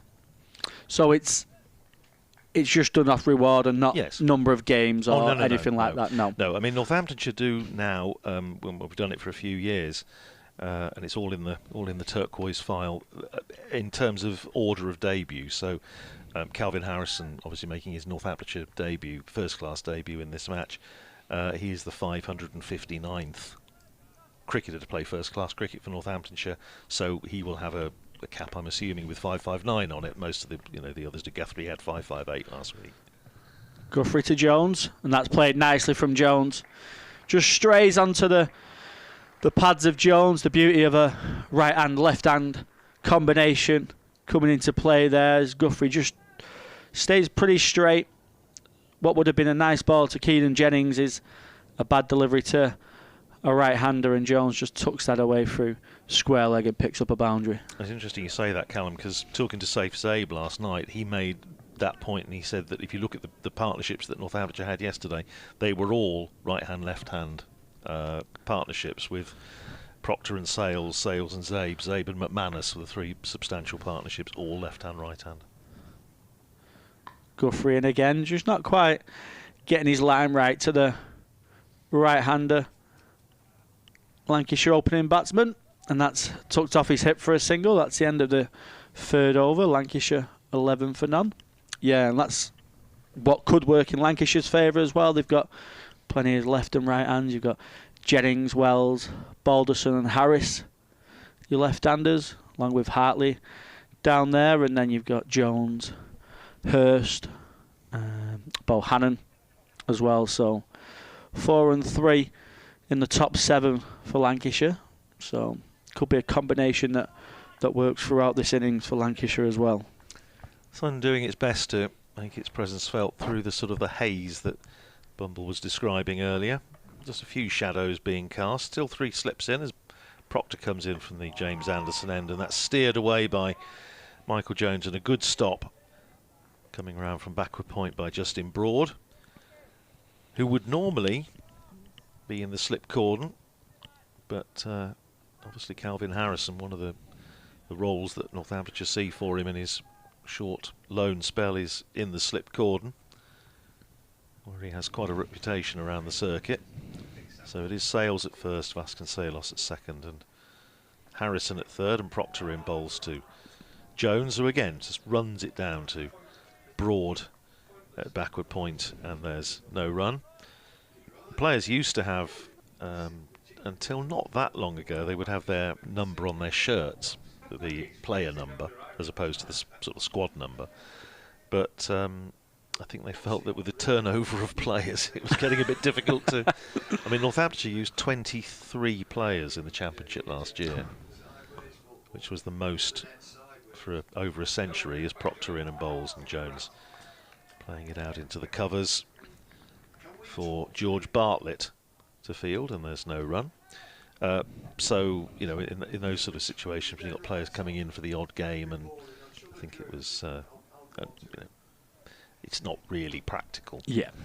But the players, I like the idea that they now do have their player number on the caps, and just on the side in the little gold numbering, and I think it's rather nice.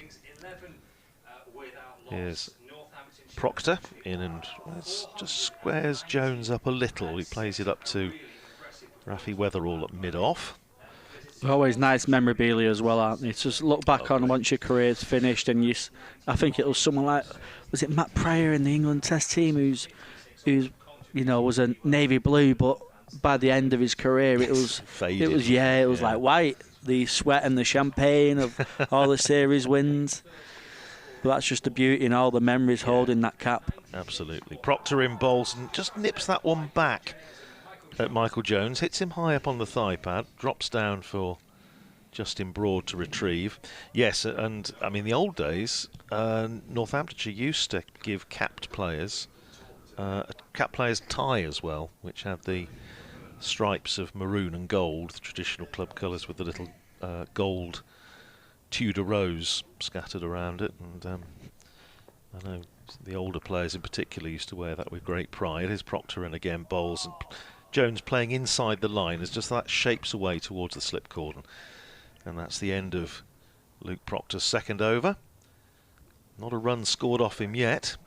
11 for no wicket off 4, replying to Northamptonshire's 496 all out. Thanks to Callum Flynn, who'll be back with us a little bit later, and Scott Reed will come in and join me, having done the decent thing via BBC Radio Lancashire and updated them on what's going on. In the meantime, it's going to be Liam Guthrie preparing to bowl his third over. Afternoon, Scott. Good afternoon. There's a big rant on Radio Manchester about too much tippy-tappy football. Oh dear, we don't want tippy-tappy. We don't want tippy-tappy. No, definitely not. No. Guthrie in and bowls forward because Jennings and defends, and there's no run. So I was being made to hang on for the update because Big Sam Allardyce was having a bit of a rant about it. Oh, right. What is tippy-tappy football? Well, I think he's too much passing, too much possession with no purpose, that type of thing. Right, okay. I think kind of Pep Guardiola's at fault for it. That's what that was.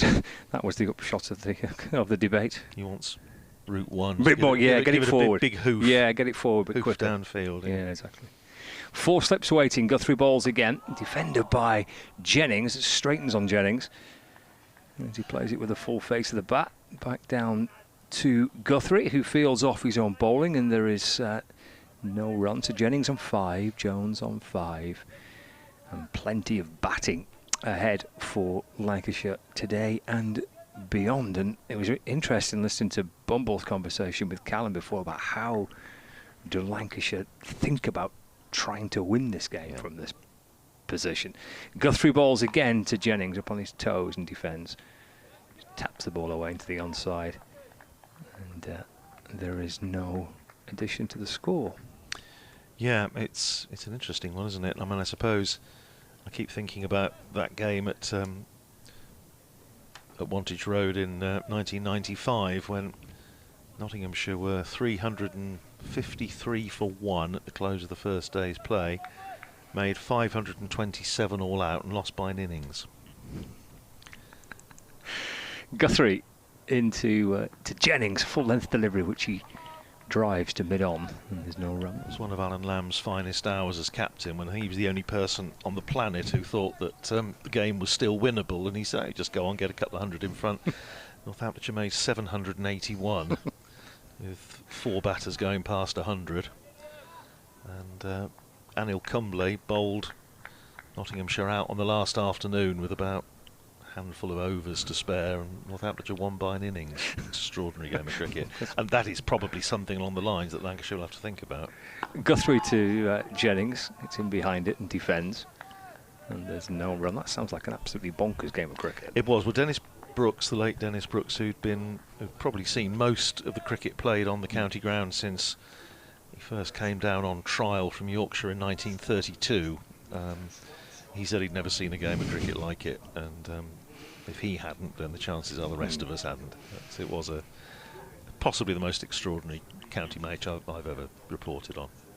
Final ball of the over. Guthrie left arm over balls. Jennings defending, and there's no run. Good start by Guthrie. 11 without loss, Lancashire in their first innings. Yeah, he looks a handy acquisition, Scott. He bowled nicely particularly in the first innings against Kent at Wantage Road last week. Interestingly, that 781, which of course remains Northamptonshire's highest total in first-class cricket, our dear friend Tony Kingston, who was Northamptonshires scorer for many years, his email address had 781 in it. So it was always nice and easy to remember for some of us anyway. Was that deliberately done? Oh yes. Oh, yeah, brilliant. Yeah, completely, because he was scoring that game. It is decidedly overcast now, and Proctor coming in to bowl to Jones, who just drops a bat on it, runs it down to Broad at backward point, and there's no run. Michael Jones having made the move down from Durham at the start of the season. Northamptonshire having lost Emilio Gay to Durham, all part of the merry-go-round that we always see off-season. It's true. Yeah, you get plenty of player movement, don't you? Even for short-term deals, as we've seen in this game. There's Proctor in again, bowls and beats Jones outside the off stump. That one, I think, just held its line and beat the outside edge.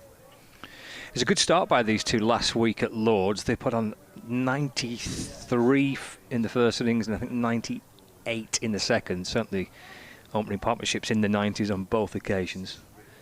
So it was an encouraging start for this new look opening partnership for Lancashire. Here's Proctor in again and bowls to Jones. Comes right across his stumps and plays that up to mid-on where Keogh fields and there's no run. Yeah, it's interesting that Northamptonshire have decided to go with Proctor and Guthrie as they did in the second innings against Kent, on the basis that we saw Lancashire's idea, which was to go with Bailey and Balderson and bring in the pace a bit later. Well, I mean, the bowler that Northamptonshire have, who has got genuine pace, is Rafi Weatherall, who had a sort of real impact on that game. He picked up 3 wickets in each innings as Proctor is in bowls to Jones. He plays it hard into the ground and again rolls up to Keogh when there's no run. On each occasion, those 3 wickets were in the space of a couple of overs in one spell.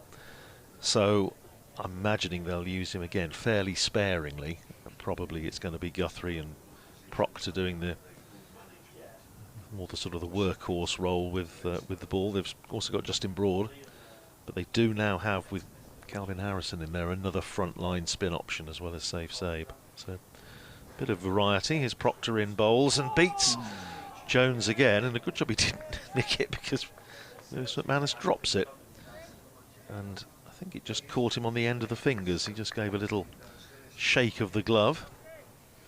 I said that last week when I think it was the Harry Finch, Kent keeper, dropped one, and it was pointed out that, of course, if he'd nicked it, he would have caught it, but maybe. But you can see the sort of horizon over in the distance now just starting to get a little bit hazier. Here's Proctor in again, bowling to Jones, drops the bat on it out into the covers and fielded there by George Bartlett, whose involvement in this game seems to have been a very long time ago when he batted at number 3 yesterday morning before lunch. End of the over, 11 for no wicket, 6 overs gone. Tidy start by the 2 Northamptonshire seamers. Jennings is 5, Jones is 5, and Liam Guthrie, 3 overs, 2 maidens, no wicket for 10. It's a nice combination to begin with, isn't it? With your left arm seamer Guthrie from one end, and then you've got Proctor just doing kind of what he has done for most of his career. He'll just get the ball to nibble around a little bit. Then this new ball boy, pretty straight wicket to wicket. Guthrie starts again. That's 4, but too far wide of off stump, and it just shoots through to the keeper. I suspect I am putting it off since the Kent match, and I have a horrible feeling I am actually going to have to look into this business of whether a Northamptonshire captain has ever opened the batting and the bowling in a championship match. I've sort of thrown a couple of names in without having looked it up, but it's one of those things that will take a while. It's not something that is sort of in the records that one normally looks at. Guthrie to Jennings. Gets in behind and defends again. The ball just slowly trickles its way to Luke Proctor and comes up from mid-off to field. There's no run. I suppose in some of the counties they'd say, well, OK, you'd have had perhaps one of the amateurs who was captain who decided he wanted to do the lot, but most of Northamptonshire's amateur captains were actually not that good. So Valence Jups are possible. He obviously played in the 20s and early 30s and did the double 6 times in Northamptonshire matches. He might have opened the batting and the bowling. Guthrie to Jennings. And straight a delivery, which he turns to mid-on, and there's no run. He's had some time to sit on the balcony and watch his team bat, though, hasn't he, Luke Proctor? He's had quite a bit of rest. Oh, yes. Through the course of yesterday and the first thing through the course of the morning session, early afternoon as well. I'm sure he's enjoyed watching his side bat, actually. Watching the partnerships that they've managed to put together. 11 without loss. Tight start by Guthrie and by Proctor. In particular, by Proctor. Guthrie into Jennings on the front foot in defence. Just drops it away into the offside, and there's no addition to the score. Proctor's yet to concede a run. Guthrie into his 4th over, but looking for his 3rd maiden. 4 dot balls to begin with.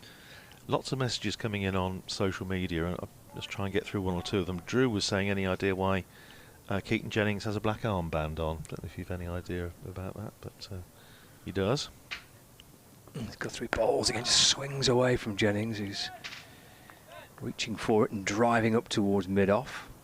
And there's no addition to the score. Proctor's there to field. And James has been in touch, and I will... Bumble steps outside the box at the moment, but I will ask him.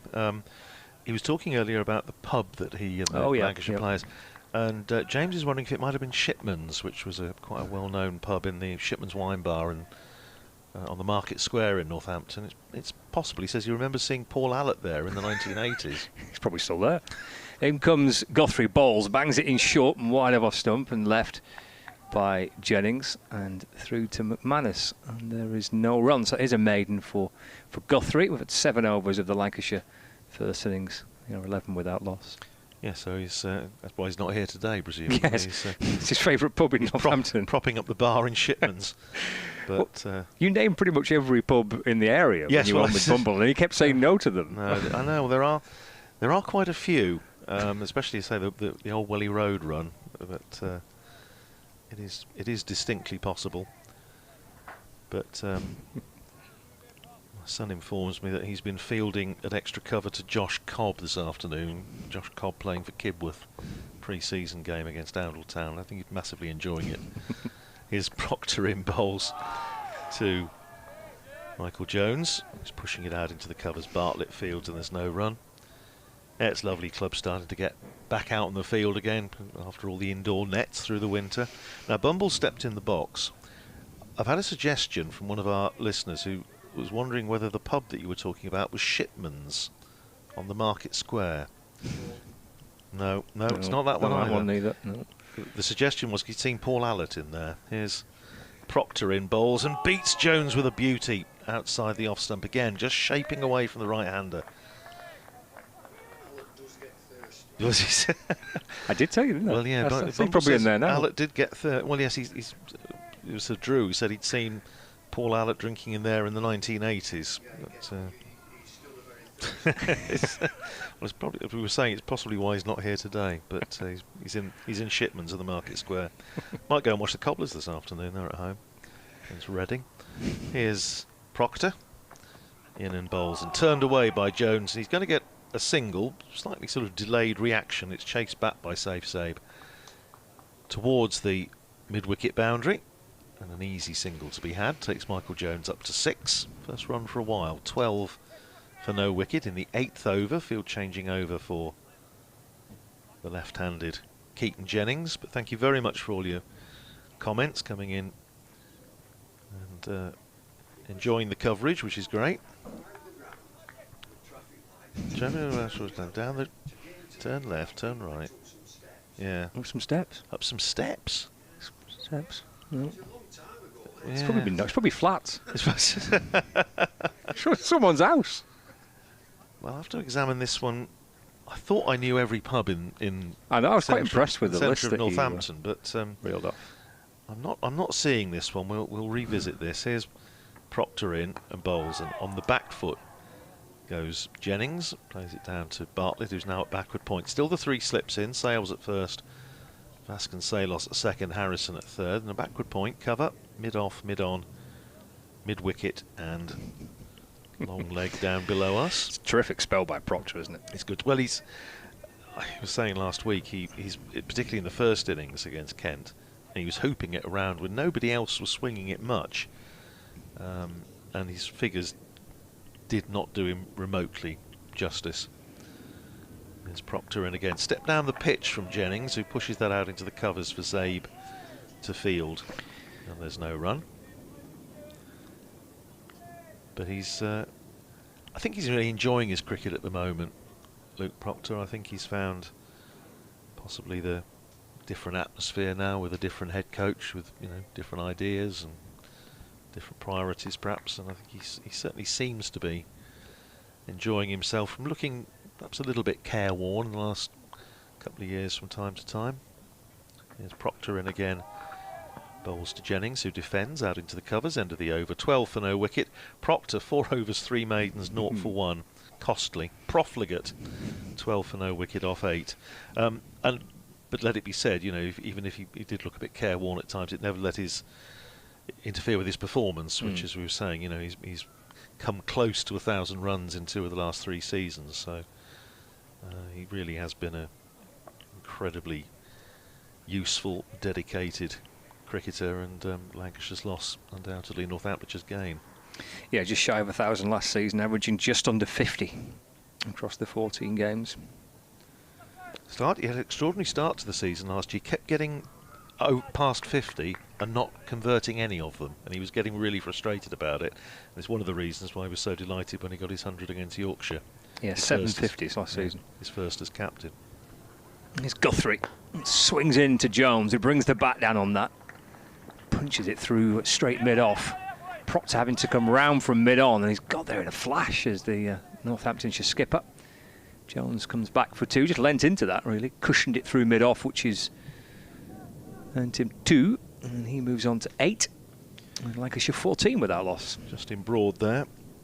He's starting to go through his calisthenics, so I imagine he may have a bowl in the not too distant. 3 slips and a short mid-wicket for Guthrie, who sets off again to Jones. Brings his bat down on that to defend, and there's no run. Yes, there was, and Bumbles just asked me if there was a nightclub opposite the Grand Hotel where they used to stay. There was. I can't for the life of me think. There was Cinderella's, but that was somewhere else. That was further down into town. I was never a nightclub frequenter myself, but Alec was, clearly. Yeah. Boogieing on down, was he? He's probably in there now. 14 without loss.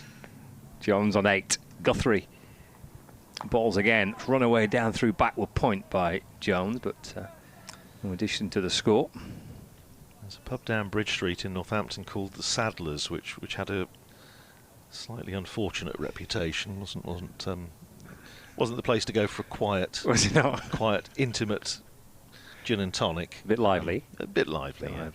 Which is why I never went in there. But not my cup of tea at all.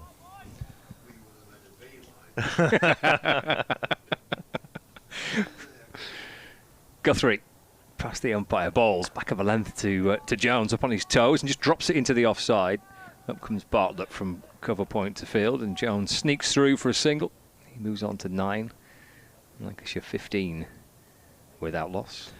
I know it was something Nick Cook was always talking about when he was second team coach before he went in onto the umpires panel. He thought it was unfortunate that the players now didn't stop after the game and have a drink together with the players, the umpires, the press, whatever, which certainly was very much the norm when I started reporting back in the 80s. It was very much passed out of fashion. Guthrie to Jennings. Plays that safely into the onside, and there's no run. Gets right in behind it, full face of the bat. Standing tall in the crease, Keaton Jennings deflects it up towards Rob Keogh, and there's no addition to the Lancashire score. The point he made was that he's not expecting young cricketers to go in and start swilling pints of beer, but just to absorb knowledge, wisdom from other players, perhaps more experienced players, from the umpires who see everything that goes on out in the middle. Guthrie to Jennings. It's dabbed away to mid-off. Carefully again by the Lancashire skipper. End of the over. 15 without loss. Jones has 9 and Jennings on 5.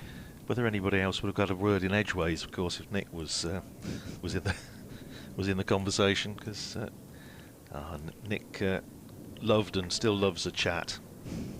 But yeah, it's an interesting one. But it was something he felt, I know, very strongly about, that players were missing out on a source of useful information about their chosen profession.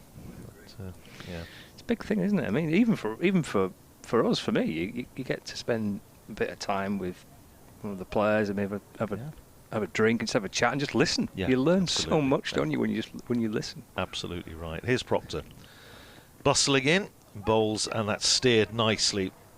Controlled stroke down wide of the slip cordon, down to the boundary, in amongst all the fielding equipment, and it runs down for 4 as Scott takes a well-earned break. Bumble comes in. Just want to work out where we are in terms of the tea interval. We may not be too far. In fact, I think we're going to be on time. Is this a record? We've got 36 overs to go in the day after this, so it could be a proper 20 to 4 tea break, whatever next. What will they think of? Here's Proctor bowling a no ball, called by umpire Debenham, and pushed out into the covers by Michael Jones. 19 for no wicket, goes up to 21 for no wicket. Well, how do you feel about Nick Cook's argument about contention that players don't talk to each other enough and don't talk to umpires enough? I don't know whether that's true or not, but it used to be the case.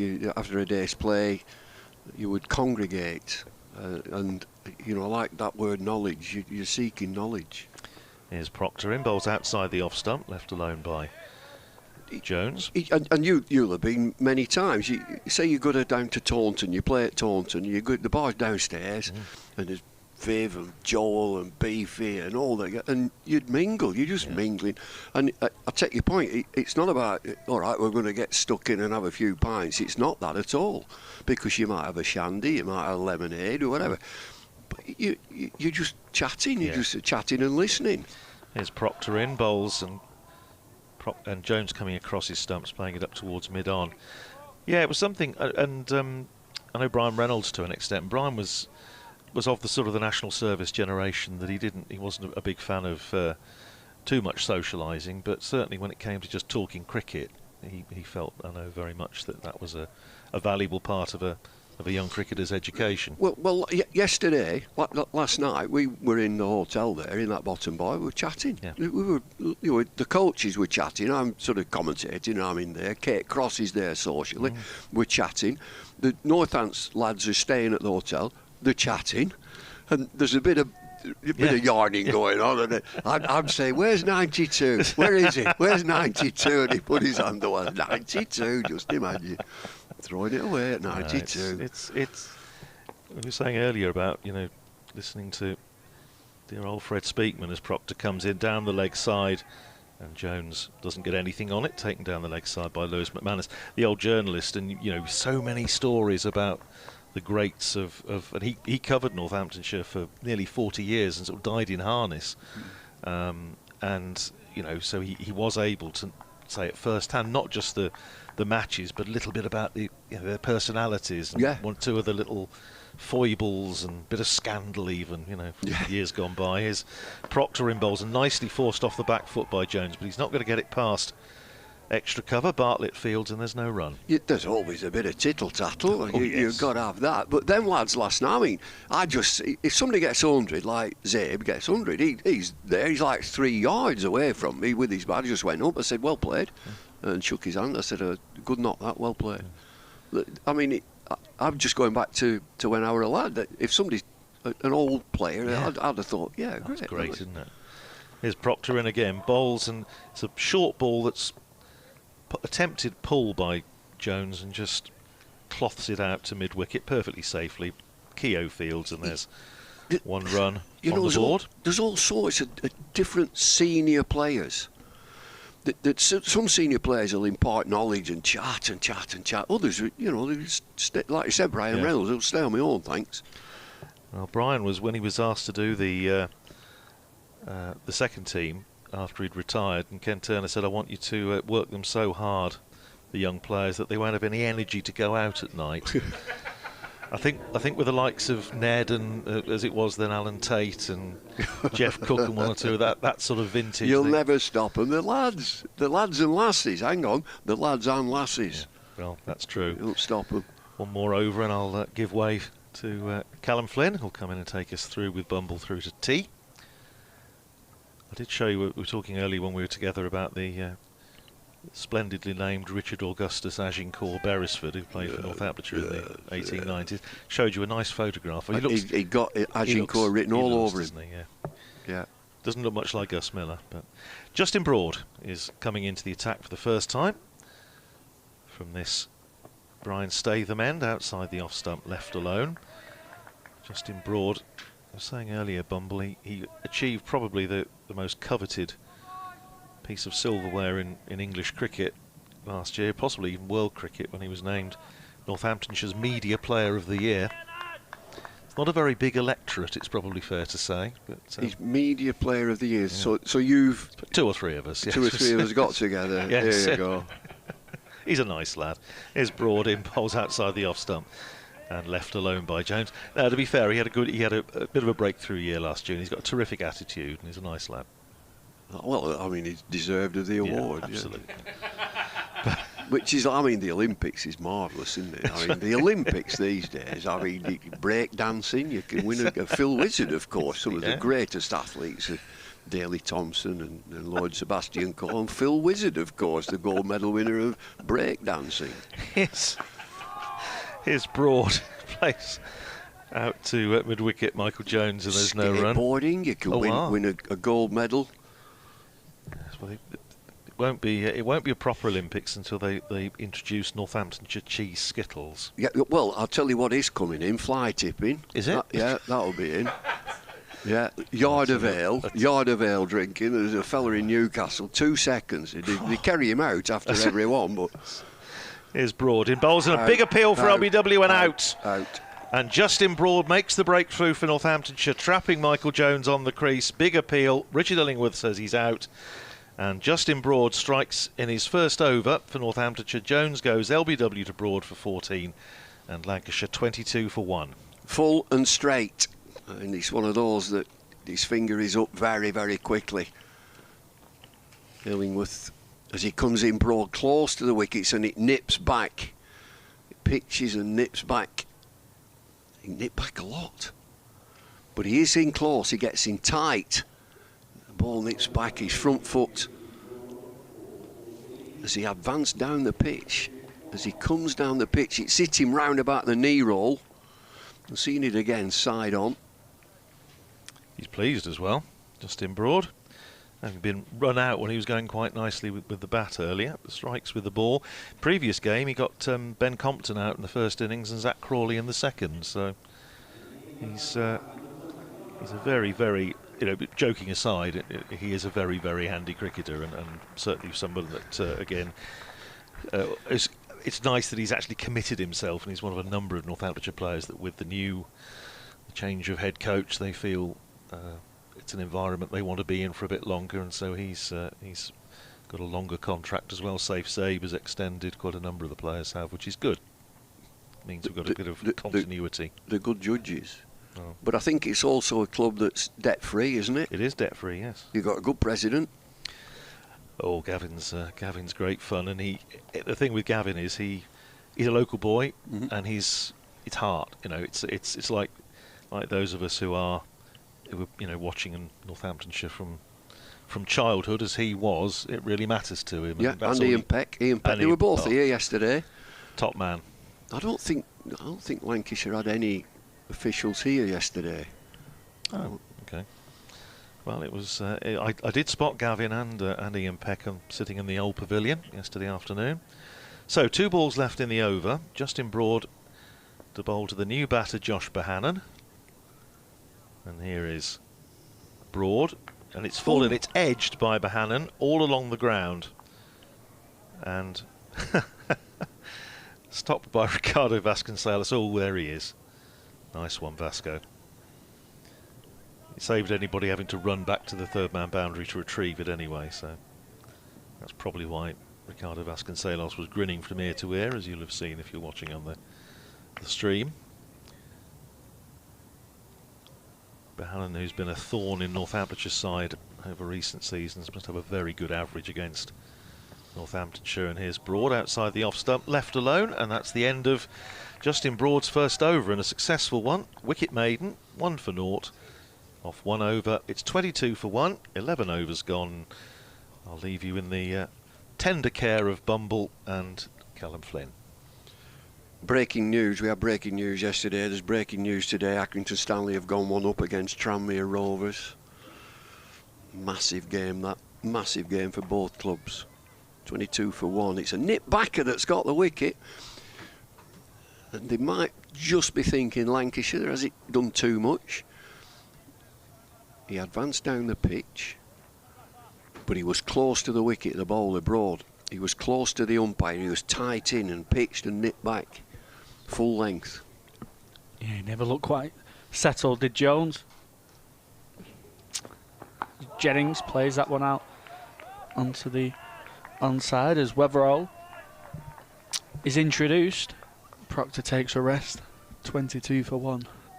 Lancashire, a slow, steady, watchful start for the Red Rose.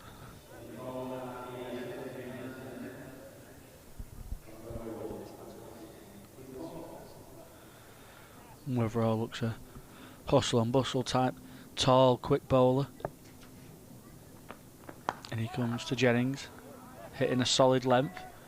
Jennings punching that mid-off for no run. I'm just looking at Weatherall. He's very tall. You know, that's an asset. The umpire is looking at his... We follow through, you know, they look at this danger area. I couldn't care less about that. They can run where they want for me. The batter runs all over the place. The batter runs all the way up and down the middle, and the umpire just says, "Can you get off?" Yeah, okay. Weatherall in fuller length. Jennings allows that through for no run. As soon as the bowler goes on, oh, you're on the danger area, you get 1 warning, second and final warning, third you're off. You bring spinners into it, let them run where they want. Run where they want.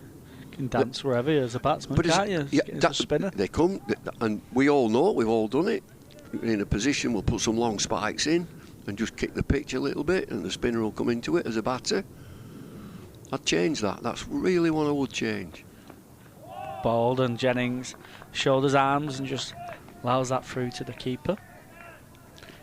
I've seen him 4 deliveries, Weatherall. I like him. Tall, bustling bowler, as you say.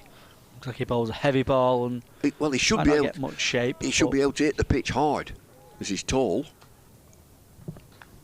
And he can be aggressive and attacking here. Plenty of runs on the board. Lancashire trail by 474.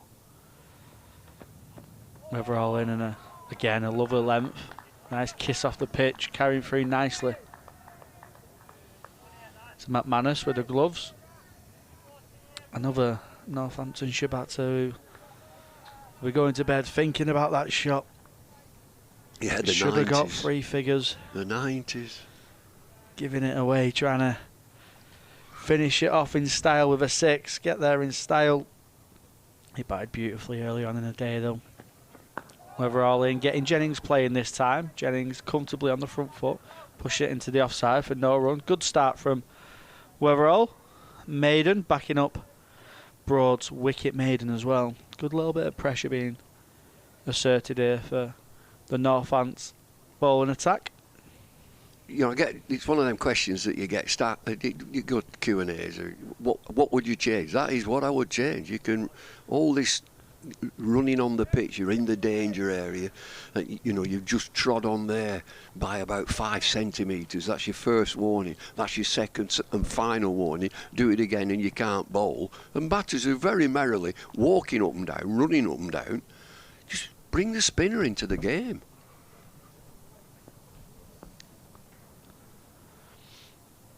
Broad in to continue. Bohannon just playing that through mid-on. Guthrie does the fielding. And no drinks after the drink. No, there's a drinks break, that's it. That's a drinks break. The clue's in what it says. A drinks break, no other drinks.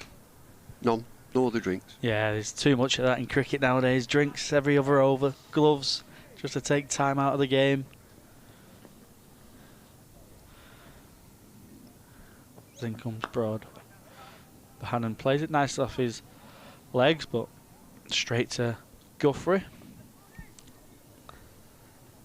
Should we not get you started on strategic timeouts then, Bumble? Well, everybody knows it's just to get some adverts in. Strategic sign.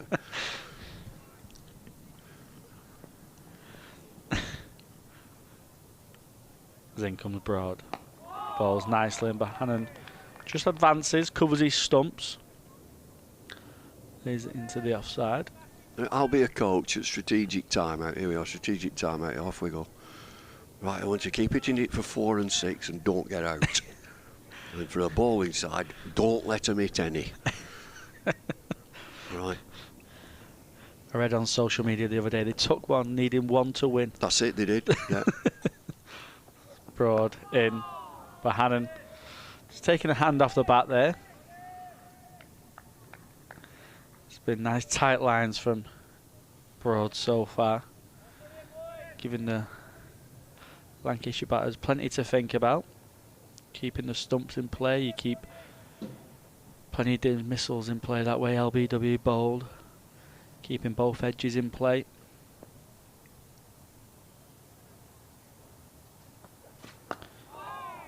Again, Bohannon just walking across a little bit, plays it into the leg side.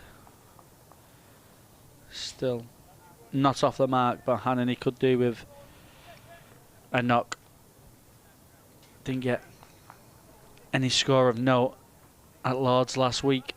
Had a quieter year for what we're used to on Josh Bohannon's standards in 2024. That's played nicely back towards the bowler, but Broad does the fielding. Another maiden, 3 in a row so far, with that first one being a wicket maiden as well. He's good physique as Broad. You know, I mentioned Weatherall, that he's a tall. He's quite gangly, he's Weatherall, but Broad is well built. Yeah, you feel like he should probably run in a bit heavier and a bit quicker, and well, with his build. You're always asking that, aren't you? Thinking that, Callum, that, you know, could he put a yard on? Can he get a bit of extra pace? I don't really know how you do that. Weatherall to continue. Jennings playing in front of the stumps, a few oohs and ahs from the slip cordon. I mean, just watching Weatherall now, he's in his second over. I assume he's quite young. Just drive through at the batter. He hasn't been warned about running on the pitch, but he's had a quiet word from the umpire, and it looks like he's striving as soon as he delivered to get off the pitch. Just drive down at the batter. Overall down the leg side is a noise, but He gets bat on pad. Jennings will feel like he's missed out there, but the ball before he did indicate there was a little bit of movement back into Jennings. He indicated that to Josh Bohannon at the other end. Yeah, it can affect your bowling as well if you're trying to rear off too quickly. If you're thinking about where your feet and your body go, and you just want to think about where you're putting the ball. You don't want to worry about getting off the wicket. Again, straighter line to Jennings. Jennings turns that away. Gets a single. Breaks the maidens up. This could be a good battle. Yeah, now Weatherall shaping it away from Bohannon. Trying to bring that outside edge into play. Three catchers waiting. I'd like to see someone just in close, under the helmet, just maybe get Bohannon thinking. You 473 runs. Lancashire still trail by. Could the Northants skipper get another catcher in there somewhere?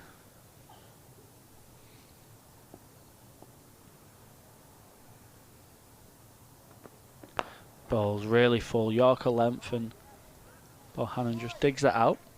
There's a good exercise that for a statistician to how many catches throughout a season in county cricket go to gully. Because we don't have a gully here, there's just 3 slips, and where the analysts are reasoning it's not going to gully, a thick outside edge on the drive. How many actually go to gully? Weatherall in, just 2 straight to Bohannon, goes down the leg side. Good take from McManus. There must be a stat. If you looked at last season, there must be somewhere that you can see percentage. How many in county cricket red ball were taken at first slip, second slip, third slip, gully? So that's the area that you're working all the time, isn't it? You're looking for an outside edge wicket keeper. How many wicket keeper catches? Easy. Oops. Weatherall again, just straying down the leg side, not quite getting his line right to Bohannon. The first time he's bowled to the right-hander. That's 23 for 1 after 14. Lancashire just ticking over at 1.64 and over. They don't want to go in the shell too much. They still want to be positive. Sometimes you can back yourself into a little bit of a hole and get a bit too relaxed and give your wicket away cheaply. Ooh, not when you're a batter. Get in there. Oh, Northamptonshire, I just thinking of David Steele. He'd get in on this. In fact, he wouldn't go home. He'd just stay out there overnight. I'll stop out here and make sure there's nothing happens out here.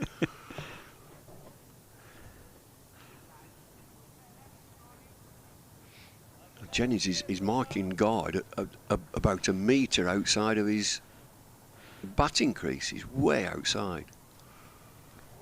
Broad's going to come round the wicket to Jennings. First time he's bowled at the Lancashire skipper, who advances and tucks that away into the leg side, picks up a couple.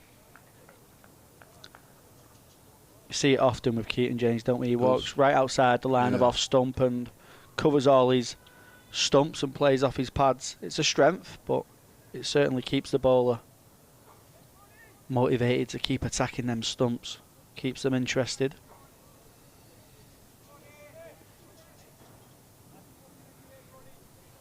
Well, it's a challenge to the keeper to think, well, can I, at this pace, can I stand up and bring him back into his crease? Broad, full length, just kicks up from the footholes. Carries through to McManus at shoulder height. Something we've seen before as well. Keepers coming straight up to Jennings, and they've often got success that way. And he sometimes then gets trapped on the crease, and he's had a couple of dismissals, LBW, with the keeper stood up. So it's something that Northants will think about, but probably give it a couple of overs. Broad bowls nicely. You hear the slip cord in there, oohs and ahs, but Jennings just hides the bat behind the pad. Not really played at that one. These two should be useful for Northants, the 2 bowlers. They're a good build, decent pace, not rapid. They'll get on pitches which are not as good as this. Get a bit of movement. Good combination as well. Weatherall a bit more of a hit the deck bowler. Broad just kind of kissing the surface. A little bit slower as he finds the outside edge of Keaton Jennings. Backwards point doing a really good job to stop any runs going through that region. We might be getting leg spin into the attack very quickly. Harrison, I think, is at third slip and he's just been doing lots of looseness. He should have a long ball. Leg spinner at Emirates Old Trafford. Well, the ball's still fresh as well, still firm. Yeah, should get a little bit of bounce. bounce.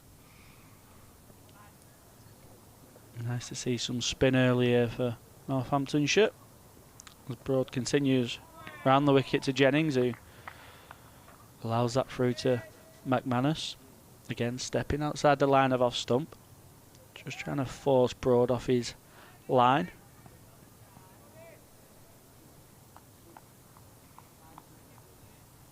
Eight off 40 balls for the Lancashire skipper. Being very watchful. Northants haven't given Lancashire many boundary deliveries. That one's again over pitched. Yorker length and scurries through to the keeper. It's the end of the 15th over. Lancashire 25 for 1. Bohannon not off the mark just yet.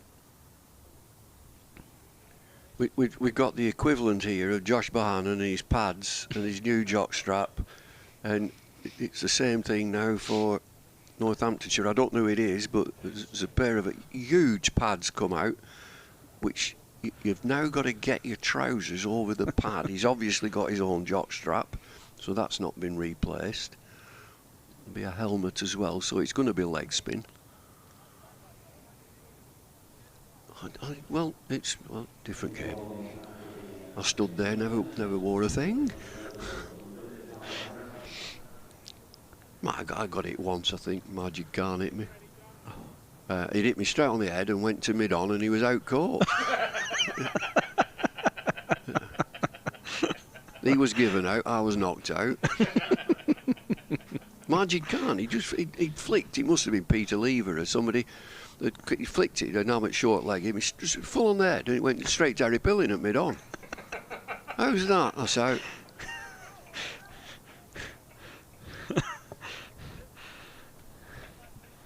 He was a good player, Majid Khan. What a good player. Must have been Glamorgan. Played for Glamorgan, didn't he? Be very frustrated getting out that way. Then comes Harrison. His first ball in a Northants shirt. It's over pitch and it's tucked away into the leg side. He gets a single Bohannon off the mark. So let's see what sort of leg spinner is he. Is he a loopy leg spinner? Is he a quick drive it into the pitch leg spinner? Again, he looks quite tall. He stood against Luke Proctor. He looks to be, what, 6'1", 6'2". Yeah, two very tall leg spinners in this game with Wells and Harrison. They get a good bowl there. Plenty of runs on the board for Northants to play with. That's not a worry for the skipper. Doesn't have to worry about how many runs he goes for, as long as he creates opportunities and wicket-taking deliveries. Gone round the wicket to Keaton Jennings, who offers the pad straight away. A slip fielder, short leg, two catches in there. Maybe a leg slip will be introduced at some stage, depending on the line and how much he's getting from the surface. It's a nice start to Keaton Jennings. Jennings lunging forward, trying to smother any signs of spin. Plays spin really well. Keaton Jennings, he'll use his feet, he'll attack like that as well. Harrison overpitched. Jennings doesn't need a second invitation. Pumps that back over the bowler's head. A couple of bounces for 4. Really good from Keaton Jennings. Right, to combat that, push one mid-on and mid-off back, probably mid-on back, and bring a fielder might be short leg, I'll think about that. On the drive, on the leg side. So push one back then on a drive. So you have a chance of a catch and a chip. Harrison in. Bit quicker, bit flatter. Jennings plays forward into the offside. Yeah, because he's bowling into a little bit of rough. Jennings left-handed. He can push his mid-on back. He doesn't have to go all the way back. Put a drive man on the leg side. So that if he wants to push, I think I'll push a single there. He might just chip it. Might just push it into that leg side as a catch. Opening a channel for the ball to sneak through as well as Jennings offers the pad again. Pads it away, no shot played. It's the end of the over. Lancashire 30 for 1 off 16. Hannon 1, Jennings 12. How hard will the challenge be for Harrison bowling to the right hand and left hand, but also the height difference of Jennings and Bohannon? Yeah, I mean, that's always change of length. It is. It's always something for bowlers to consider as to, you know, we saw that with Safe Zaid, the tiny little chap, and you've got to work your length out because, you know, what you think is a full length to him, it's actually short. I can get back and push it through the leg side. So, you know, that's always something to look at. But, I mean, I would say that's been Northampton's session. Lancs have been careful, not going at 2 and over, and still trying to work out how can we win this game. Yeah, but that's tea. For any viewers on Lancs TV, you can see the players and the umpires heading off for a brew and some light snacks. So for listeners on the BBC Sport website and app and viewers on Lancs TV, we'll be back with you in around 10 to 15 minutes. And that's us done for now. L is for the way you look at me. O is for the only one I see. V is very, very extraordinary. Welcome to the opening day. Oh, that is a wonderful shot.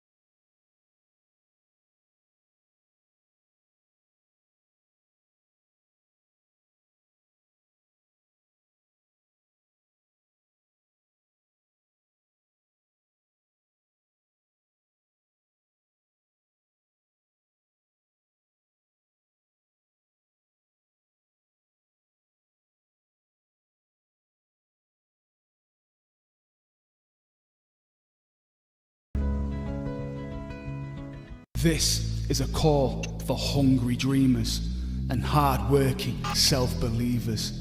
Success is down to more than just luck and talent. It's striving to be the best, breaking the boundaries and never giving up. Are you ready to become your best self? Are you ready to unlock your greatness? So what are you waiting for? This is Education Evolved. This is UA 92.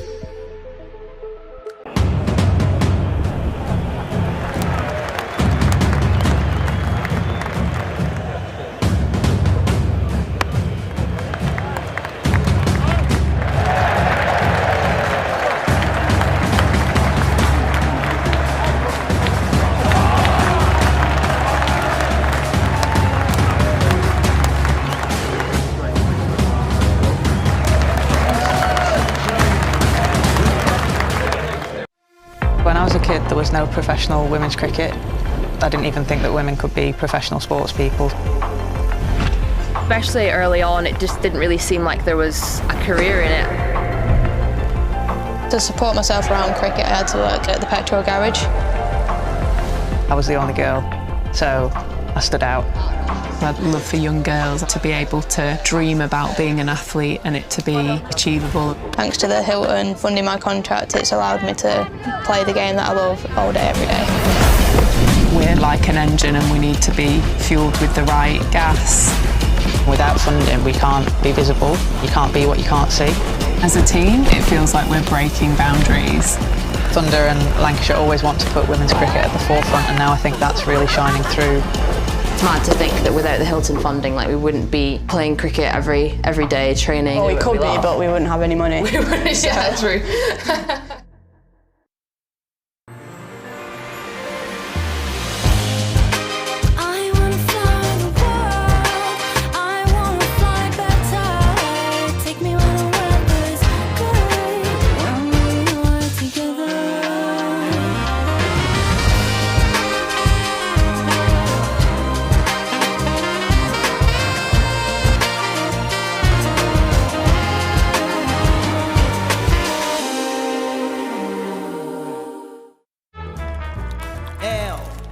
Is for the way you look at me. O is for the only one I see. V is very, very extraordinary. Welcome to the opening day. Oh, that is a wonderful shot.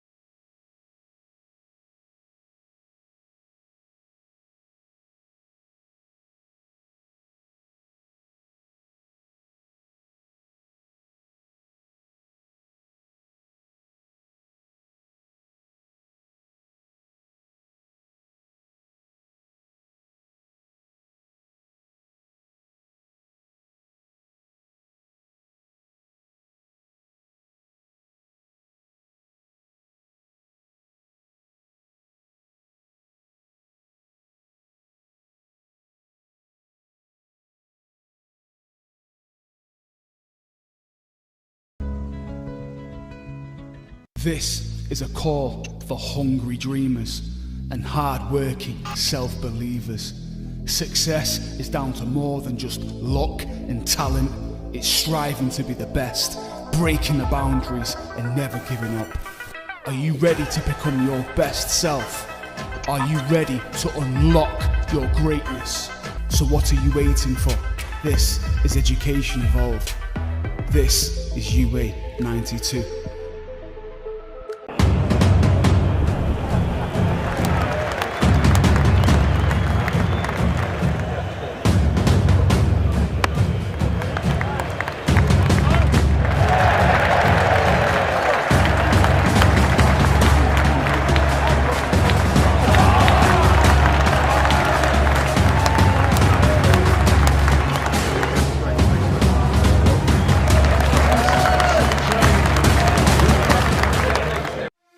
When I was a kid, there was no professional women's cricket. I didn't even think that women could be professional sports people. Especially early on, it just didn't really seem like there was a career in it. To support myself around cricket, I had to work at the petrol garage. I was the only girl, so I stood out. I'd love for young girls to be able to dream about being an athlete and it to be achievable. Thanks to the Hilton funding my contract, it's allowed me to play the game that I love all day, every day. We're like an engine and we need to be fueled with the right gas. Without funding, we can't be visible. You can't be what you can't see. As a team, it feels like we're breaking boundaries. Thunder and Lancashire always want to put women's cricket at the forefront, and now I think that's really shining through. It's mad to think that without the Hilton funding, like, we wouldn't be playing cricket every day, training. Well, we could be, but we wouldn't have any money. We wouldn't, yeah, true.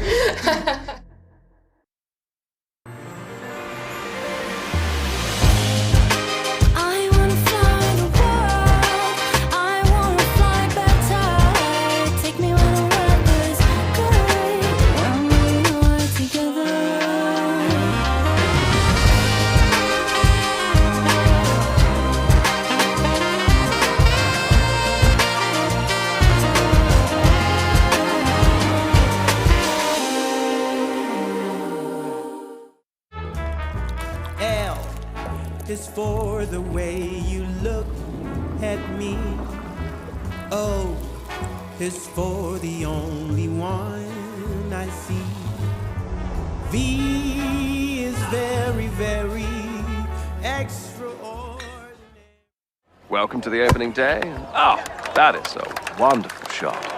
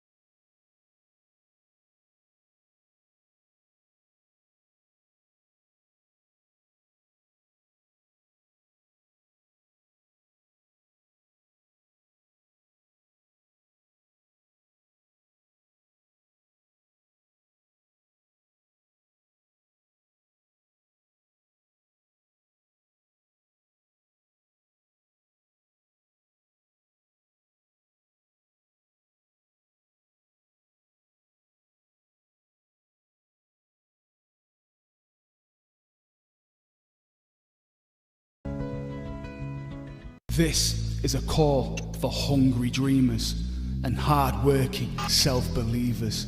Success is down to more than just luck and talent. It's striving to be the best, breaking the boundaries and never giving up. Are you ready to become your best self? Are you ready to unlock your greatness? So what are you waiting for? This is Education Evolved.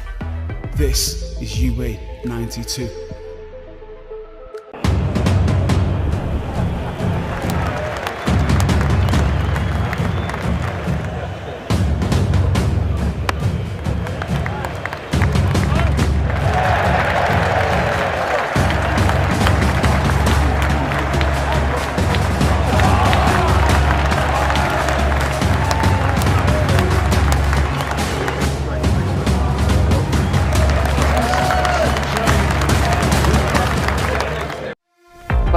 There was no professional women's cricket. I didn't even think that women could be professional sports people. Especially early on, it just didn't really seem like there was a career in it. To support myself around cricket, I had to work at the petrol garage. I was the only girl, so I stood out. I'd love for young girls to be able to dream about being an athlete and it to be achievable. Thanks to the Hilton funding my contract, it's allowed me to play the game that I love all day, every day. We're like an engine and we need to be fueled with the right gas. Without funding, we can't be visible. You can't be what you can't see. As a team, it feels like we're breaking boundaries. Thunder and Lancashire always want to put women's cricket at the forefront, and now I think that's really shining through. It's mad to think that without the Hilton funding, like, we wouldn't be playing cricket every day, training. Well, we could be, but we wouldn't have any money. We wouldn't, yeah, true.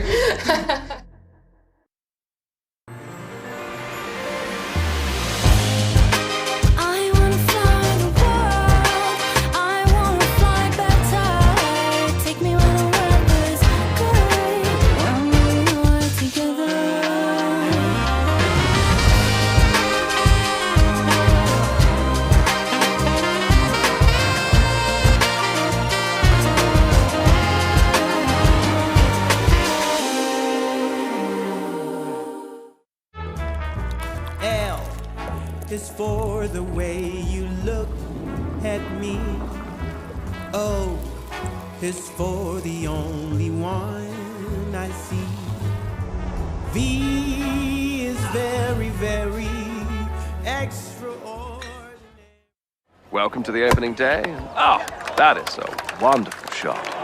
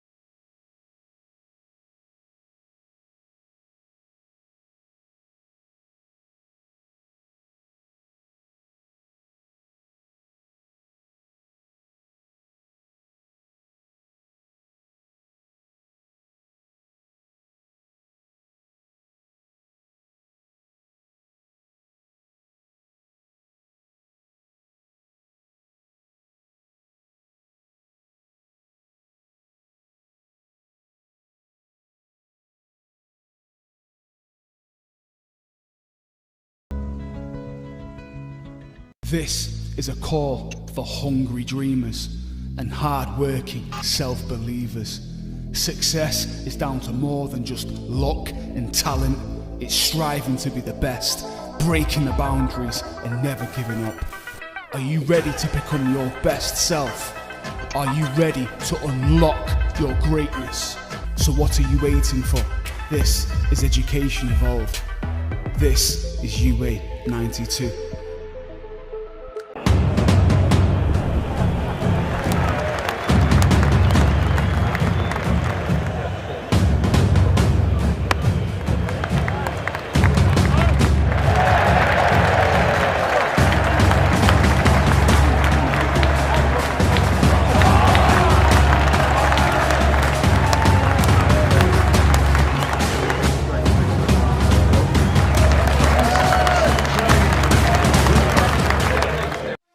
When I was a kid, there was no professional women's cricket.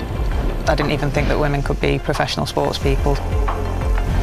Especially early on, it just didn't really seem like there was a career in it.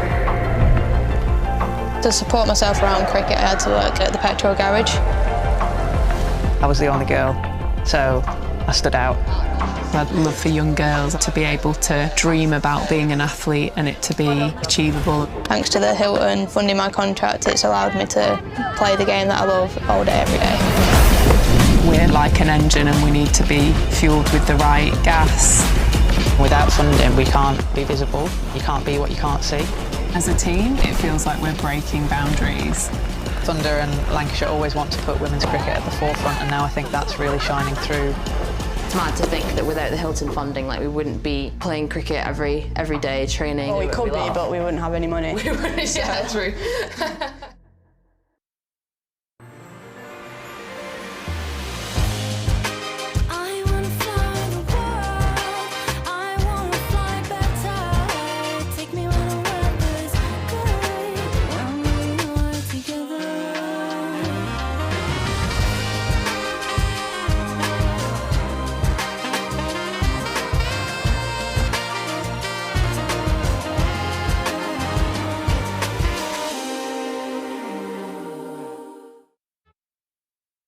good afternoon. Welcome back to Emirates Old Trafford. We're just about to get underway in the third and final session of the second day's play in this Rothesay County Championship match between Lancashire and Northamptonshire. Andrew Radd and Callum Flynn with you for this first passage of play. Scott Reed will be along very shortly. And Northamptonshire have had the better of things over the previous 5 sessions. Northamptonshire eventually bowled out for 496, their highest ever total in the championship on this ground, and in reply Lancashire resuming on 30 for 1. They've had 16 overs, so it's been tight stuff from the Northamptonshire attack so far. Keaton Jennings, the captain, is unbeaten on 12. Josh Bohannon has a single to his name. The man out, Michael Jones, who was LBW to Justin Broad for 14. That was 22 for 1. It's now 30 for 1. And it's going to be Justin Broad to begin this final session from the Brian Statham end. 3 slips in place, bowling to Bohannon, who's in behind that, playing it up to Luke Proctor at mid-on, and Callum, who's alongside me. It's going to be a question of just digging in, I think, for Lancashire now, get themselves through to the close without too much damage and see where they are. Yeah, and you don't want to dig in too much, because you often find in games like this, if you dig in too much and you go too defensive, you kind of relax and you snick off quite easily. Big appeal for LBW to the second ball, and that has hit Bohannon somewhere very painful. He may need a glass of water, or even 2 glasses of water. Oh dear, that does hurt. That really does hurt. That's nipped back in from Broad, rather as he nipped back the one that dismissed Michael Jones. And Josh Bohannon is in a bit of bother there. His partner eventually has come down to offer a few sympathetic words, maybe, although my experience, and I'm sure your experience, is when that happens, everybody's trying not to laugh and probably failing in their attempt not to laugh. Words don't really do any good either. It is. Not much can do any good, sadly, for Josh Bohannon. The physio's not even bothered running out. Oh, now he is. Oh no, yes. And this, I mean, it's the risk of stating the obvious. There's not a great deal he can do about it. No. I mean, he can give him, the aforementioned glass of water, but I don't think it's. You see, the physio's out. He's having a giggle about it. If you're watching this on the Lancashire TV stream, Josh Bohannon is still down on his hands and knees. Oh, he's up on his feet. Well done, good man. Have a drink. It's magic lemon squash. It'll make you feel that much better. If ever there was a moment for Bumble to be on the comm. Yes, I was going to say. That was the perfect moment. Where's Bumble when you need him? But that really was a painful blow. The umpires are just having a chat with Luke Proctor, who's probably saying along the lines of, I hope you've stopped the watch, as it were, to make sure that the over rate doesn't...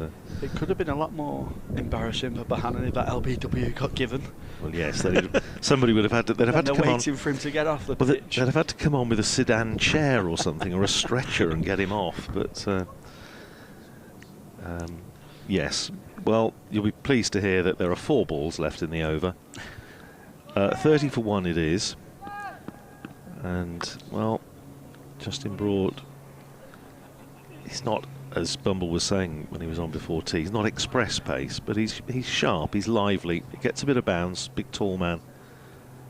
And now Bohannon settles into his guard again as Broad comes in and bowls to him very full, and he drives pleasantly through the covers, runs for him here as it goes out towards the boundary on the net side of the ground, and well fielded out there on the fence by Safe Zabe, sends in his return, and they're back for a couple of runs. So Bohannon to 3, 32 for 1. You will have noticed, Callum, that Safe Zabe, who bats left-handed and bowls left arm, throws with his right arm.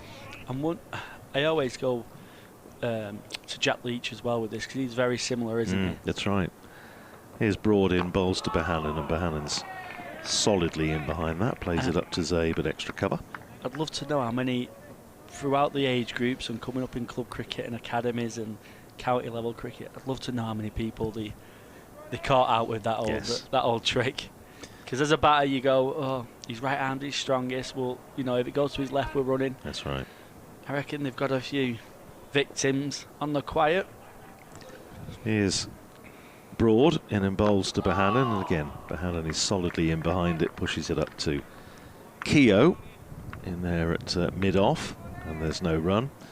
Yeah, we saw a cracking bit of fielding earlier in the day from Tom Bailey to run out just in Broad, just when Broad was starting to flow quite nicely. Played some lovely shots, got to 19. Which shifted through the gears very quickly. he did, and hopefully it'll just make him feel a little bit better. He was a bit down after the previous game when he made Norton 1. Here's Broad in again, bowls to Bohannon. Plays maybe just a little bit across the front pad, but plays it up safely and solidly enough up to mid-on where Proctor fields, and that's the end of the over. 32 for 1, 17 overs gone.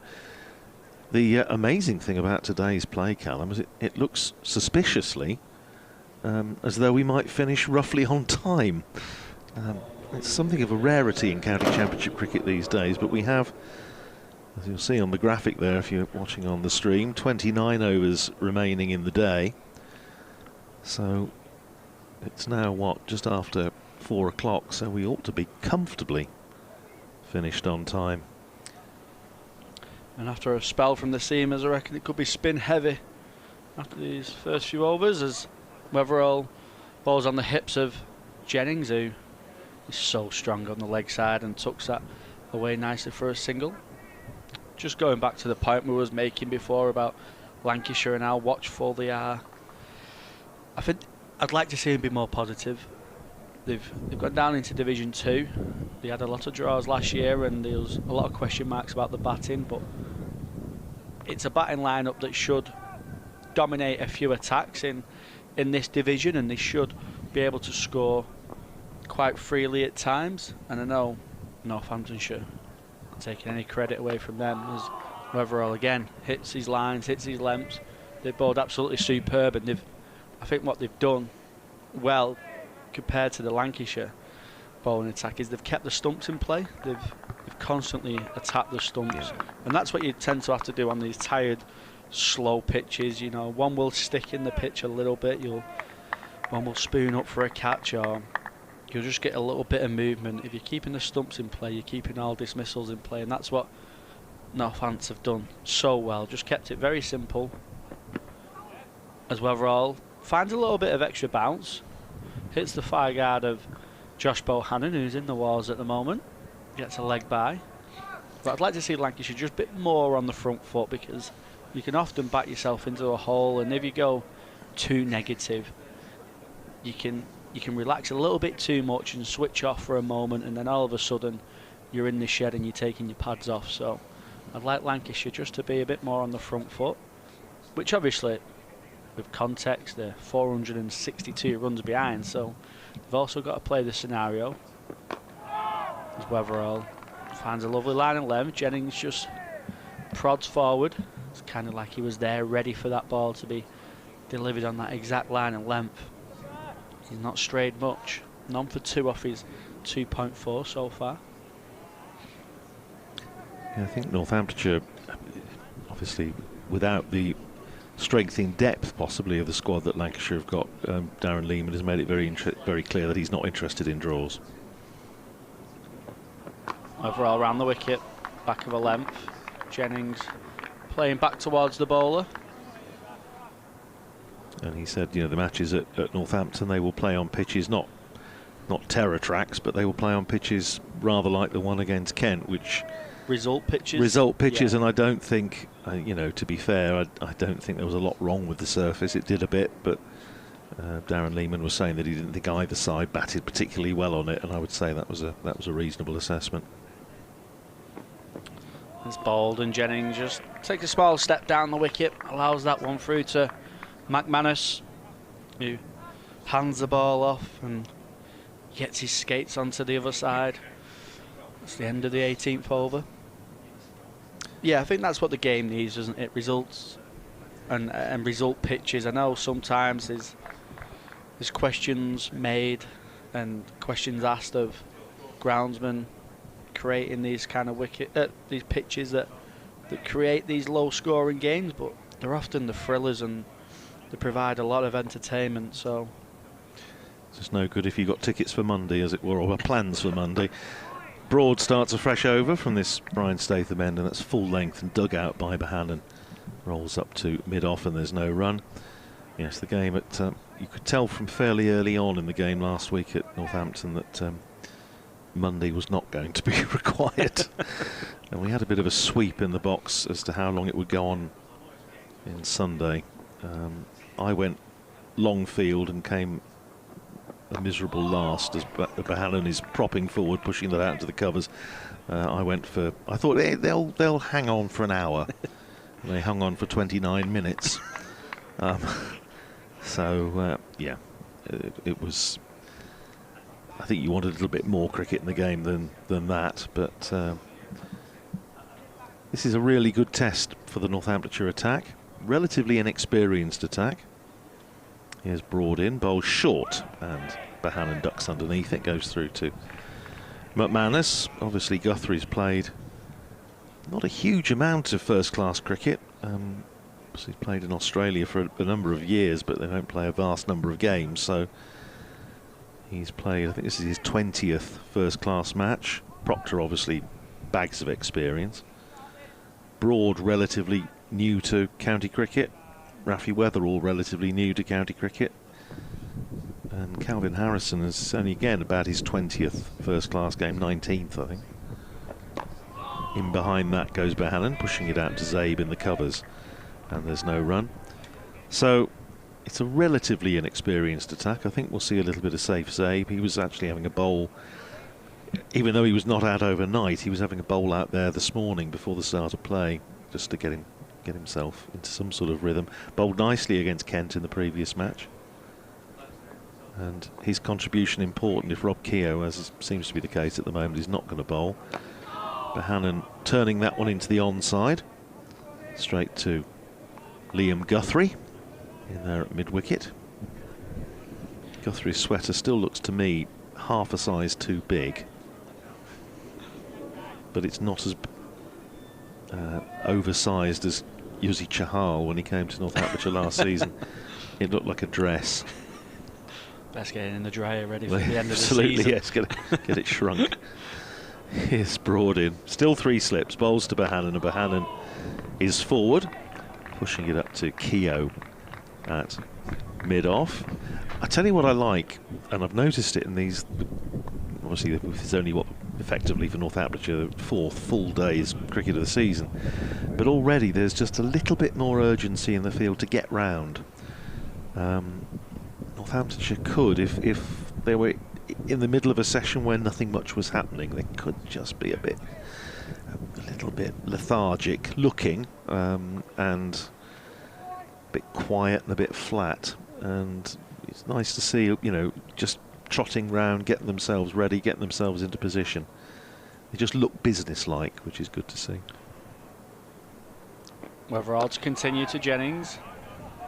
Full on the pads of Jennings, who finds Guthrie at mid-wicket. Probably feels like he's missed out, does Jennings. Just Luke Proctor making a change. Calvin Harrison coming out of the 3rd slip.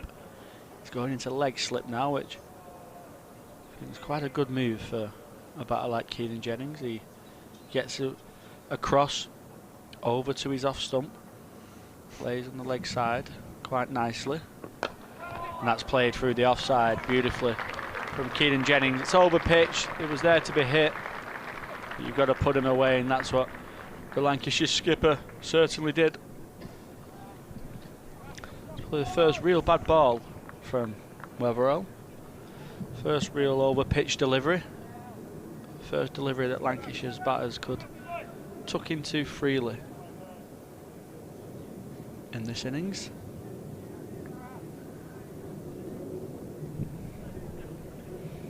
Just wants to get back on that stump line, keep that leg slip in play, and that's drove down the ground. It was a misfield, but Luke Proctor comes across, tidies up.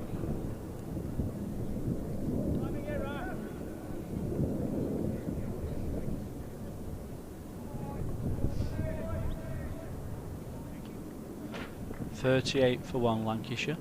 I wonder how long it'll be before we see Calvin Harrison back in the attack and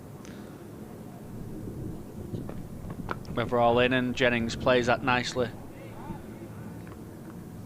Off his hips, back of a length, he just swivels on that, pulls it down to long leg. You rather get the feeling that once he's on, he might not come off this side of close of play. He's expecting a long bowl. Yeah, I think it's just going to be, obviously the ball is only, would have been 17 overs old, was it, at tee. The thinking is just give the seamers a little bit of a short burst, and then I think we'll see quite a bit of spin from either end. Whether all in, not quite finding his line to the right-hander. Bohannon runs very hard as he always does and picks up 2.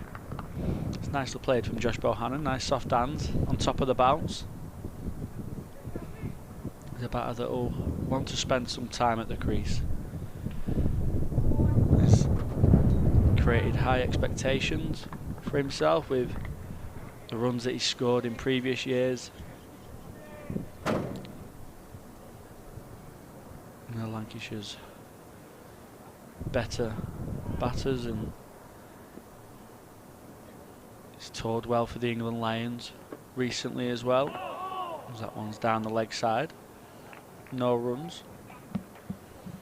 That's the end of the 20th over. 41 for 1 Lancashire. Bohannon 5 and Keaton Jennings 18. Often we get a sort of message coming in from the International Island Games in Menorca, but we have. It's Ollie Helfrich, who's the sort of the leader of the Northamptonshire supporters chapter on the Isle of Man. But he's out there watching cricket at Menorca Cricket Club as part of the International Island Games, listening to us on the BBC Sport app and watching some cricket in Menorca, which I have to say looks a very pleasant spot. A bit greener than I'd maybe expected, but anyway. Glad you're enjoying the cricket that you're attending firsthand, and glad you're enjoying the commentary as well, Ollie. Always good to hear from you. Here's Justin Broad, round the wicket to Keaton Jennings, very full, and Jennings clips that away out to deep square. There is a little bit of protection out there for Broad. Safe Zabe sent in his return. One more to Jennings. He goes to 19, and Lancashire to 42 for 1. Field changes over for Bohannon. The innings of his I remember most vividly, Callum, was when it was a couple, it must have been what, 3 years ago, when we had that extreme heat wave, and they changed the playing hours at Northampton. Here's Broad in and clipped firmly, crisply by Bohannon, but straight to mid-wicket in this no run. And it was a wonderful game of cricket, which was won really by Josh Bohannon's second innings 100. It was one of those that ebbed and flowed, fascinating game. Scott will, I'm sure, will remember, and it was really Josh Bohannon's 100 in the second innings. He was the difference between the sides in the final analysis and took Lancashire home. Here's Broad in, bowls to Bohannon, who plays that hard into the ground, bounces up for Broad. He actually got out, I seem to remember, just before the job was finished, and it was Washington Sundar who won the game, I think, in the end for Lancashire. And Will Williams got runs, didn't he, as night watchman. But it was a really good game of cricket, despite the fact that we have these bizarre playing hours where they were supposed to finish early because of the heat. Because they also insisted that you get the overs in, we were still out there pretty much as long as we would have been normally. But anyway, here's Broad. Very full, driven by Bohannon, up to Proctor at mid-on, and there's no run. Not quite that problem here, although weather's been lovely, but it's not quite 40 degrees. No, it's clouded over as well. No sun, but still pretty nice day for April. You'd settle for it, wouldn't you? Certainly would. Would McManus come up to Broad? Would he stand up to him with red ball? No, here's Broad in, and that's a quicker ball from Broad, and it's a short one, and it's has Bohannon swaying out of the way. No, he does tend to stand up quite a lot to Ben Sanderson, especially when the ball is a little older. Sanderson not fit for this game Last I heard from Darren Lehman, he was hoping he might be fit for the game at Derby, which is a ground and opponents that he absolutely loves. He's got a terrific record against Derbyshire. So here's Broad in bowls and Bohannon again defensively out to the onside, and there's no run. End of Justin Broad's 6th over, 3 maidens, 1 for 5. It's 42 for 1 with Jennings on 19, Bohannon on 5. Northamptonshire will want him to play if he's, assuming he's fit. His knee is a bit better, and he will want to play because, as I say, he has a very impressive record against Derbyshire. There are 3 sides. I mean, obviously, Ben Sanderson, having taken 550 wickets for Northamptonshire across all formats, has been successful against most sides. But he's he does have a stack of wickets against Derbyshire, Leicestershire, and Sussex. So he will. I'm sure if he possibly can play, he will. But I think George Scrimshaw might be a bit more of a longer-term job by the sound of it. The side throw. Weatherall to continue round the wicket to Jennings. Attacking the stumps. Jennings just playing in front of himself, just squirts that out to the cover fielder. A few oohs and ahs from the catchers behind the stumps. I think we'll see some spin soon. Give Harrison a good long ball in this evening session. Let him try and settle in. As that one's allowed through to the keeper. Jennings just shouldering arms, allowing that one through. Although they are bowling very well, no offence, and the run rate's only 1.97. It looks easy enough to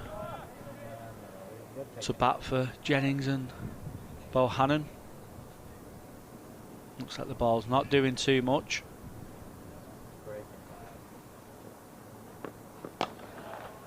Jennings plays that one nicely down the ground. Weatherall just palms that off to his teammate at mid-off. He does the shining, trying to shine it onto his jumper, try and get as much shine onto that ball, try and create a little bit of movement, even just a little bit, to find the edge of Jennings. As he so nearly does.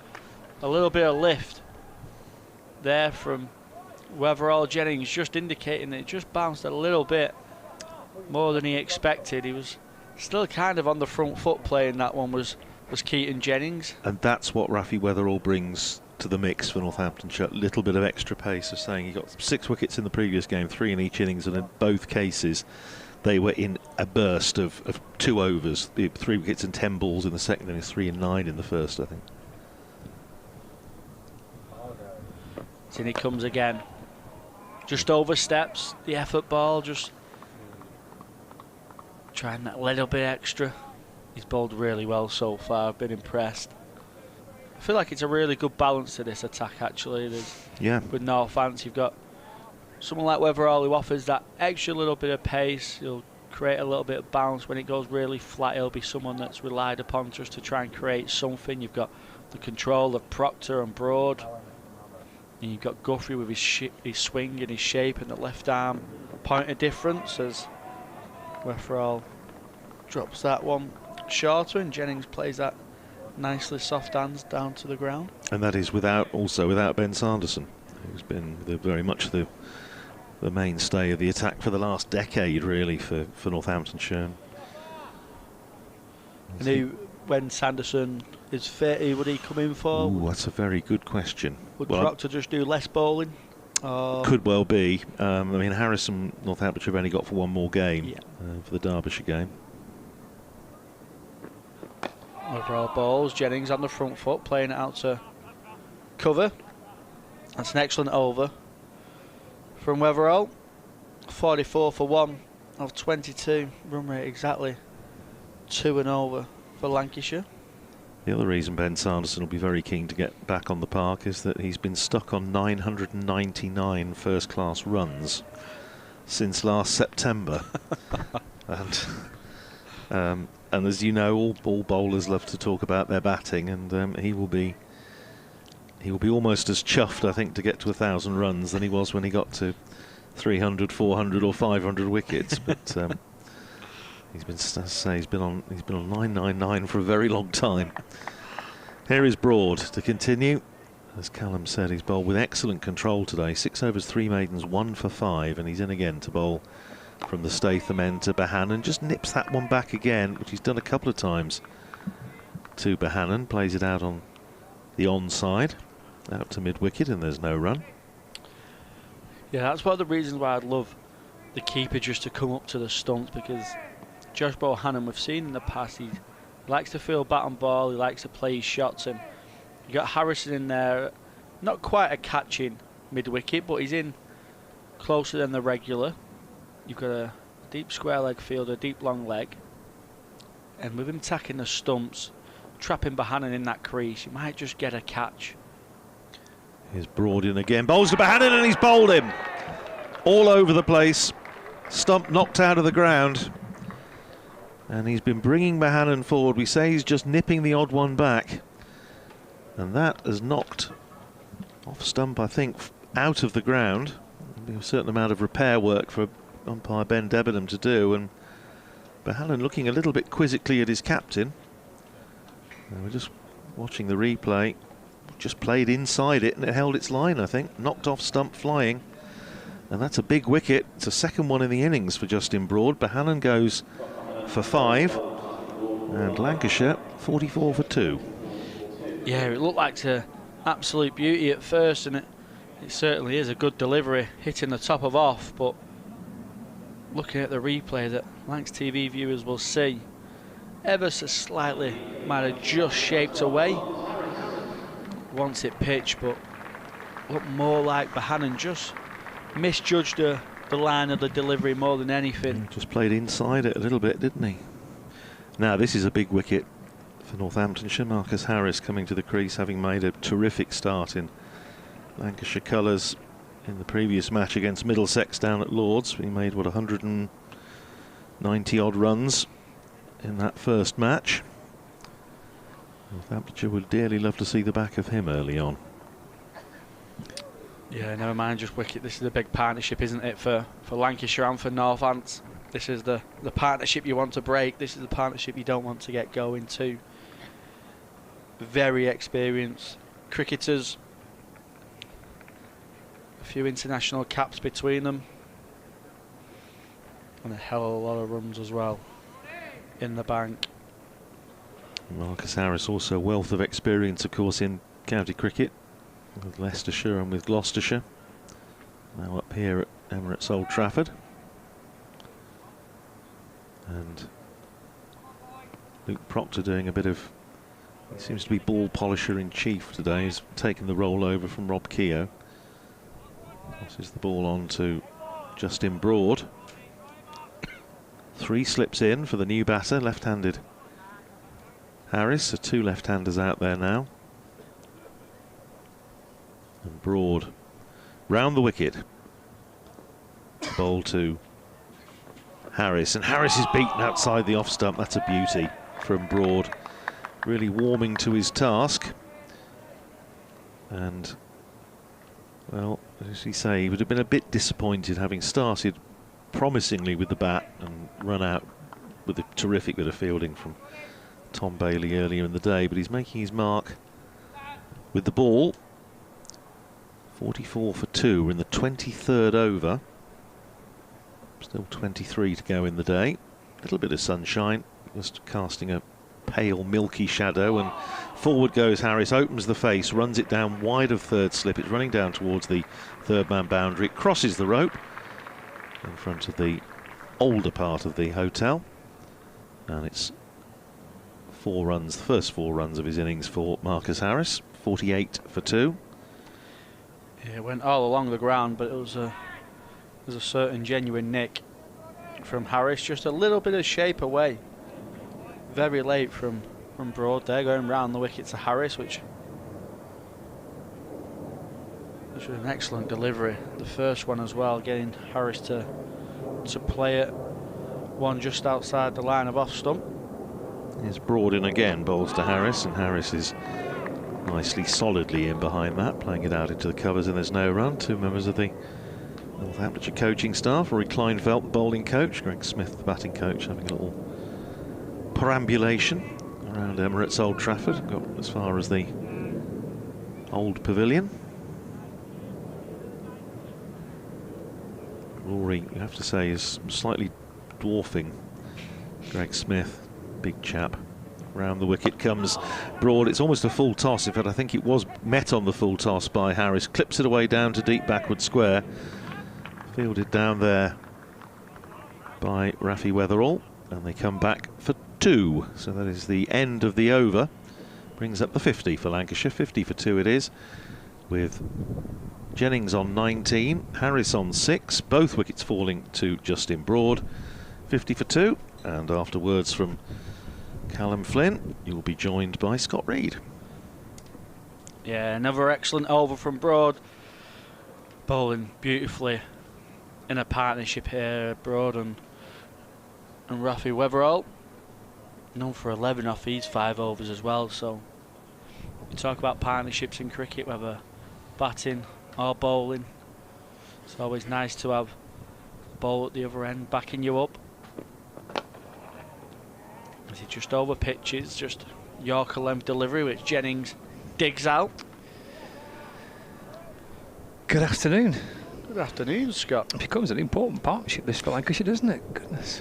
Yeah, it's the bulk of the experience out there now for Lancashire, and it's a tricky little period. Jennings, very watchful, hasn't got going, has he yet? But these are where they'll want the runs to come from, sitting in that changing room, as Jennings just plays that into the offside again. Weatherall overstepping.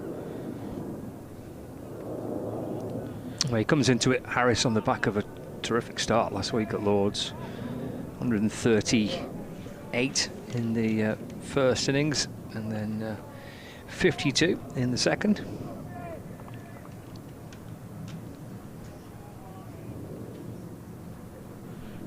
I think it'll be a really good signing for Lancashire. A lot of experience in that middle order. Weatherall attacks the stumps. Jennings just playing forward, defending. Yeah, he was saying actually last week that the conversation he had pretty early on with Lancashire were about him batting at 4. And he was quite happy to do that, quite happy to drop down the order, having spent most of his... Was he fine with that? Yeah, he said he was quite happy. He said, I've spent 100 odd games opening batter. I quite like a little bit of a break after fielding. Yeah, absolutely, yeah. Let the shine go off the new ball. That was basically Thank you very much. Yeah. Jennings plays that back towards the Northants fast bowler, and he just collects that through on his follow through. Yeah, he was quite happy, just sauntering back to the pavilion at Lords with his hands in his pockets while Jennings and Jones sprinted back to get the pads on. So yeah, I think he was quite enjoying that. But yeah, he said he was quite happy with the idea, and it was a different challenge for him, and he understood that, you know, kind of the balance of the team would work out probably better for him to drop down. Wells drops down. Overall, around the wicket, just testing the middle of the surface, and Jennings just his tall character just standing firm and just defending that one back down the wicket. Well, he looked $1 million last week, Jennings. He looked in great form. Very frustrated when he got out, didn't he? Just a bit that inside edge. 2 starts. Yeah. I think it's a good move from Lancashire asking Harris to bat 4, because Jones, who has got plenty of time and plenty of years ahead of him, get him some experience opening. As Weatherall just strays down the leg side, and that's picked up nicely from Broad and cuts it down to a single. Yeah, it gives Jones some time to get some experience opening the batting for Lancashire. If Lancashire have hopes, of course they'll have hopes of going straight back up to Division 1. Then he's got a little bit of experience, Jones, going into Division 1. Hopefully in 2026 with a bit of experience in Division 2, and he's used to opening the batting for Lancashire, and he's going to be the mainstay, so it makes sense asking Harris to bat 4, who very well might not come back next year, depending how well he does.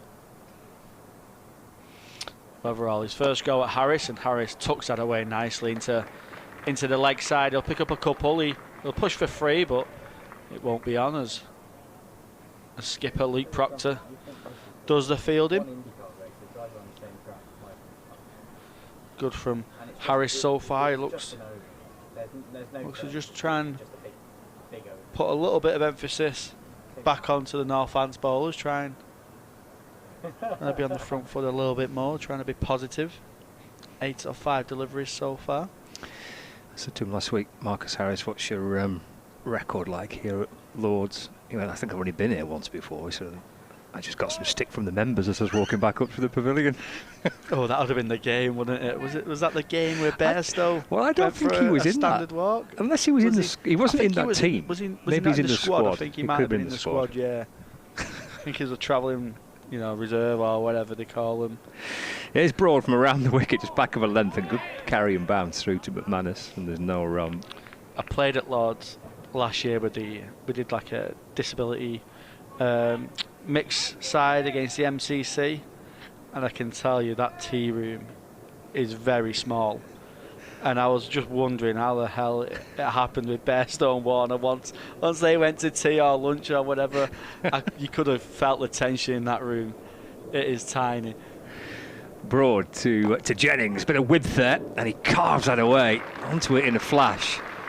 The Lancashire captain through point for 4, he moves to 24, and it's 59 for 2. Yeah, it's a nice shot from Jennings. He's had to be watchful, he's had to be patient for a little bit of freedom, and he doesn't miss out on a boundary delivery like that. First real bad ball from Broad, 2 for 15. How was your Lord's experience then? Yeah, it was brilliant. To be able to walk out the long room and captain the side as well, which was a real pleasure. Broad to Jennings. It just deflects out towards square leg. The keeper comes up from behind. Yeah, it's just rolled off Jennings' thigh pad. Just loops out towards square leg. So a leg by called by the umpire. 60 for 2, Lancashire. Anytime a lad from born in Salford has to put a blazer and a tie on, though, you often feel a little bit uncomfortable and felt like you're in trouble. Yeah, so obviously the strict rules of what you have to wear and how you have to act around Lords, it was all part of the day. But to be able to play there, and hopefully I'll get the chance again this summer when India come over to tour against us. We've got a game at Lords as well, which will be the first ever disability fixture there. Will be brilliant. It's defended by Harris. Looked like he kept just a little bit low on Harris. He nudges the ball away to the leg side up. Fielded by Keogh, and there's no run. So that would be the first physical disabilities game to be played at Lords. Yeah, so it's going to be a mixed one this year, isn't it? So we've merged the 3. So obviously there's 4 disability impairments with the blind, but that's obviously a different format of game. So there's going to be a mixed disability tour and the first ever disability fixture international wise at Lords. Brought in to Harris, glanced away down to fine leg for a single, moves on to 9, 61 for 2. There's going to be seven games at 7 county grounds. Well, one of them's at Walmsley, is it, where I don't know. Well, there's no county that actually play there, but I know the England women used to play a lot of games there. I think we start at Taunton. I think that's going to be a floodlit fixture as well. So there's two at Bristol. Nice. We play on Sky before England women and India women, which is brilliant exposure for the disability game. Oh, big appeal for LBW. Instant shake of the head. And the suggestion and the indication from the umpire, as that was bowled around the wicket by Broad, is that that's maybe just slanting down the leg side. End of the over. And Lancashire 61 for 2. Harris on 9 and Jennings on 24. So it's quite a busy summer then you've got coming up. Yeah, we go to Desert Springs, which the ECB have got like a facility over there. Okay. At the end of May. Oh no, sorry, at the start of May. So we'll play a couple of fixtures over there, a bit of warm weather training, get netting outside, which is going to be good for us because obviously you bring in 3 impairments together, and with the deaf guys and with the learning disability guys, you have to learn how they work. Mm-hmm. Obviously we've started to do very generic sign language classes just to communicate on the field. So there'll be certain restrictions around 3 of each impairment after being year 11, and then the other 2 will be kind of pick who you want. As Proctor brings himself back into the attack, round the wicket straight away to Harris, and he gets him playing at one that you could probably just leave through. Just nibbled away a bit, that, didn't it, from Proctor first up? Yeah, he bowled really well up top as well to Jones. I think it's the angle he creates as well with his run up, and then he's always kind of running in at the stumps and comes in at a real angle, and then he gets the ball to shape away from the lefty as well. It's a real challenge if he can land it on that line and length, as he certainly does there, and it's a big appeal. He's just outside the line maybe. Harris seemed to get across the stumps. 2 close appeals in quick succession here for Northants. Maybe the height as well, just popped a little bit. There's enough doubt in that with the angle that he's bowling from around the wicket, and then the debate about the height as well. Proctor in. Them arms going everywhere as they do, and focusing, targeting them stumps. Been excellent from the Northants attack. The percentage of balls hitting the stumps, I imagine, will be quite high. They've kept them stumps in play all innings, and that's why it's been so hard for Lancashire to break free and to try and get in any sort of run scoring rhythm. Harris just plays that through backward point, and it's cut off for no run. Remember a game up at Durham, maybe, I bet it's 10 years ago now, maybe more, when Proctor was in the Lancashire side, and he, I think he might have picked up 7 for, and Lancashire beat Durham, and it was quite dark. It was right at the back end of the 4th day, and the pitch was just perfect for it. Just nibbling around. Light wasn't great, just doing enough. And yeah, I think he got 7 for in that match. Proctor in again, full of a length. Harris prodding forward. I feel like he's an excellent county cricketer, is Luke Proctor. He stands up with the bat. He bowls a lot of overs and takes wickets as well. The way he's batted here for Northamptonshire in the last few games has been last few years has been superb. I mean, his first innings here, and when he's come back in the previous couple of years with Northants, goodness me, he takes some getting out. Proctor in, ending the over well. Maiden is certainly asking some questions of Marcus Harris early on. I suppose it's that saying you go back to your former club and you don't want to give it away, do you? And he's been that in the last 2 or 3 times he's come back to Lancashire. They're the 2 wickets Lancashire have lost. Jones for 14 and Bohannon for 5, both off the bowling of Broad. Who is set to continue. Northamptonshire starting with Guthrie and Proctor. It's Broad. It's 2 for 16. And he's got the double breakthrough for Northamptonshire, and he'll continue from the Brian Statham end with Jennings on strike. Just dabbed away by Jennings up towards mid-off, and there's no run. Just going back, Callum, to this summer then for you. What's the idea about bringing kind of the 3 disciplines all together?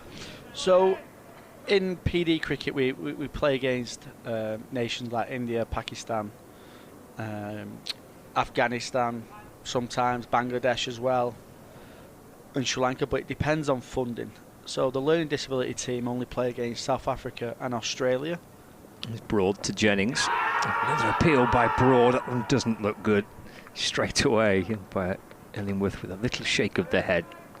Maybe height, and again touch of leg side may be involved in that. I think that's more the appeal of who's batting then than if we have actually got a chance. Miles down the leg side and the height. Yep.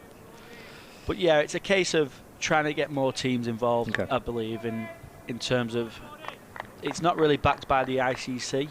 It's not under the ICC official banner or board or however you want to say. Broad to Jennings, and on the walk, Lancashire skipper advancing towards Broad and just working the ball to the leg side for no run. So if we can try and show that, obviously we're going to one squad, which has its implications because you're kind of cutting opportunities as well. Okay. So there's that kind of argument against it, but positive-wise, we think it might bring in more countries to look at it and go, okay, we can create just one squad and we only need 5 physical disability players, we only need 5 learning disability, and we only need 5 deaf, and we've got a squad of 15 available to us. Broad to Jennings down the leg side to the Lancashire skipper. Tumbling stop by McManus, the keeper. So it's a case just to try and get more countries involved. Like you said, the learning disability team, I think they've not lost for like 15 years. Something silly, but they're only playing against South Africa and Australia every year.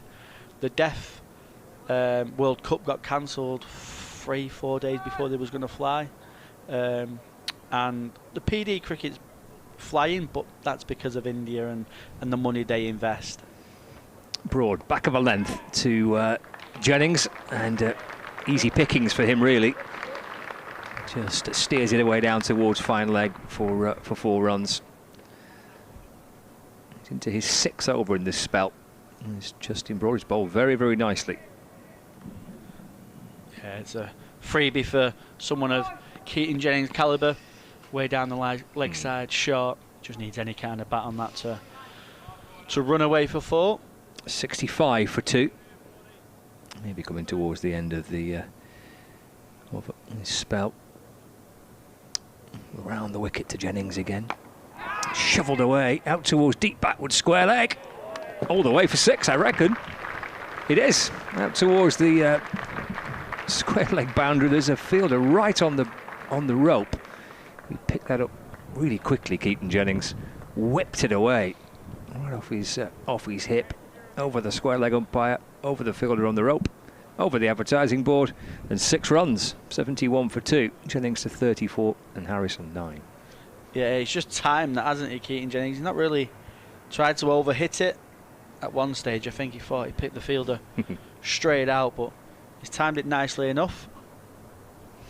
So you're kind of creating more games, but the payoff is you might restrict potentially opportunities for players. Yeah, so that's the balance that the ECB will need to look at, and that they know that's a concern and something that might raise questions. It certainly already has. There's been players that have expressed concerns because we've gone down from 3 full squads of 15 to 18 players as Proctor comes in and Harris just plays that into the offside for no run. Yes, the PD squad has 18 players, the LD squad has maybe 20, and same with the deaf. So you're restricting them squads and you're taking it down to what they've named as a senior squad and a Lions squad. But the seniors are going to be on a tour, so there's only going to be 15 selected for that tour out of 60 maybe disability players. So you are restricting opportunities in that sense. But then I suppose the counter argument is you're at the top level of sport, and sadly that's how top level of sport is. It's the best play, and the best get picked. So there's that kind of argument, but it's certainly just a trial event at the moment. So we think we'll go back to our own squads in the winter after this summer, and we'll meet up again as Proctor outside the line of off stump. Harris just plays that down nicely through the gully region, but doesn't get any runs. So the thinking is we'll go back to our 3 squads, and they'll see how it's gone. They'll see what the ICC think of it. We'll see if any other countries, get a wind of it and see how it goes. But yeah, there's certainly question marks over whether it's going to work or not. Proctor round the wicket. Harris playing that into the onside, just finding the inside edge of his bat there, Proctor, as he attacks the stumps again. And when's the Lord's game? Right in the middle of the summer? Or? Yeah, you questioned me there. I think it's just started July. Oh, okay. I think it might be the 3rd fixture, the Lord's one. Lovely. So I think we start at Taunton. I know we end in Bristol. Got a couple at Worcestershire as well. and then obviously the stand event one will be Lords, the third game, I believe. As Harris tucks that one away nicely off his legs to the deep square fielder for a single. That'd be one for the friends and family to get down. Yeah, certainly. It'll be exciting for everyone, and just, you know, to have the backing from the ECB and also the counties to, you know, allow us to use the grounds and allow us to, you know, to play on the squares, because we know what the ground's been like. Very protective over the squares in the prime of the summer when the blast is going on and stuff like that. So to have these opportunities and to have the counties on board as well, it's brilliant. And it sounds like all the counties are making a real effort to try and sell tickets and get people down.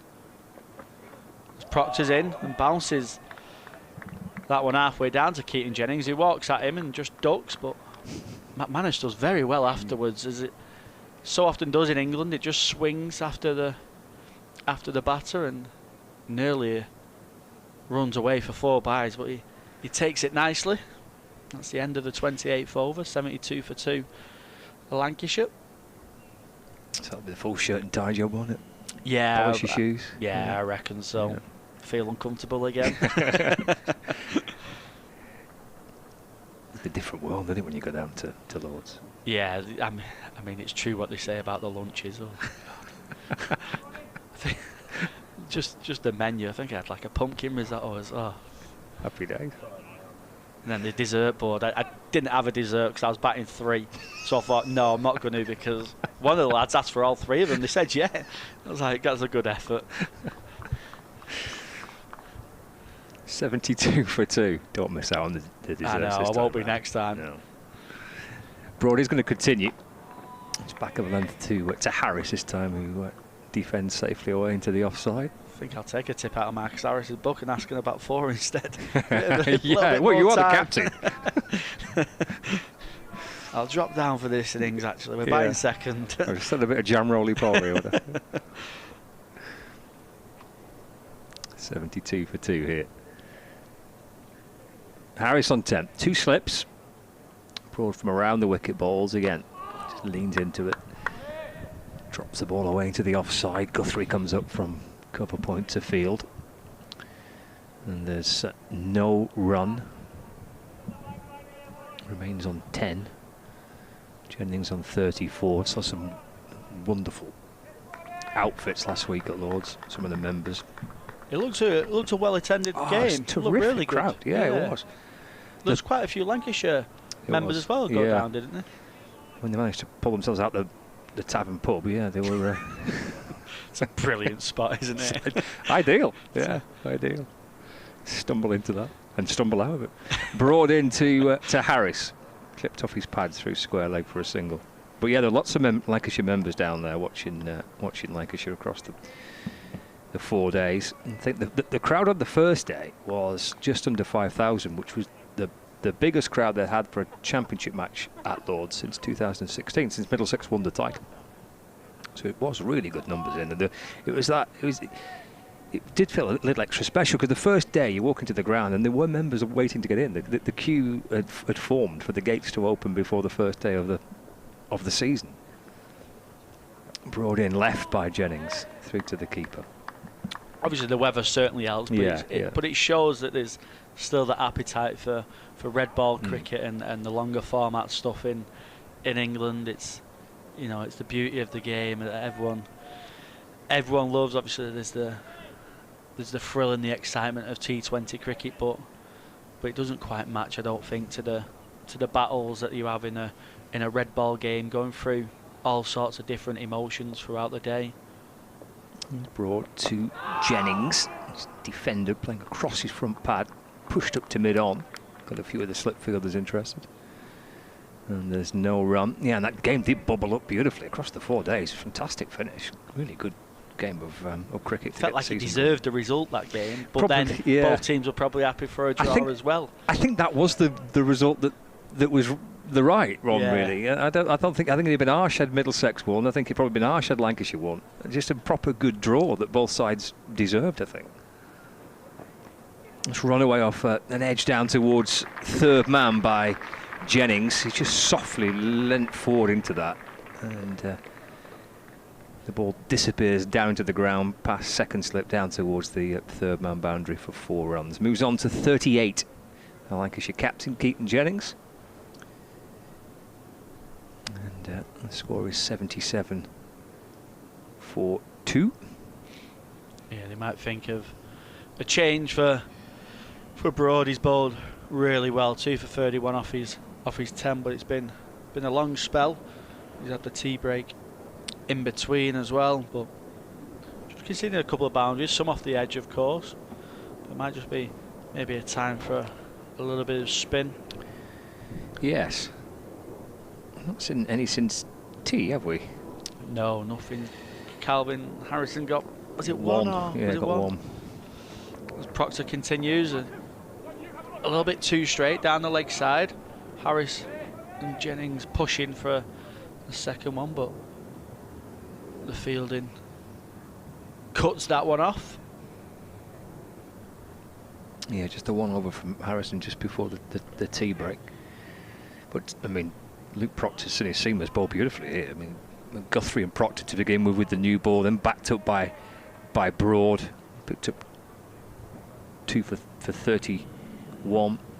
Weatherall with a spell, and now Proctor's gone back to himself. Seamers have done a good job. Proctor in, full of a length, attacking them stumps. Jennings getting a good stride forward, playing nice and straight. Solidly behind the ball. Yeah, they bowled really well, especially on a wicket that's not offering them very much. They've just kept it very simple and very tight. They've not let any Lancashire batter really get going. Proctor in, outside the line of off stump this time. A little bit of shape away, as Jennings indicates to his partner Harris. Just seems to be moving a little bit more, this ball. Proctor in particular.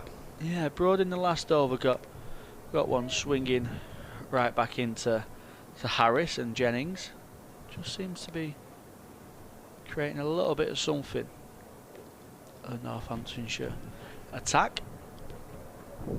Proctor in again, full, attacking the stumps, allowing Keaton Jennings to drive, but he can't find a gap. Yeah, there's so little on offer, isn't there, for the batters from Proctor. So accurate with his line and with his length, and then, as you say, there's just a little bit of movement as well. Such a tricky customer. Jennings retreating a little deeper into his crease.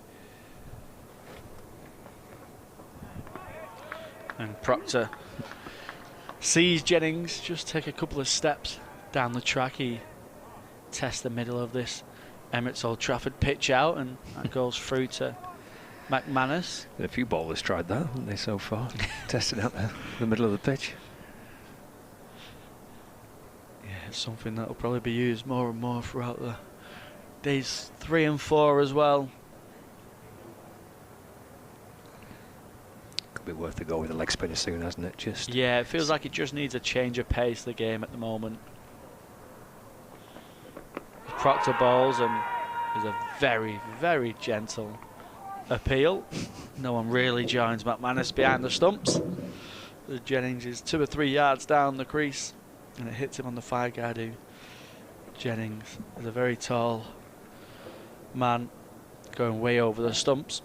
That's the end of the 30th over. 78 for 2 Lancashire. Harris on 11 and Keaton Jennings on 38. Look at that, we just got to 5 o'clock as well, and we've got 16 overs left in the day, so an hour of play. We're going to be pretty much right on time today. Lots of spin. Nice and dry. Not rained in Manchester for about a month or something, and we've had loads of spin. Tom Hartley and Luke Wells. Hartley bowled a lot. It was a really good bowl for Hartley. 33.1 overs, 5 maidens, 3 for 91. And Wells chipped in with 20 overs as well, 1 for 70, so a lot of spin. Just ticking over to 5 o'clock. And yeah, 16 overs remaining in the day, so pretty perfect time-wise. We are going to see a bowling change. It won't be the leg spinner. It's not for the time being. It's going to be Liam Guthrie replacing Justin Broad from the Brian Statham end. Left arm seamer in again and bowling, but down the leg side to Harris. And taken by Lewis McManus. Callum's taken a break, and Andrew Radd is back alongside me. Afternoon again, Scott. We've been like ships that pass in the night today. We haven't really? we? Yep. Been on a great deal together. No. I've missed you. I have missed you. Yeah, I've kept Bumble on. I've had as much as Bumble as we could possibly get. That was my tactical decision. Right. Quite right too. Bumble's done for the day, though. He's having a rest. Here comes Guthrie in, balls to Harris. And just nudges that one away off his pads down to fine leg. Off at half of the bat and takes a single. Moves on to 12, 79 for 2. Yeah, Rory Kleinveld and Greg Smith have got their steps in today. That's about the third or fourth lap of Emirates Old Trafford. I think they've got in this afternoon. They're hurtling round towards the old pavilion again. I suppose if you're staying on site, then it's your best form of yes. having a bit of a stretch of the legs, isn't it? I wouldn't worry about that too much. Guthrie to Jennings. Cushioned away off his pads out to deep backward square leg, where it's fielded by Calvin Harrison. Jennings gets a single. He moves on to 39, 80 for 2 now. As they've got the energy to get to the restaurant, that's all that matters, really, isn't it? It'll be a diet of skips again tonight, is it? No, I think that was the remnants of the previous day's pack-up, which I refused to waste. But I might go for something a little more adventurous this evening. We'll see. I'm a bit surprised that we haven't seen a bit of twirl in this session so far. But it's just doing enough, isn't it, to convince Luke Proctor, I think, that seam is the way to go. Here's Guthrie in balls and defended by Harris upon his toes and just nudges the ball away to mid-wicket. I don't know what was the feeling was down at Lords when Lancashire played down there last week, but at Northampton the feeling was that with these particular balls they tend to, this is sort of totally counterintuitive, but they tend to do more when the shine has gone off them a little bit. We were discussing that, I know, on comms last week. Just seemed to do a little bit more when the ball was slightly older. Guthrie balls leg side to Harris and taken by McManus. Harris just trying to get something on it to glance it away down towards the boundary. A change here. Cover's going to disappear and relocate at leg gully.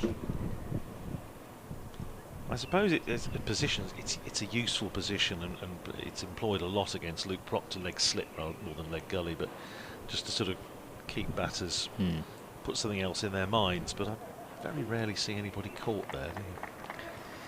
And he's positioned himself just behind Harris. He sent a couple down the leg side. That's a fuller ball which drags him forward. It's pushed away towards mid-off and there's no run. It's the end of the over. First for Liam Guthrie. Back into the attack. A couple of runs coming off that. Lancashire are 80 for 2. Harris on 12 and Jennings on 39. All this in reply to that total of 496 by Northamptonshire. Well, now BBC Radio Northampton have got 7 hours of sport today because they've got the Cobblers match this afternoon, and then this evening it's the quarter-finals of Rugby Union's European Champions Cup. Northampton Saints taking on Castra at Franklin's Gardens. So busy day. Well, it will, and that'll be a sellout as well.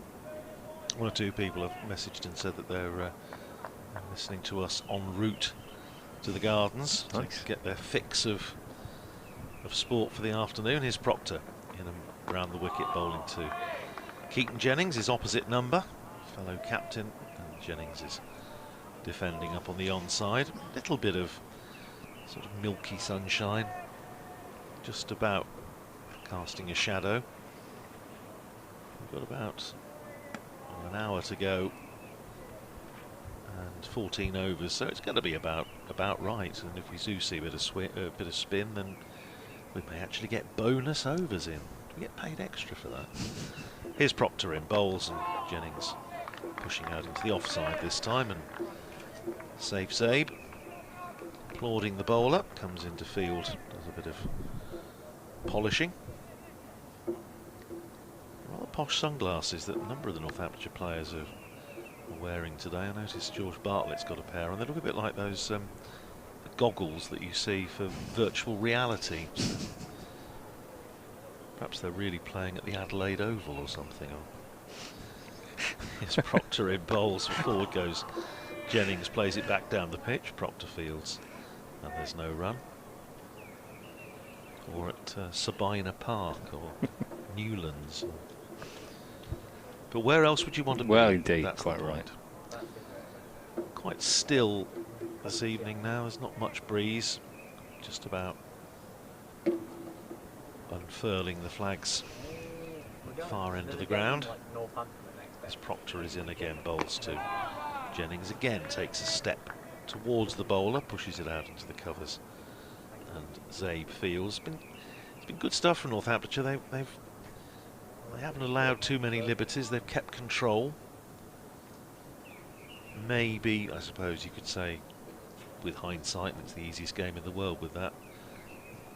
Maybe Justin Broad had an over too many, but he looked a threat, didn't he? He did, yep.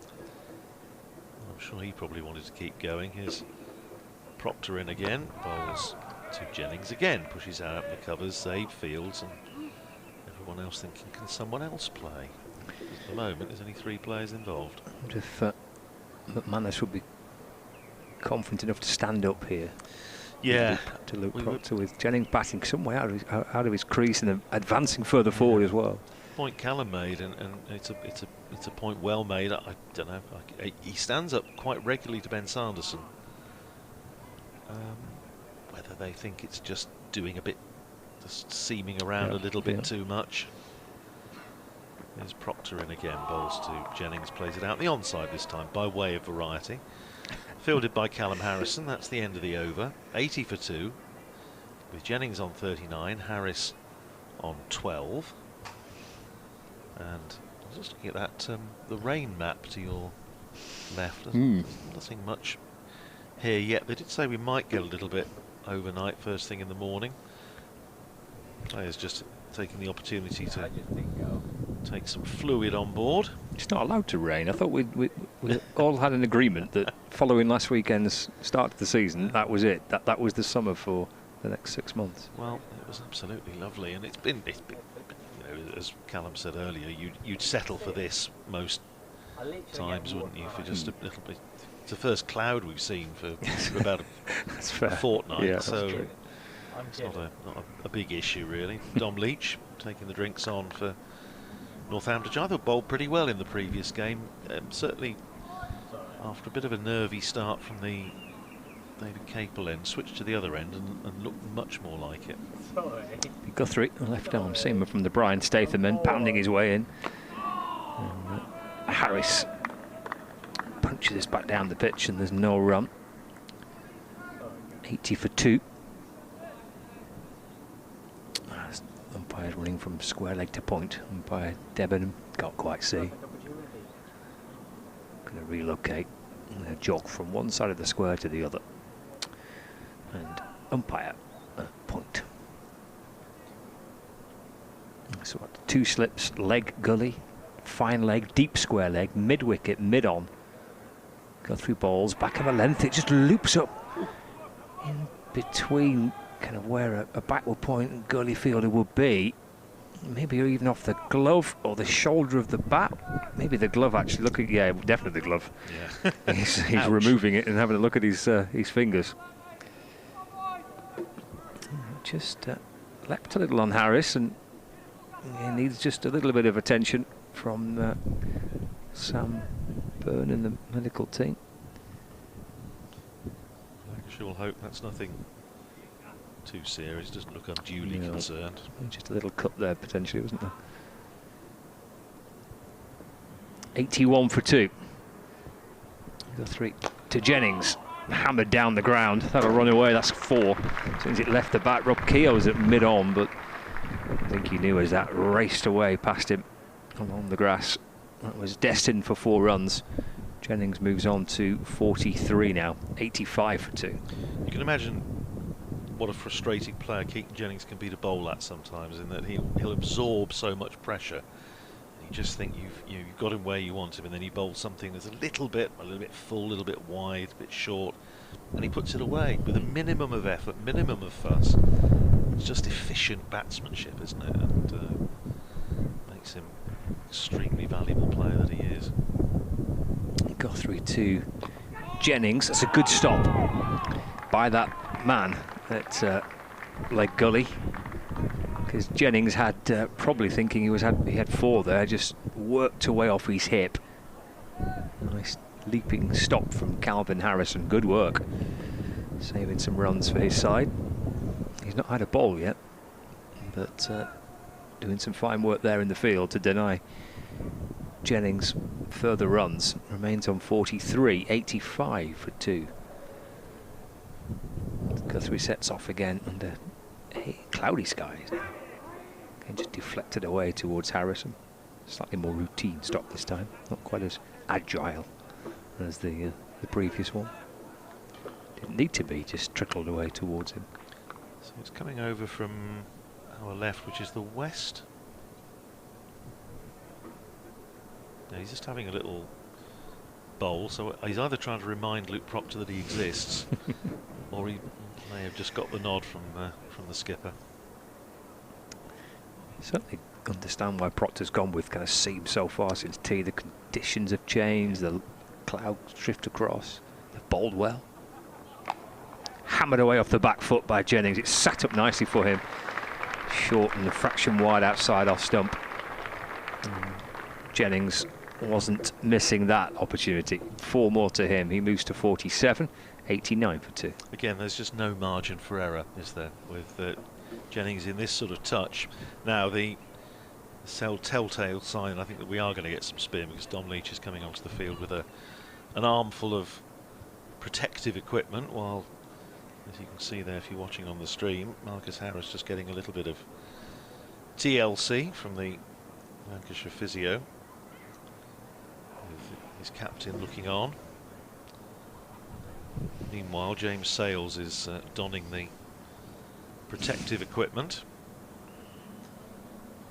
We have, it's going to be Calvin Harrison, bowled just the 1 over before tea, and he is going to come into the attack from the far end, from the Sir James Anderson end. I should be very disappointed if I go into the restaurant later and they haven't changed that plaque. That would be quick work, wouldn't it? Well, I did mention that. I mean, is he officially? Well, I don't. Well, it's an interesting one, isn't it? Sir, now, or do you have to wait for the moment? No, I don't think you do. Do you not? I think once it's been announced. I'm only thinking of the precedent, which was when Richard Hadley had his knighthood, and it was announced, and he was playing the following day at Northampton against the New Zealanders against Northamptonshire 1990, and he was down on the scorecard then as Sir Richard Hadley. Oh, okay. But if anybody's an expert in the sort of protocol of these matters, is it an instant thing? I think it is. I think even before the investiture, I don't think you have to wait for the investiture to. Is that the official name? Yeah. I waved my. You knew what I meant. Yes, this thing. It works well on radio. Yeah, it does that, doesn't it? Yeah. But yes, it was. I knew exactly what you meant. It was sort of, the sword. Yes, the sword thing. When they have to kneel down, and yes, but no, I think, is it once it's published in the court circular? Oh, I love that. Something like that. But I'm sure one of our viewers or listeners will know. So do put us out of our misery. But I think that's the case. Okay. In the meantime, the lights are coming on. Because it is getting a wee bit murky. It is. Yeah, I can just see a little bit of darker cloud just edging nearer towards us from the west. But the floodlights on one side of the ground are on. The others, I'm sure, will follow suit. And here is Harrison, with Vasconcelos at slip, James Sales under the lid at forward short leg. He'll be bowling to Marcus Harris, who has had some running repairs. And Harrison, who I expect probably could be in for a long bowl, round the wicket, and down the pitch comes Harris. This could be interesting. A little chassé down the pitch from Marcus Harris. He was really positive last week against Zafagoa, the Middlesex spinner. There's Marcus Harris. He was determined not to try and let him settle, but a different scenario here at the back end of the second day, I suppose. Here's Harrison in, bowls to Harris, brings him forward, plays it back down the pitch, and there's no run. Still a bit of shine on the ball, as you can see if you're watching on the stream. And now just a change in the field. They're bringing Saif Zaib up into the ring at backward point. Is Harrison bowls. Has that gone down? It was push firmly by Harris. Now, did that carry to James Sales at forward short leg? I think it. First thought was it had just bounced in front of him. I think there would have been a bit more hands on hips if it hadn't have carried rather. Next ball finds Harris again forward, playing it back down the pitch to Calvin Harrison. Harrison in again, bowls, and again down the pitch comes Harris and drives that pleasantly up to long off for a single. Takes Marcus Harris off strike, 90 for 2. 1 ball to go in the over. Harris to 14. Jennings on 47. Facing Harrison, pads up to a ball outside the off stump. Sales retrieves, and that's the end of a tidy over from Calvin Harrison. 90 for 2 at the end of it. 34 overs gone, so we've got about a quarter of an hour. It will be time this evening rather than overs. Just 12 to go, which makes a very welcome change. Somebody sent me, because I gather there is a popular singer called Calvin Harris, I'm told. And somebody, one of our listeners, sent me what I'm sure was an extremely clever amalgam of lots of his song titles relating to Calvin Harrison. I must see if I can find it, because I'm sure it was very good. It meant absolutely nothing to me. But you're a man who knows these things. You've got your finger on the pulse of popular culture. So. I might be over-egging the pudding a little bit. I'll see if I can find it. Probably better off asking some of the guys from the Lancs TV crew. They'll know these things. Guthrie in, forward again goes Harris. Rolls up towards Luke Proctor, who's at mid-off. And there is no run. The pigeons are back. This time of day, tea time for the pigeons.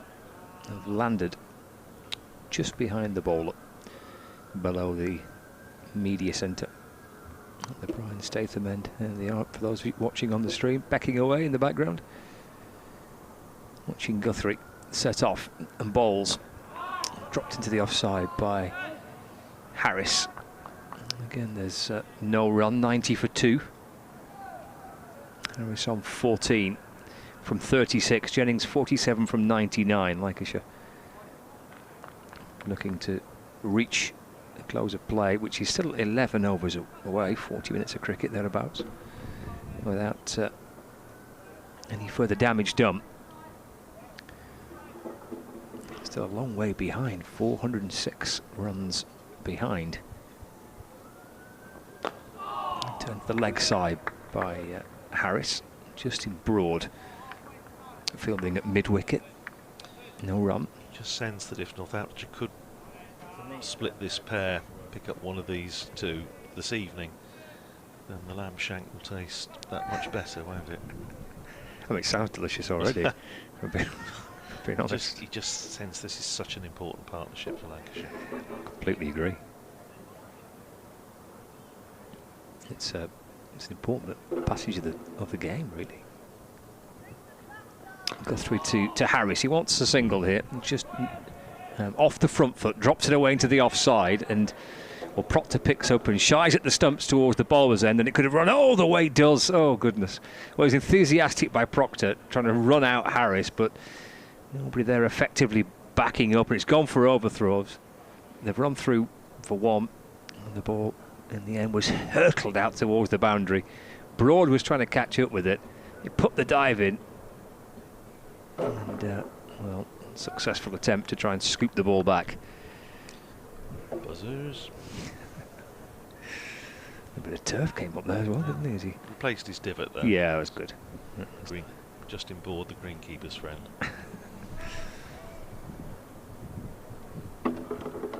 There's Guthrie and balls flicked away past leg gully down towards the fine leg boundary, just for a single to Keaton Jennings. 50 partnership. Jennings very quick to come down. A little tap of the gloves between Jennings and Harris. 52 that they have added for the third wicket so far. Here's Guthrie. In balls that's run away nicely by Harris down to wide third man. And 4 more. It's been the end. Turned out to be quite an expensive over with the 5 for the overthrow and then the 4 to end it. And it's pushed Lancashire up towards 3 figures as well. 100 for 2 Lancashire at the end of the 35th over. Now I have 2 pieces of news to impart. Cricket Drew has been on. Thank you so much to all our viewers and listeners who interact. It's great to hear from you. This is from Debrett's, so I think you can take this as read. Quote, an honour may be used from the moment has been announced in the press. Oh, okay. There is no need to wait until the recipient has received the accolade or been invested. Excellent. So he is indeed Sir James Anderson. Sir James, straight away, so, instantly. Yep, so thank you so much to Drew for that. He's even sent me a very useful illustration. Big sweep, caught at slip, but not off the bat. Off some part of Keaton Jennings' anatomy as he went for a sweep at Calvin Harrison, but it's just looped up off, maybe off the elbow. Caught by Vasconcelos, but wasn't a great deal of excitement around the bat. 100 for 2 it is. Here's Harrison in again, once again caught by Vasconcelos as Keaton Jennings attempts to sweep. Once again, it's come off, I think, off his arm guard. There's much merriment going on around the bat as Callum Flynn comes in back alongside me. Here's Harrison round the wicket, bowls to Jennings, and this time it just pops a little bit on Jennings.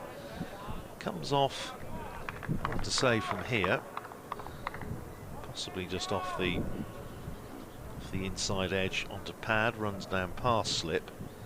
Suddenly Harrison's just getting it to do a little bit, just grip a touch. Interesting passage of play. Here's Harrison in again round the wicket and worked into the onside by Jennings for a single, takes him to 49 and Lancashire to 101 for 2.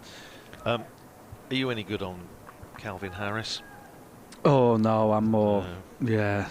I just I'm way before my time with music. I have found the email in question, which I'll share because I'm sure it's very good, but as I say, I'm not really the person to get involved with this.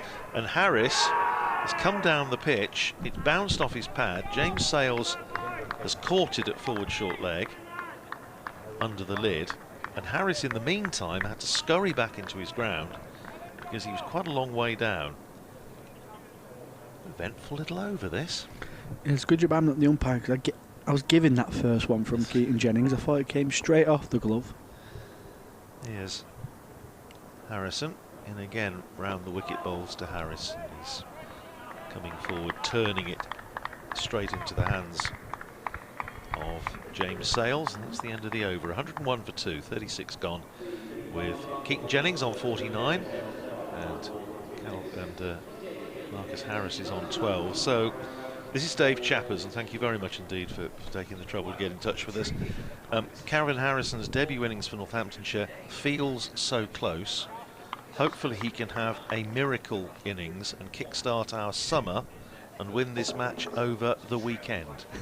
Now, I'm sure those are all song titles by the popular beat combo that is Calvin Harris, but thank you very much, chaps. Good stuff, I'm sure. Then comes Guthrie attacking the stumps of Jennings with that leg slip. in play still. Plays that into the leg side to mid-wicket for no run. My sort of knowledge stops around about Matt Monroe and Petula Clark, I'm afraid. So, bit of Lulu, maybe. So. And more Neil Diamond, Rod Stewart, Meatloaf, and way before my time with music. It's good stuff. There's Guthrie. Into Jennings. They'd love another wicket before the end of play, especially with Jennings and Harris. Plays that down to mid-off where the bowler does the fielding. Yeah, I was saying with Scott, this is a really important little half an hour here, isn't it? Because if Northamptonshire could get one of these two tonight, I think they will feel they've had a really good day. As it is, if these two coming back tomorrow morning, they will know that they have a lot of work still to do. And he comes past the umpire. Jennings just prods forward, plays it into the onside for no run. Yeah, it'll certainly be Northants' changing room that'll be the happier of the two, no matter what happens in these remaining overs of day 2. But one more wicket on that board and a new batter in, and one of the big experienced run makers of this Lancashire lineup in the shed at the end of day 2. That'll be a real boost for Northamptonshire. As that one's just again played into the onside for no run. And Jennings on 49. One more for a half century. Started the year well at Lords, but he'll have been very frustrated as well not to go on to make one of them starts a big score. The programme, there's only one person left. Guthrie in. A little bit of shape away still. With that angle, he's quite a slingy bowler. It's dump ball with a straight left arm. It's comes quite in front of the umpire, slinging it away towards the slip cordon. It's been a good over. He's getting Jennings still playing at every delivery.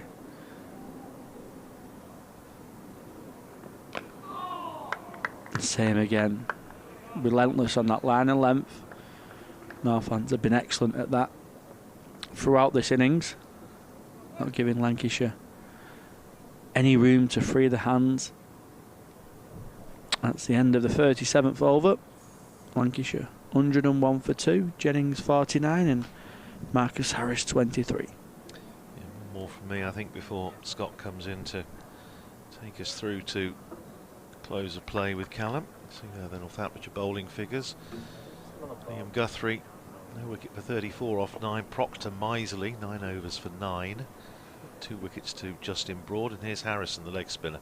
In and bowls to Harris, and again, little skip down the pitch from the Aussie. Clips it out to short mid-wicket where Justin Broad is fielding. Still a slip and a forward short leg. And here's Harrison. Round the wicket, bowling to Harris.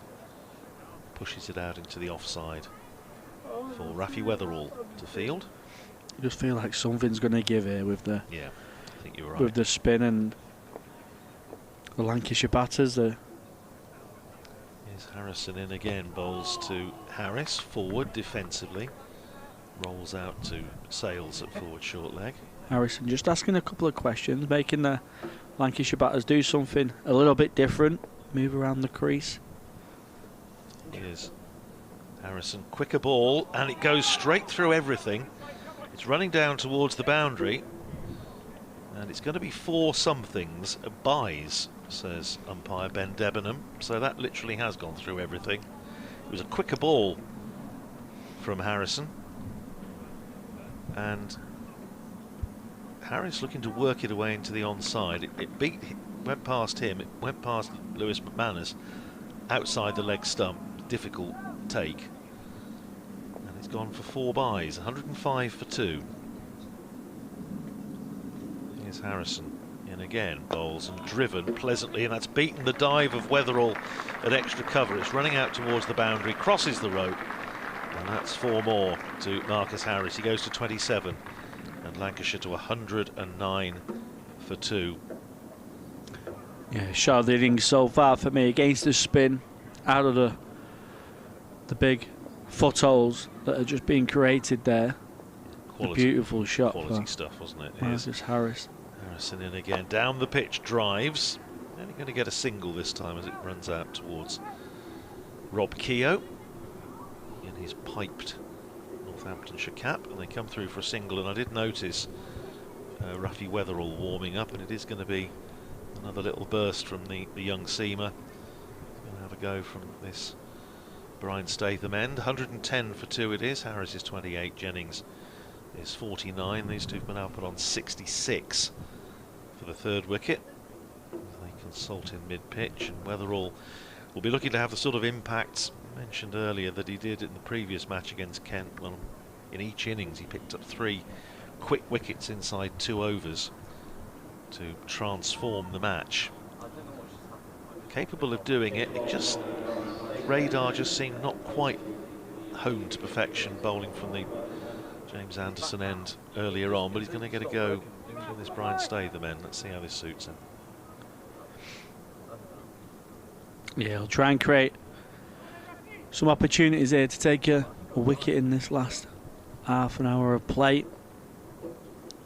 He's round the wicket straight away to the 2 left-handers, and he finds the outside edge of Harris. Plays it with soft hands, runs along the floor, picks up a couple.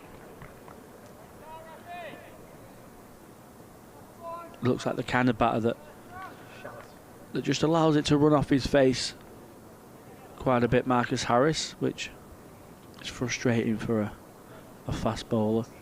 Bowling a good line and length, and then you see a batter just use soft hands just to run it down to 3rd man, just to keep the scoreboard ticking, just to keep that pressure and frustration applying to the bowler.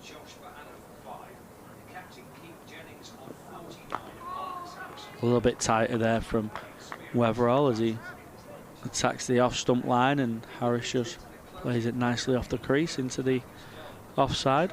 Rafi Weatherall should be available for the next match against Derby, but I think by the time Northamptonshire go to Grace Road, he'll be back at Exeter University, I think. So I think he said probably the first 3 games he will be around for.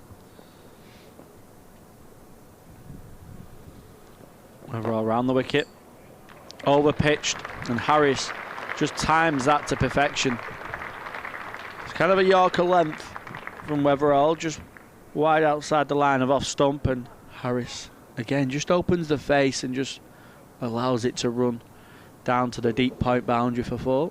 I think you call that economy of effort, don't you? It was just a sumptuous stroke, it really was. Timed its perfection. It's flew to the boundary, but he's not put much into it at all. As Harris, he's just allowing the ball to come to him. Looks like he's got plenty of time to pick and choose where he's going to score his runs and which balls he's going to play at, which balls he's going to leave alone. Much better area from Weatherall, hitting that pitch. Back of a length. Harris just defends.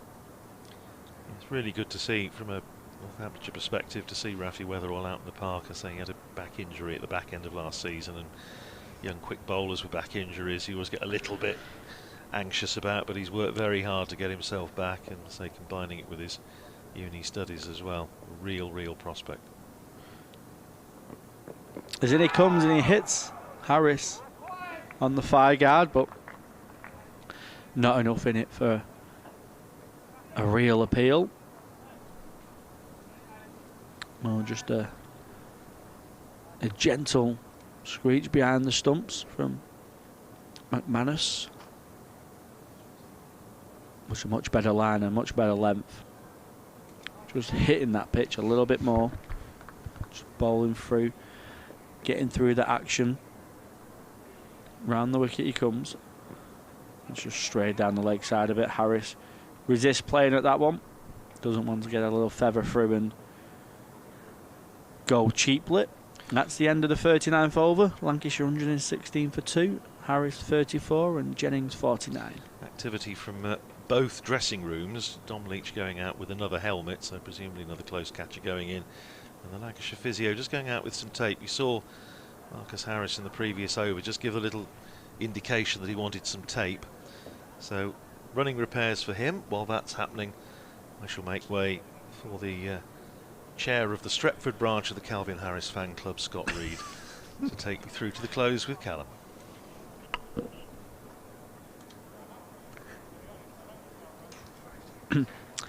Yeah, Harrison's going to continue.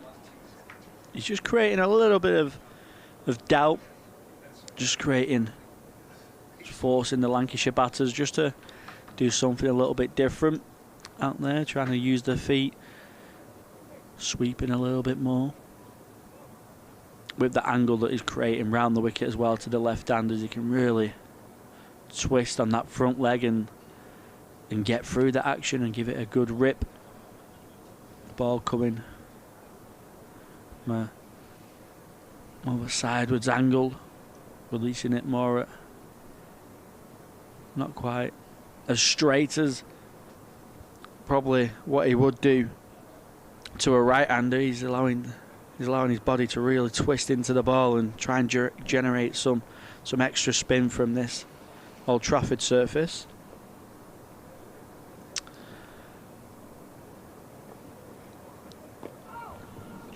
There's Harrison in and bowling. Forward goes Jennings in defence, and there is no run. He's had a plaster applied, Marcus Harris. Little plaster. Solve everything. Yeah. Little plaster will do the job. Harrison in, and we're skipping down the pitch is Jennings. And the ball deflects down to short fine leg, and there's no run. There's a short leg in place, and that sails under the helmet, and then the Vasconcelos at slip. Long off, there's a deep square leg, there's pigeons as well, that's the problem. It's the pigeons that are the problem there. For Keaton Jennings. They're not part of the Northamptonshire team. There's a third man. Harrison in to Jennings, just thrusts his pad forward. And the ball deflects away into the offside. And there's no run. McManus comes from behind the stumps to field. It's Harrison again. Into Jennings. Oh, it spins back. And Jennings going back. And had Calvin Harrison down on his knee, pleading towards umpire Ben Debenham. Don't know if it's done too much. If anything, it's turned quite away outside the line of off stump. Keaton Jennings on his back foot, trapped on the crease. He looks a little bit flustered as to how to play against Harrison here. In and balls to Jennings, who's very watchful. Right in behind it, playing it with the full face of the bat. Works it away to mid-wicket. It was a big shout. Gripped and spun back in towards Keaton Jennings. Harrison in to Jennings. Oh, and that just slides on past the edge of the bat. And look at the smile on Keaton's face as well. That's a really interesting over by Calvin Harrison. He's troubled the Lancashire skipper there, and the little wry smile on Keaton's face told a story, I think. Yeah, it's a little bit of a nod of approval, nod of respect for a brilliant over, really, from Keaton Jennings. He's, like you say, he has troubled the Lancashire skipper in the last couple of overs. Marcus Harris has played it really clear and looks like he's got a good game plan, but Keaton Jennings just looks a little bit flustered. Looks like when it's that straighter delivery that's spinning back into his pad, he just doesn't look like he quite knows how best to play it at the moment, especially with the close catchers around the bat. Whether all to continue. Harris punches that beautifully through the point region.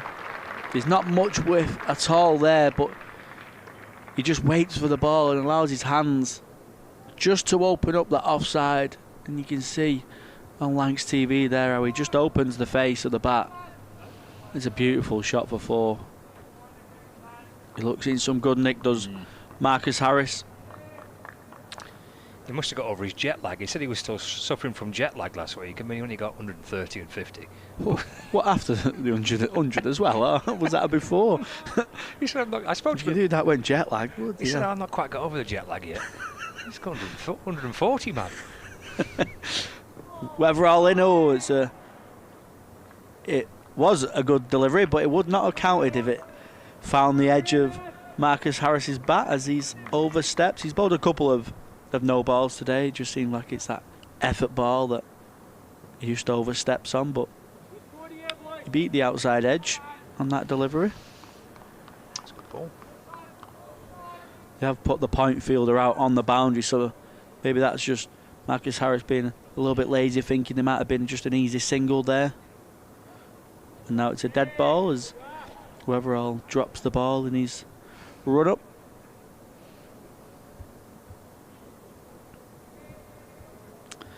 One, 2 for 2. Lancashire. Harris on 38 of 55. The most free flowing of the Lancashire batters so far today.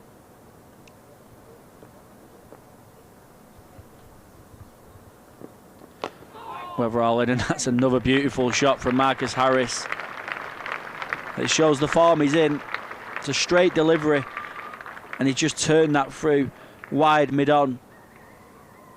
And again, he's not overhitting any of the deliveries, is he? He's just waits for the ball and just turns his wrist or opens up his wrist, and he just finds the middle of the bat.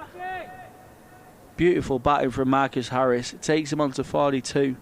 It takes Lancashire 126 for 2.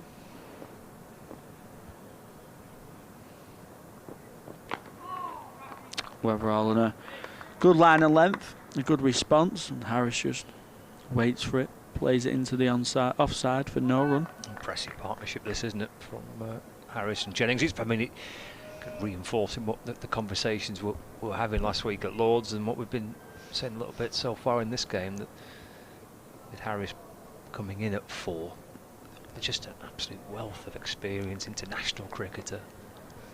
He's shown all those qualities so far.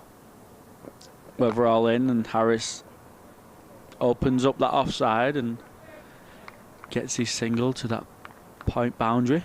I mean, he said it would appear, listen to what the players are saying, quite an easy pace pitch, and if you get in, you'll take some prizing out. But it's, I mean, that's all well and good saying that. There's still a lot of pressure, scoreboard pressure, with runs on the board for Northamptonshire. The conditions have changed. They've got floodlights on now. We've got a bit of cloud cover above. Northamptonshire got a lot of runs to play with. A couple of early wickets. Lancashire were just starting to maybe be on the ropes a little bit.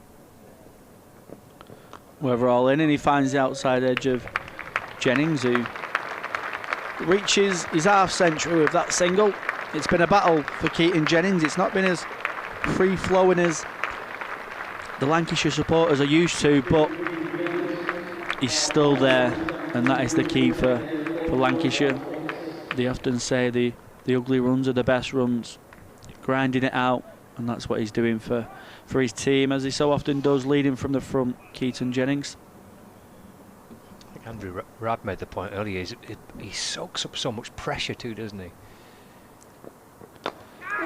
Oh, it's out! It's an half volley, and he's timed it straight to the mid-wicket fielder, who takes a brilliant catch low down to his right. And that's a little bit of a gift for Northamptonshire. It's a shot that most batters will play. He's not really done anything wrong there, Marcus Harris. It's an half volley that he's just missed out on. And sadly for Lancashire, and sadly for Harris, he's picked out that catch in mid-wicket. But it is a brilliant catch. And Northants take their third wicket, 128 for 3 Lancashire. And it's a big wicket, it's a big breakthrough. The big partnership has been broken. It's a great catch by Justin Broad. I mean, a few deliveries ago, he's from almost the exact same delivery. He's smoked it away through mid-wicket for 4 with almost the same type of shot.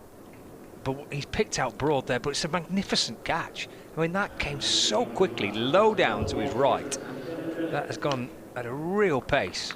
to Justin Broad, and you could see on his follow through with the celebration as he took the catch. He was still on the ground, but you could see the fist bump from Broad, because that is really a big wicket for Northamptonshire to have prized one of these two out just on the kind of the cusp of the close of play. Only got 5 overs remaining. See, Lancashire sent out a night watchman in Anderson Phillip. That really is a huge boost for Northants. Yeah, massive boost. And like you say about the catch, Justin Broad is a towering figure. He's got down low very quickly. He's hit it so hard. He's timed it better, just as good as all his other boundaries, I think. Yeah. As soon as it came off the bat, Marcus Harris probably thinking, I don't have to run, it's another 4. It's a brilliant piece of fielding, and especially at this time of day, you get into that stage where you're thinking about just getting into the changing rooms, having a shower. You'll soon be in your hotel room. Meanwhile, Harrison's into Jennings, which has been an intriguing battle. Jennings will flick it away down towards the fine leg boundary. Guthrie will catch it with it. A run back for 2 from the Anderson end. Been one big shout for LBW, which spun back in towards Jennings. They fancy another catcher around the bat. Not surprised. Leg slip and a short leg. 130 for 3. In fact, scratch that. Looks like there's going to be a little swap, isn't it? There's going to be Vasconcelos in at leg slip, and Justin Broad at slip. James Sales under the helmet at forward short leg. So the 3 catchers around Keaton Jennings and Broad. Latest to join the party close in near the Lancashire skipper. Here's Harrison in balls. Oh, thick edge from Jennings as he goes to drive down towards the 3rd man boundary. Save, scoops round and completes the fielding. Jennings gets a couple more, moves to 54 not out. 132 for 3. Yeah, there'll be a big emphasis on another wicket here just before the end. Try and get the night watchman out. If you can get Jennings, even bigger prize. Harrison to Jennings. He swept that away. That'll be 4. Such a strong part of his game, Jennings, facing the spinners. The sweep, and he plays it well. Emphatic looking sweep shot for 4, right out the meat of the bat. Dive for cover. James Sales at short leg. Yeah, he's attempted that sweep shot a couple of times. Prior to that, there was a couple of close shouts for caught when he thought it hit the gloves of Keaton Jennings, but with them close infielders, you think it just give him that emphasis to real sweep hard and sort of play the shot fully and be committed. And when he was, he's nailed it for 4, and it's such a strength of Keaton Jennings. They've got 2 men. They've got one man on the reverse sweep and the standard sweep. Just works the ball away into the onside, Jennings, and there's no run. Yeah, Justin Broad, who was at slip with Vasconcelos at leg slip. Broad's just dropped back. He therefore can have the sweep, which gets the top edge. Harrison into Jennings, reaching for it. Bat in front of his pad. And eases the ball back along the pitch towards Harrison. And there's no run. 136 for 3. Final ball of the over. Calvin Harrison into Jennings, shoveling it away towards the leg side. Guthrie just catch up with it, and actually Jennings has gone through for 1, so he keeps the strike. The night watchman will be at the non-striker's end. There was a little bit of hesitation. Do we go? Do we not? Well, the skipper's out there, and he just went, "Yeah, we'll go through. I'll see it through." The start of this 43rd over of the Lancashire first innings. 4 remaining in the day's play. 137 for 3. Yeah, the night watchman will be very happy, and everyone else in the ground. Yeah. If you're not wearing Northants colours, will be a bit like, why have you took that single? But he's batting well, Keaton Jennings. As we said, not quite free-flowing as what we're used to, but he's having just to grind these runs out and do a job for his side. He is, yeah. He's, as Radis was saying before, he absorbed quite a lot of pressure in this innings, and he's played a few shots along the way. It's just another really significant knock by the Lancashire captain. He's been terrific for Lancashire for the last number of years now as the opening bat. A lot of weight on his shoulders again, going into the back end of the day. Weather all in, round the wicket. Over-pitched, and Jennings just leans forward, plays it through the offside. Doesn't pick up any runs.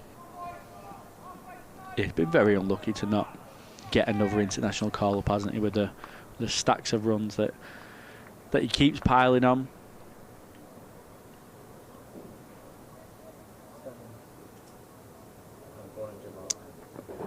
That's bowled, back of a length, and Jennings just turns on that. Down to fine leg for a single. That'll bring Anderson Phillip on strike, the night watchman, which will please Northamptonshire.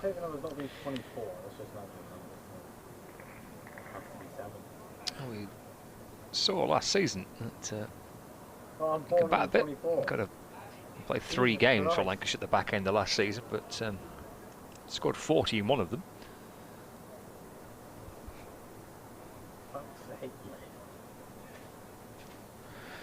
It's going to be 2 catches. Is he going in gully, or is he going to be backward point? He's just having that chat now. Yeah, it's going to be like a gully region, and then there's going to be one under the helmet on the leg side. As Weather rolls in, Anderson Phillip plays it nicely off the crease into the offside. He knows what his job will be, just to survive. Try and soak up all the balls, try and face as much as the strike as possible. Yeah, it's probably a job that Will Williams would have been doing had he been playing in this game. So Anderson Phillip gets the short straw. Get a bit of short stuff here. Yeah, another man coming over onto the leg side, and that's where it was. A short delivery, but way outside the line of off stump. Anderson Phillip just allows that through to McManus.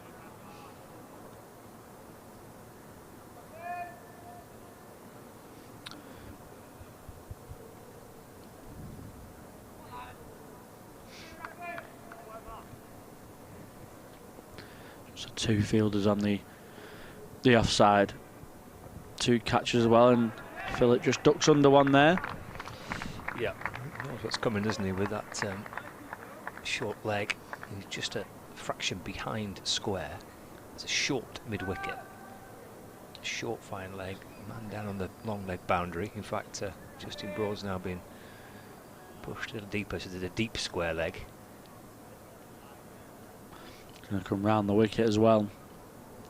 So a real change of angle. Just got to be careful of that fuller length delivery. It'll probably come with 1 ball left of the over.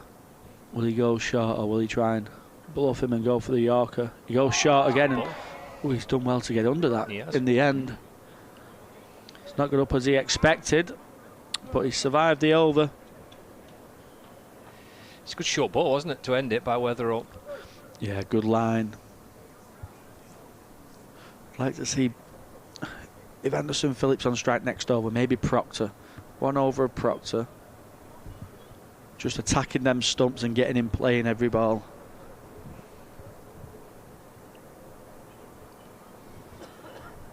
We've got 3 overs remaining in the day's play. It's an awkward end to the day for Lancashire. 3:58 behind. Jennings still there.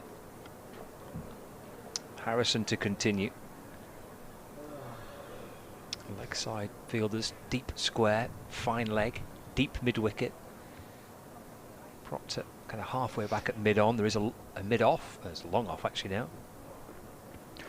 Just thrusts his pads at that. There's Jennings that's pitched outside, way outside off stump. Just shuffles across, kicks it away, the Lancashire skipper. 3rd man as well, slip and a short leg. And Same result. With Jennings just padding that one away. 138 for 3. Jennings on 60, Harrison in on bowls, and Jennings sweeps. There's attempts to.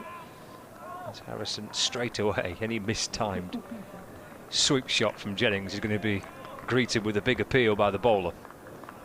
He's looked much more comfortable when he's fully committed into his shot, Jennings, but he's got that battle now of not looking silly too late on in the day. Again, just rocking onto the front foot with the bat out the way and the pad just there outside off stump and it into the gloves of the keeper, McManus.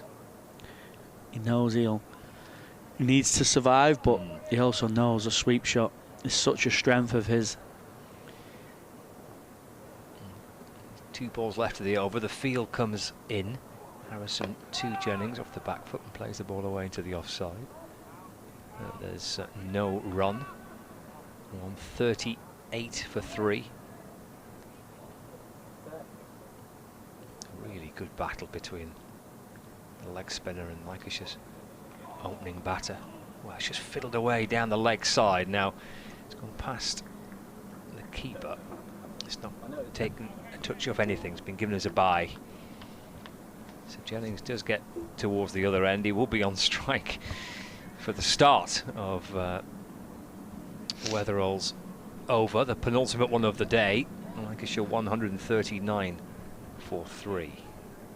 That's a deficit still of 357 runs. Of course, the day started with Northamptonshire resuming on 355 for 5. Got to almost 500 as a really good first innings score. Just about the perfect, really, response today. After having had such a good day with the bat yesterday, got a big first innings score on the board and putting Lancashire under some pressure. Yeah, it's been another good day for Northants. And I'd love a 4th wicket before the end of play. That one's over pitch and Jennings looked very casual and very defensive mindset there, just allows it virtually just to hit the bat, go down into the offside for no run. Just a 1 slip and really close catching. So he's probably 2 straight for a gully, maybe 4th slip. Whoever all round the wicket, back of a length. Very easy pace at this back end of the day. Jennings just plays it back towards the bowler. In Division 2 elsewhere, Derbyshire are 311 for 8 in their first innings, replying to Leicestershire's 484 all out. So Leicestershire have a chance of securing a pretty sizable first innings lead over Derbyshire. So trail by 173 with 2 wickets left, Derbyshire. Overall in, Jennings plays it away into the offside, but it looks like he's doing the night watchman role now. He could have took a single. They've decided against it. Very interesting. Middlesex are 203 for 5 in their second innings. That's a lead over Kent of 207 runs with 5 wickets remaining.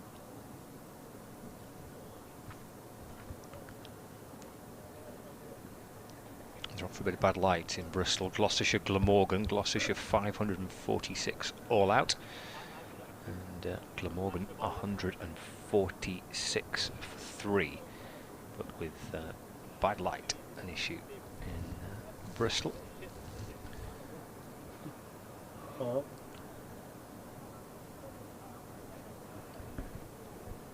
Just a couple of changes to the field here.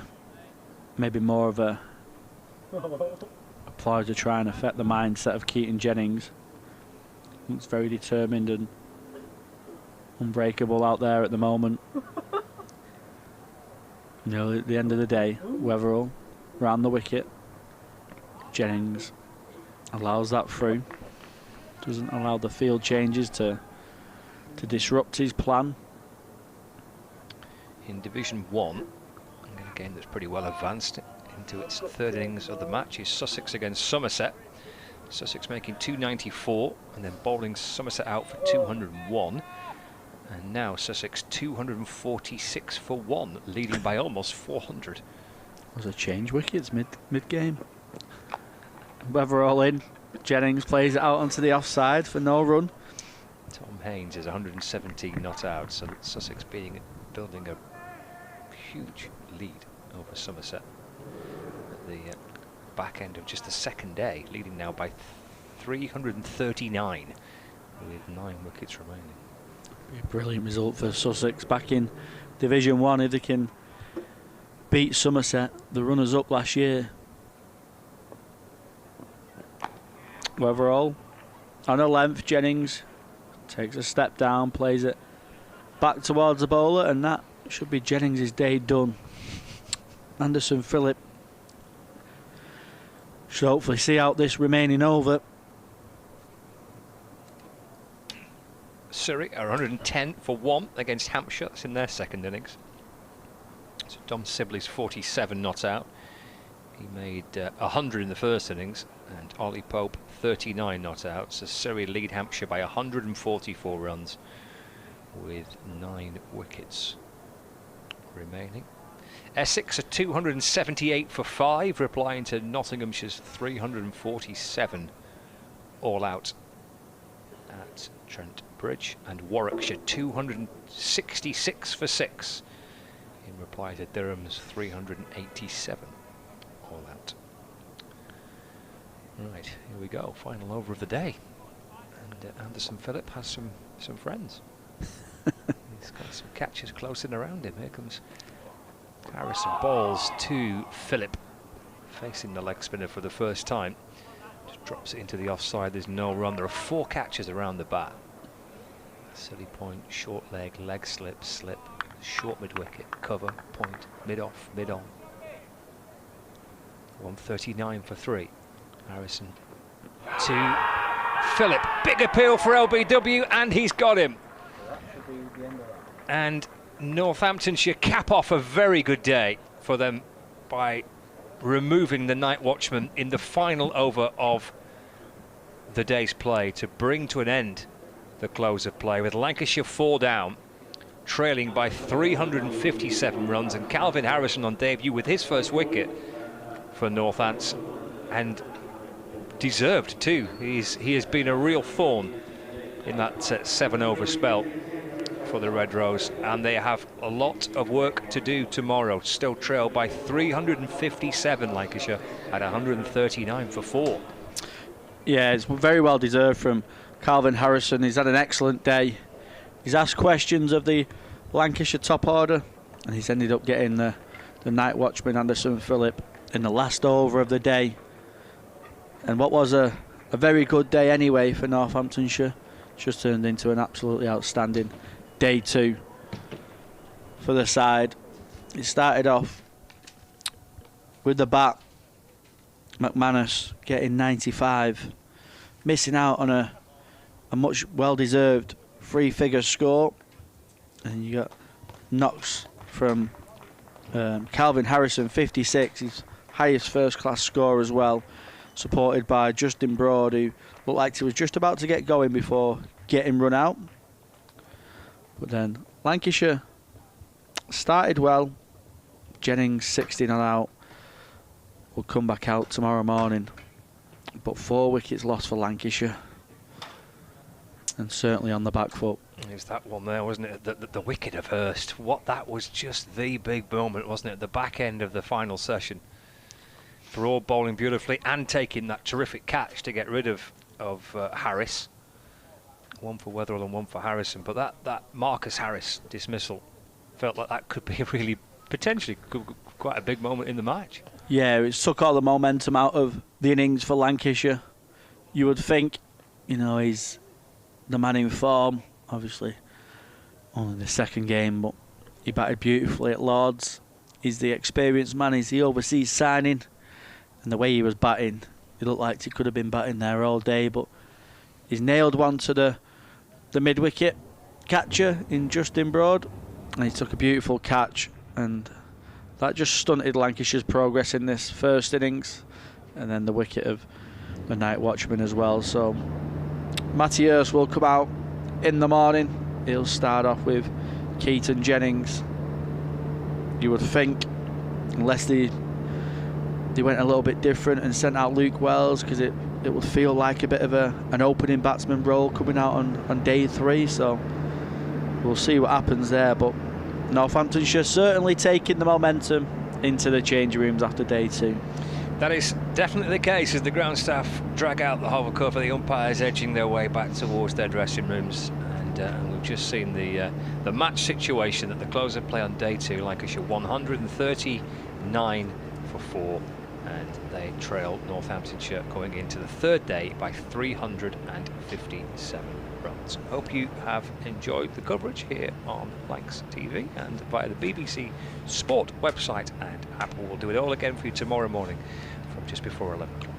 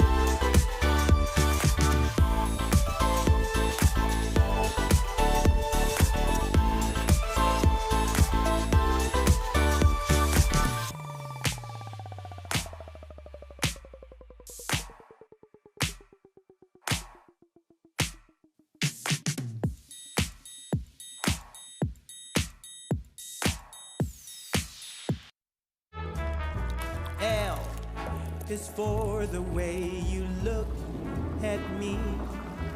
O is for the only one I see. V is very, very extraordinary. Welcome to the opening day. Oh, that is a wonderful shot.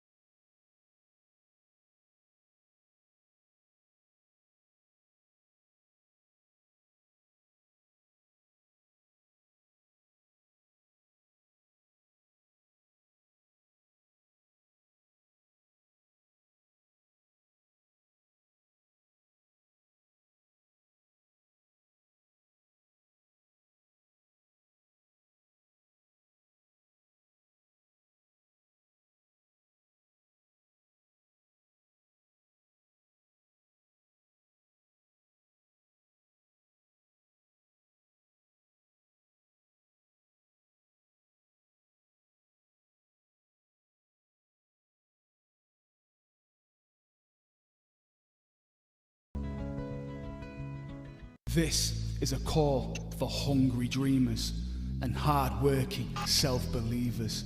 Success is down to more than just luck and talent. It's striving to be the best, breaking the boundaries and never giving up. Are you ready to become your best self? Are you ready to unlock your greatness? So what are you waiting for? This is Education Evolved. This is UA 92.